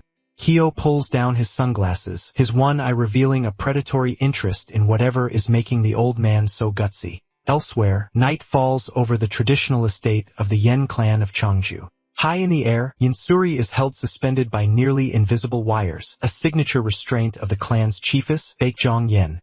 Watching from the rooftop, Baekjong mockingly notes that her dear former disciple has finally returned. Because Suri fled the clan years ago, the chiefess suggests she has only come back to die for her past wrongs. Luckily, Suri isn't intimidated. Despite being bound in midair, she looks up with a fierce expression and tells the deranged hag to cut the act and open the door. Under the traditional eaves of the Yen clan's foundational training ground, a tense negotiation unfolds over a cup of high-grade hatting tea. Baekjeong Yen, the clan's chiefess, praises the refined taste of the tea, noting that once someone experiences such quality, they can never return to cheap street coffee. Despite the hospitable offer, Sui Yun refuses to relax, because she is on a strict mission from the imprisoned Lady Heron. She demands to speak with the head of the clan personally, but Baekjeong is skeptical. The chiefess finds it hard to believe that a high-ranking officer like Heron could be bested by the Chonga group, though she wonders if Heron's lack of a sword at the board meeting was her downfall. Suri explains that she witnessed Heron's predicament via the CCTV in the control room, but Baekjeong remains dismissive, labeling Heron's attempts to help a man named Tiha as foolish. To move forward, the chiefess sets a firm boundary. As a second-rank official, she must be the one to judge whether Suri's message is worthy of the clan head's ears. When Suri resists, Baekjeong's gaze turns cold, and she threatens to rip the girl's tongue out for playing games. She points out the flaw in Suri's logic, noting that if the message were truly from Heron, Suri would know the protocol requires speaking to the second-rank official first. This pressure forces Suri to recall a flashback where Lady Heron gave her these specific instructions. Heron had emphasized that the message was of the utmost importance and must not be shared with anyone below the third rank. Crucially, Heron told Suri that if she weren't welcomed, she should ask for Baekjeong specifically, knowing the chiefess would respond. Realizing her attempt to make her former master squirm has failed, Suri finally delivers the cryptic phrase, "Seo Bill stands overturned." Baekjeong immediately recognizes the weight of these words because they signal that a coup has occurred. She agrees to inform the clan head, but instructs Suri to head inside and rest, making it clear the girl is not permitted to leave. Suri realizes she was never going to be allowed to walk away, which Baekjeong confirms with a smile. The chiefess explains that the Yan clan has maintained its exclusivity for over 1,000 years, dating back to the legendary Manhwa cadets. She admits she only tolerated Suri's rebellion because she knew the defector would eventually return. Suri clenches her fist but agrees to stay under two conditions. She must be allowed to visit her father twice a week, and the clan must help Tiha just once. She explains that this request is a personal plea to Baekjeong as her master, fueled by a debt of gratitude for Tai saving her hometown. Baekjeong finds the request self-righteous and questions why a high-ranking official would care about such petty matters. However, Suri catches her master's interest by suggesting that Baekjeong keeps her around simply because she wants her. To demonstrate the reality of the clan's power, Baekjeong leads Suri through the garden where young trainees, aged 4 to 6, are practicing. She explains that the clan scouts children with exceptional potential, training them to become either elite warriors in the Western Division or intellectual diplomats in the Eastern Division. Because only those who possess beauty, strength, and intellect are chosen, they are brought in young. Baekjeong notes that she herself was a rare exception, brought in at 17 while she scouted Suri at 19. Suddenly, Baekjeong uses her invisible wires to snatch the young trainees, suspending them in the air. She tells Suri that she would sacrifice all these children without a second thought just to have a talent as blessed as hers. To test if Suri's skills have withered, she initiates a lethal exercise involving 8 complex wire knots. If Suri fails to unravel them, the children will either fall to their deaths or be strangled. Suri can only glare in fury, calling her master an evil woman as she prepares to fight for the children's lives. A few days later, the scene shifts to the Bowman Gukbab restaurant. Gray and Aunt Nana are jokingly presenting a new menu item, a tepid iced Americano, to mock our protagonist's tastes. Jean Tae he finally wakes up in his bed, still connected to N4, and looks at the strange drink with complete bewilderment. His confusion turns to annoyance as a news report on the television announces that the new chairman, Jin Chong, is preparing his inauguration speech. Surrounded by Vui Kim, Nameless, and his other allies, our hero acknowledges that while he has returned to the land of the living, he feels absolutely terrible. In the assembly hall, Jin Chong addresses over thousands of members of the Chonga security force. Standing at a podium flanked by stone-faced guards, the new chairman delivers an inauguration speech that feels less like a corporate address and more like a declaration of war. He vows to lead the company into a global era while honoring the founder's footsteps, but his tone shifts into a manic intensity as he pumps his fist and grips his ornate eagle head cane. He declares that Chang-gu will never waver in the face of terrorism and promises that no matter how deep the darkness descends, the light of the company will never fade. Back at the Baomanguk Bob restaurant, our protagonist watches the broadcast alongside Vui Kim, Gray, and Nameless. Gray mocks the aggressive nature of the speech, but Vui Kim realizes the logic behind it. With the core executives gone and Baek Jun-soo dead, Chong is desperate to rally the remaining forces. Despite the bandage on his cheek and his lingering wounds, our boy is focused on the fate of Gwangshu-gu. Because Gwangshu is not on the official casualty list, Tai instructs Gray to continue the search, hoping to at least find his body if he hasn't survived. While the hero recovered, the rest of the team remained active under the directive of Vice Chairman Yang. Vui Kim explains that the Vice Chairman has gone to seek help from the Dabang Association, leveraging his personal ties. The logic is simple. Assuming the chairmanship is meaningless without the support of the council members who control the country. Simultaneously, Yoon Suri has returned to her roots at the Yen clan of Cheongju. Gray reveals that she is on a double mission to reveal that Kyung-gu is holding one of their own captive while seeking the support of the very people who taught her those wire techniques. Amidst these shifting alliances, a message arrives from Jae-pil Kim of the Aseong faction, inviting our protagonist back to the cigar lounge. Despite Aunt Nana's warnings from the kitchen that a slight fall could still be fatal and suspicion that it's a trap, the hero prepares to go. He explains that his time in the mafia taught him that while confidence is half the battle, one must always believe in themselves to survive. Because he is committed to this path, he puts on his suit jacket and black gloves, asking his men to have faith in him.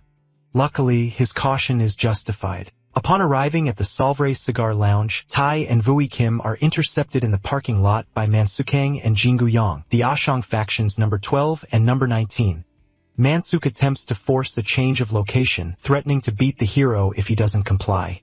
Jingu Yang adds that they have orders to kill him if he resists. Recognizing the strength of these opponents, Vui Kim prepares for a fight, but our protagonist remains calm.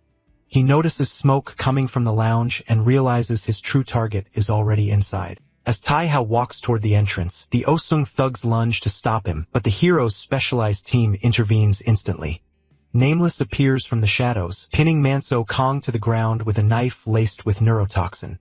When Jingu Yang tries to swing a heavy bat at our boy, Eri Kong blocks the strike and neutralizes the giant with a huge punch. Voi Kim and the others take a stand against the remaining thugs, proving their absolute loyalty. Because they have total faith in their true master, they hold the line so the hero can have his meeting. Inside the lounge, a loud laugh echoes through the room. The Ojiang boss, Duchil Park, sits with Jae-pil Kim, mockingly scolding his subordinate for testing a man who was strong enough to kill Baek Jun-soo. Duchil waves our hero over, officially identifying himself as the number 2 of the faction. Taiha ignores the pleasantries and heads to the counter to select a specific cigar, eventually sitting opposite Jae-pil.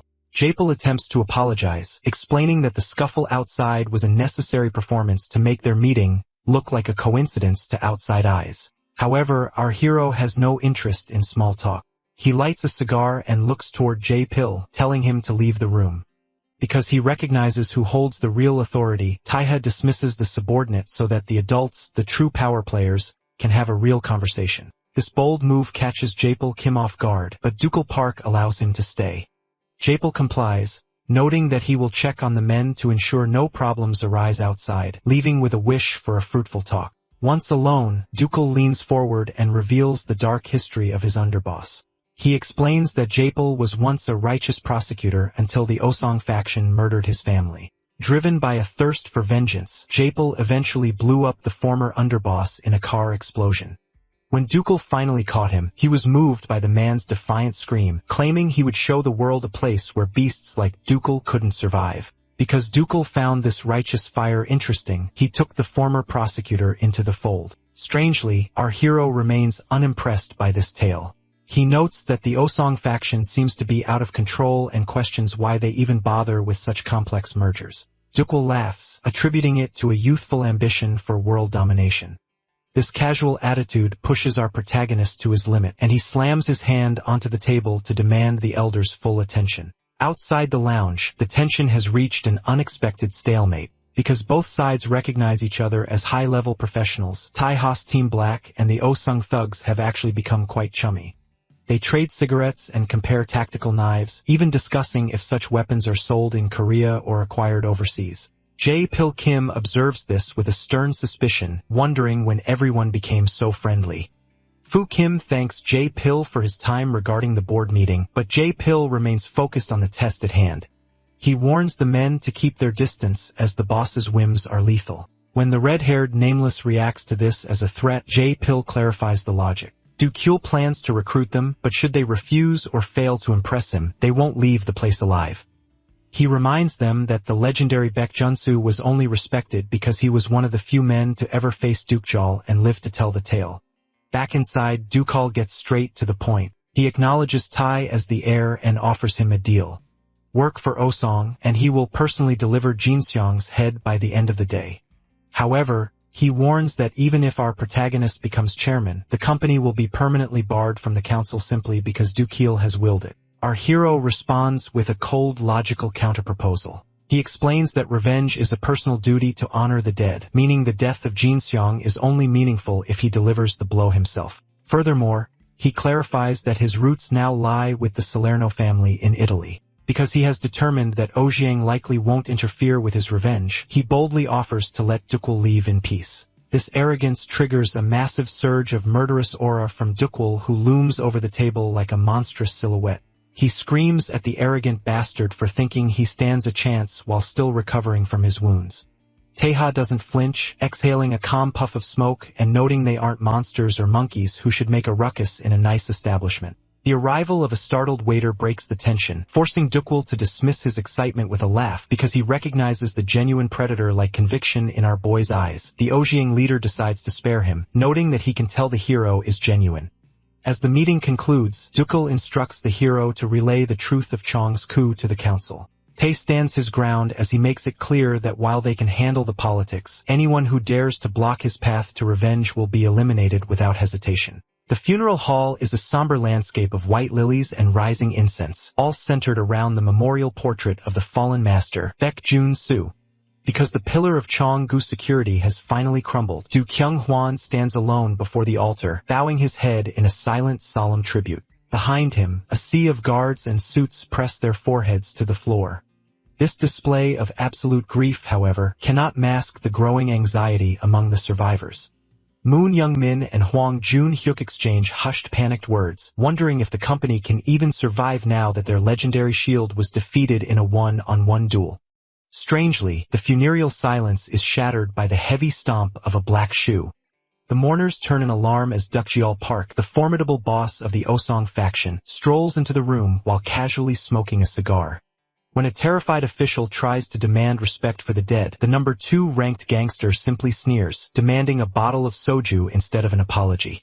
His presence causes a ripple of awe through the crowd. Even in his embarrassment, Hoiman Cheon recognizes that the boss personally coming to pay respects confirms the rumors of the legendary rivalry between Du Cheol and the deceased master.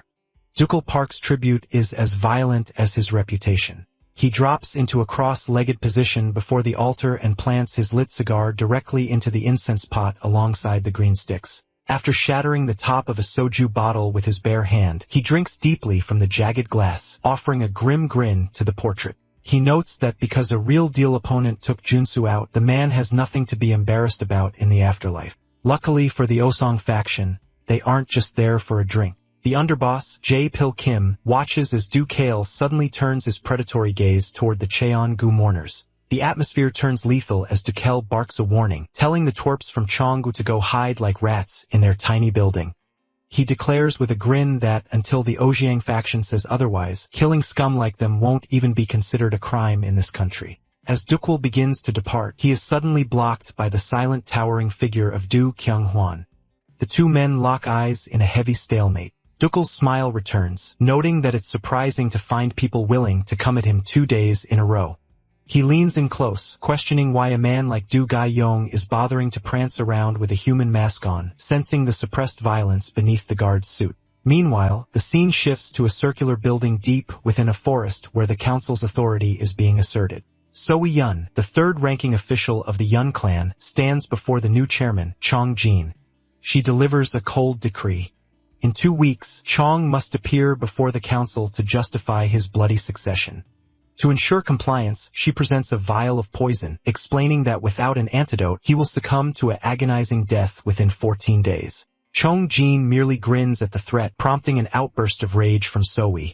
She drops her professional mask, admitting she would rather kill him on the spot. She warns him that even if the council finds him innocent, any harm brought to Heron will result in him being ripped to pieces. Rather than showing fear, Chong Jin erupts into laughter, grabbing the glass vial and, to Soe's horror, shattering it between his teeth. He mocks the council's rules, claiming they have no idea what he and Jun-soo truly poured their hearts into creating. While Chong Jin descends into madness, Do Kyung-hwan returns to a minimalist apartment. Standing under a shower, he reveals a back and shoulders covered in a road map of jagged scars. These marks are the physical remnants of his past under Baek Junsu, who once commanded him to forget freedom and spent his life bound by obedience.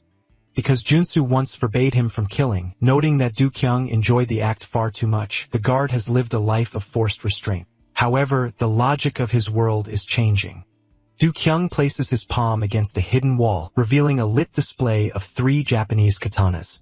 In the dark room, surrounded by dozens of surveillance monitors tracking the faces of his enemies, he slowly draws a blade. Back in the circular hall, Chong Jin stands with blood dripping from his shredded lips.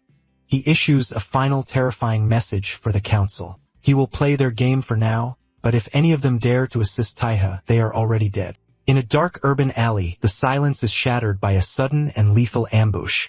Do Kyung-han, moving with a speed that defies the human eye, utilizes twin blades to cut down 2 thugs before they can even finish a threat. This efficiency leaves Asura, the Unit 2 leader of Team Black, in shock seeing his men coughing up blood. Because Asura has spent years overseas in deep cover operations, he is stunned that anyone managed to track his team's movements so easily. However, a glance at a nearby brick wall reveals the simple logic of his defeat. He had forgotten to account for the local CCTV cameras. Black doesn't hesitate to capitalize on this lapse, charging forward with a curved blade. The alleyway erupts into a rapid clash of metal, but the struggle is entirely one-sided. Although Asura is a veteran, he finds no openings in the younger man's defense. This forced realization hits him hard. Du Jiang is not just playing with him, but is the true monstrous successor to Baek Jun-soo. With a final precise lunge, Du Jiang-han slits Asura's throat, ending the fight immediately. As the killer walks away, the dying Asura uses his last ounce of strength to clutch the wall. He realizes he must find a way to warn our protagonist that this man is the real deal. Meanwhile, the crisis within the Chonga group has reached a breaking point. Inside a high-rise office, Executive Director Tae Chuo reports that the Ojiang faction has successfully launched a total blockade against the company. Because the rivals have shut down access to executive clubs and ordered supplier strikes, the corporate leadership is paralyzed. To make matters worse, Director Myung-ji Kim reveals that 8,000 employees, including seasoned department heads, have submitted resignation letters in just 3 days. Despite the looming collapse, the new chairman, Jin Seong, merely smiles. He views the chaos not as a disaster, but as the fireworks of a new era. Suddenly, a massive explosion rocks the building, blowing the 36th floor chairman's office into debris. Jin Chong explains the logic behind the blast with chilling nonchalance. He felt the old office had a foul stench and decided that total destruction was the only way to clean it. He uses this moment to announce Chongu 2.0, a radical restructuring designed to shed all outdated traditions. As part of this purge, he officially disbands Chongu Security and transfers all personnel to the Yangmu Corps. Pyong Won-ho confirms that the era of fighting with knives is over as the group has been rebranded as the heavily armed PMC, Black Tech. Jin Chong warns his remaining executives to stop whining and get the staff back in their seats, threatening to treat them like useless cattle if they fail. Later that night, the tension shifts back to the chairman's office where Do Kyung-han arrives carrying a blue cooler box. He thumps the container onto the table, revealing Asura's severed head inside. Jin Chong is revolted, not by the violence, but by the smell lingering on his expensive suit. He mockingly questions if Du Jiang is satisfied now that Jun-soo is dead, but the guard responds by lunging forward and grabbing the chairman's face in a vice-like grip. Jin Chong remains unfazed, reminding the killer that his training specifically ensured he could never kill the chairman.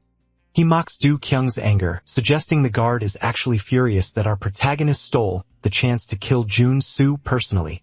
Because a premature assault on the Jiangxiu district would trigger an unwinnable war with the Osong faction and the Yang clan, Jin Chong orders Du Jiang to stay away from the office for 2 weeks. He instructs the killer to focus on picking off anyone who leaves the district, biding their time until the Yangmu Corps is fully prepared. However, he gives a final sharp permission. If the urge becomes too great, Dojong should simply drag our hero out and kill him in the open. The scene shifts back to the Allies where Vui Kim and our protagonists stand in shock before a white delivery truck. Aunt Nana discovered the vehicle parked outside containing the body of Asura. Vui Kim is devastated, noting that a top-tier special ops leader like Asura shouldn't have been taken down so easily. However, he notices a specific code smeared in dark blood on the body. Because it is a secret signal used only by their unit, they are able to translate the message. Our hero realizes that the successor mentioned in the dying note isn't a reference to himself, but a warning about Du Kyung-han. He looks at the portrait of his fallen allies, realizing that the enemy is using these brutal murders to systematically drag him out into a final lethal confrontation. The focus shifts to a high-stakes strategy session between our hero and the surviving loyalists. Vice Chairman Guang Huyang begins by explaining the upcoming corporate fallout. In exactly 13 days, the council is scheduled to hold a formal hearing to determine the legitimacy of Jin Zhang's succession. Because of the sheer brutality Zhang displayed, the vice chairman believes the new chairman's execution is virtually certain, especially since the Dabang Association is now convinced that Chang instigated an illegal coup. Unfortunately, the legal path isn't quite as simple as it seems. Suri Yun, who has recently returned from her negotiations with the Yun clan, reports that they are facing a similar situation with a few added complications. During a flashback to the clan's traditional estate, Chief S. Baekjong Yun explains the logic of the council's regulations. They move strictly by established rules, following only those they trust without exception. While the CCTV footage provided by Gray is an important resource, the chiefess warns that it isn't conclusive evidence that mandates an execution. When a surprised Suri points out that she delivered the message of a literal prisoner, Baekjong remains dismissive. She notes that Heron's confinement doesn't appear to have direct ties to the coup, meaning Chong's death isn't a 100% guaranteed. Consequently, Suri suggests threatening Chong to secure Heron's release. Baekjong quickly rejects as she explains that because Chong-gu remains a member of the council until the hearing, Heron will be in immediate danger if Chong dies prematurely. To ensure the situation doesn't go sideways, the chiefess insists that Heron must come to the council to testify as an eyewitness. She offers a specific stipulation. If our boy can rescue Heron and bring her to the clan within 13 days, she will provide her help. This news leaves Vui Kim and Iri Kong in a state of surprise as they recognize Baek Chung as a legend with a fearsome reputation. Gwang Huyong stands to clarify just how great this woman really is. He describes a famous incident where Baek Chung single-handedly executed 80 leader-level figures to punish the betrayal of a former council member named Gaeum Gai. Because of this massive slaughter, the Gaeum Gai organization fell and was replaced by the Daobang Association, ultimately earning the Yen clan's acceptance as leaders. This revelation clarifies a previous mystery for our protagonist regarding his deal with Jae-pil Kim. He recalls Jae-pil adding a condition that the leadership of the Yaburi gang be passed to Wariang Lee. When Tai asked if he was overstepping by questioning the move, Jae-pil explained that on the record, it made communication easier. However, off the record, it was a precaution because only one person in Korea reached such a high level with silver wires. Our hero finally realizes that Jae-pil was reacting to Baekjong's legendary skill. Realizing it is now his turn to act, Tai turns his attention back to his captive, the former executive In Jiu-hong. While Wariang stands guard, the hero stands dominantly over the bound and kneeling In Jiu. He explains that Jin Chong plans keep him preoccupied for the next 2 weeks by holding 2 people in separate locations, Lady Heron and his mentor, the former vice president of security, Gwangsu-gu. Because Nju spent years climbing the ranks at Chonggu, Tai demands to know every secret hideout where the two could be held. Nju is terrified, stuttering that Chong is a merciless bastard to traitors and will surely kill him. However, Gwang Huyong interjects, calling him a fool. He points out that since Du Kyung-han has raised a blade, Ingyu's head is already at risk. The mention of the deranged bastard Du Kyung causes Ingyu to groan in horror, noting that even Baek Junsu could barely control him. Our boy leans in with a threat, noting that if Injayu wants to live, he must prove his worth. He adds that the local residents of the Jiangxiu district are quite eager for the director to lose his value, which finally forces Injiu to scream for them to stop and promise to talk. Later that day, Tai meets Gray outside a cafe to test his professional abilities. He instructs Gray to use Injiu's info to find the locations where the two are being held. Although Gray is initially overwhelmed, arguing that the search isn't as easy as it looks and that Injiu might be lying, our hero makes the priority clear. They have 13 days. He tells Gray that he plans to trust him with this, officially naming him as the first member of his team. As night falls, the group prepares for the next phase of the mission. Vui Kim expresses concern about Dojong's potential for an ambush, but our protagonist admits his current physical limitations. Because his injuries haven't fully healed and he lacks experience in rescue operations, he reveals he has decided to call in reinforcements. Suddenly, sounds echoes through the rooftop as a figure crashes into the scene. The Aswang, Jerome leaps from the shadows with a grin, wielding his red staff. He mockingly asks if Vendetta called him because he was finally ready to die, but our hero remains authoritative. Instead of a duel, Taiha formally invokes the protocols of the Mafia Underworld, hiring Jerome as a mercenary through Ordo Nox to assist in the upcoming rescue. The power struggle reaches the heart of the nation as Jin Xiang visits the Blue House Palace complex. Inside a formal office, Senior Secretary Sung Jae Choi warns Xiang that his unannounced visit is risky given the swarm of reporters outside. However, because the sect leader has a vested interest in Chang's welfare, Chang is forced to listen. Our antagonist dismisses the pleasantries, tapping his eagle-head cane impatiently and demanding the secretary act according to his high-ranking position. Zhang reveals his true intent. He has a specific prisoner he needs to move out of the country immediately. Meanwhile, the Jiangxiu district has become a fortress of digital surveillance with active cameras and tracking systems monitoring every card payment and internet search.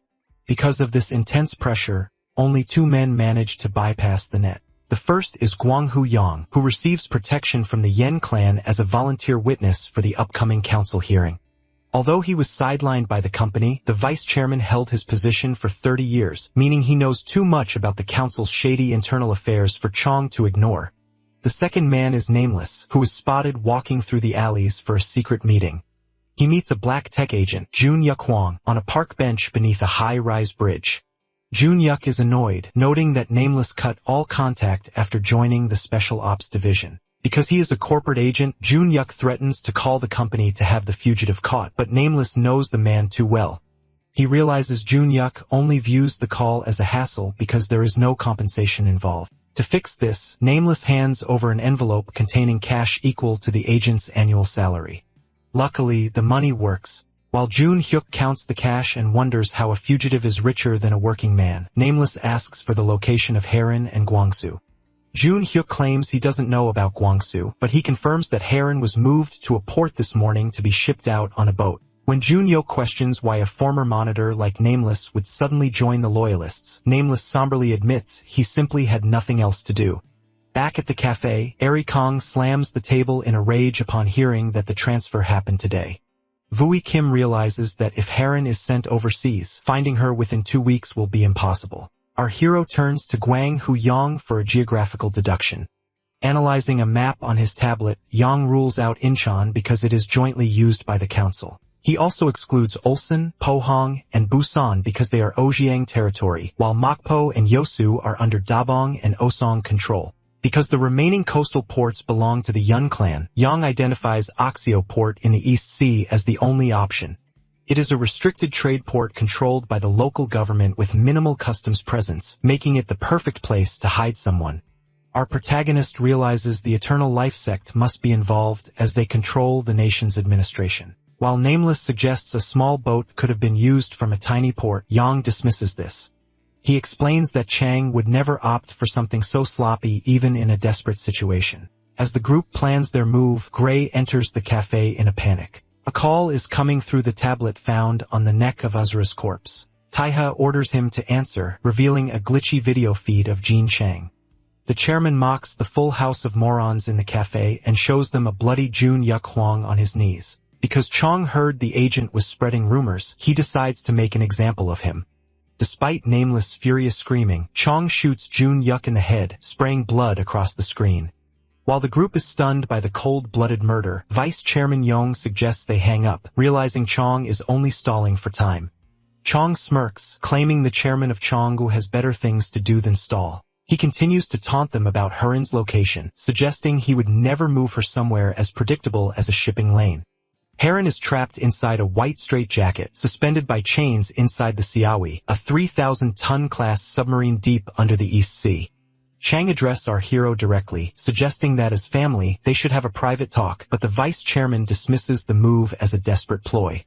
Trusting his own instincts, our hero asks his allies for a moment of privacy.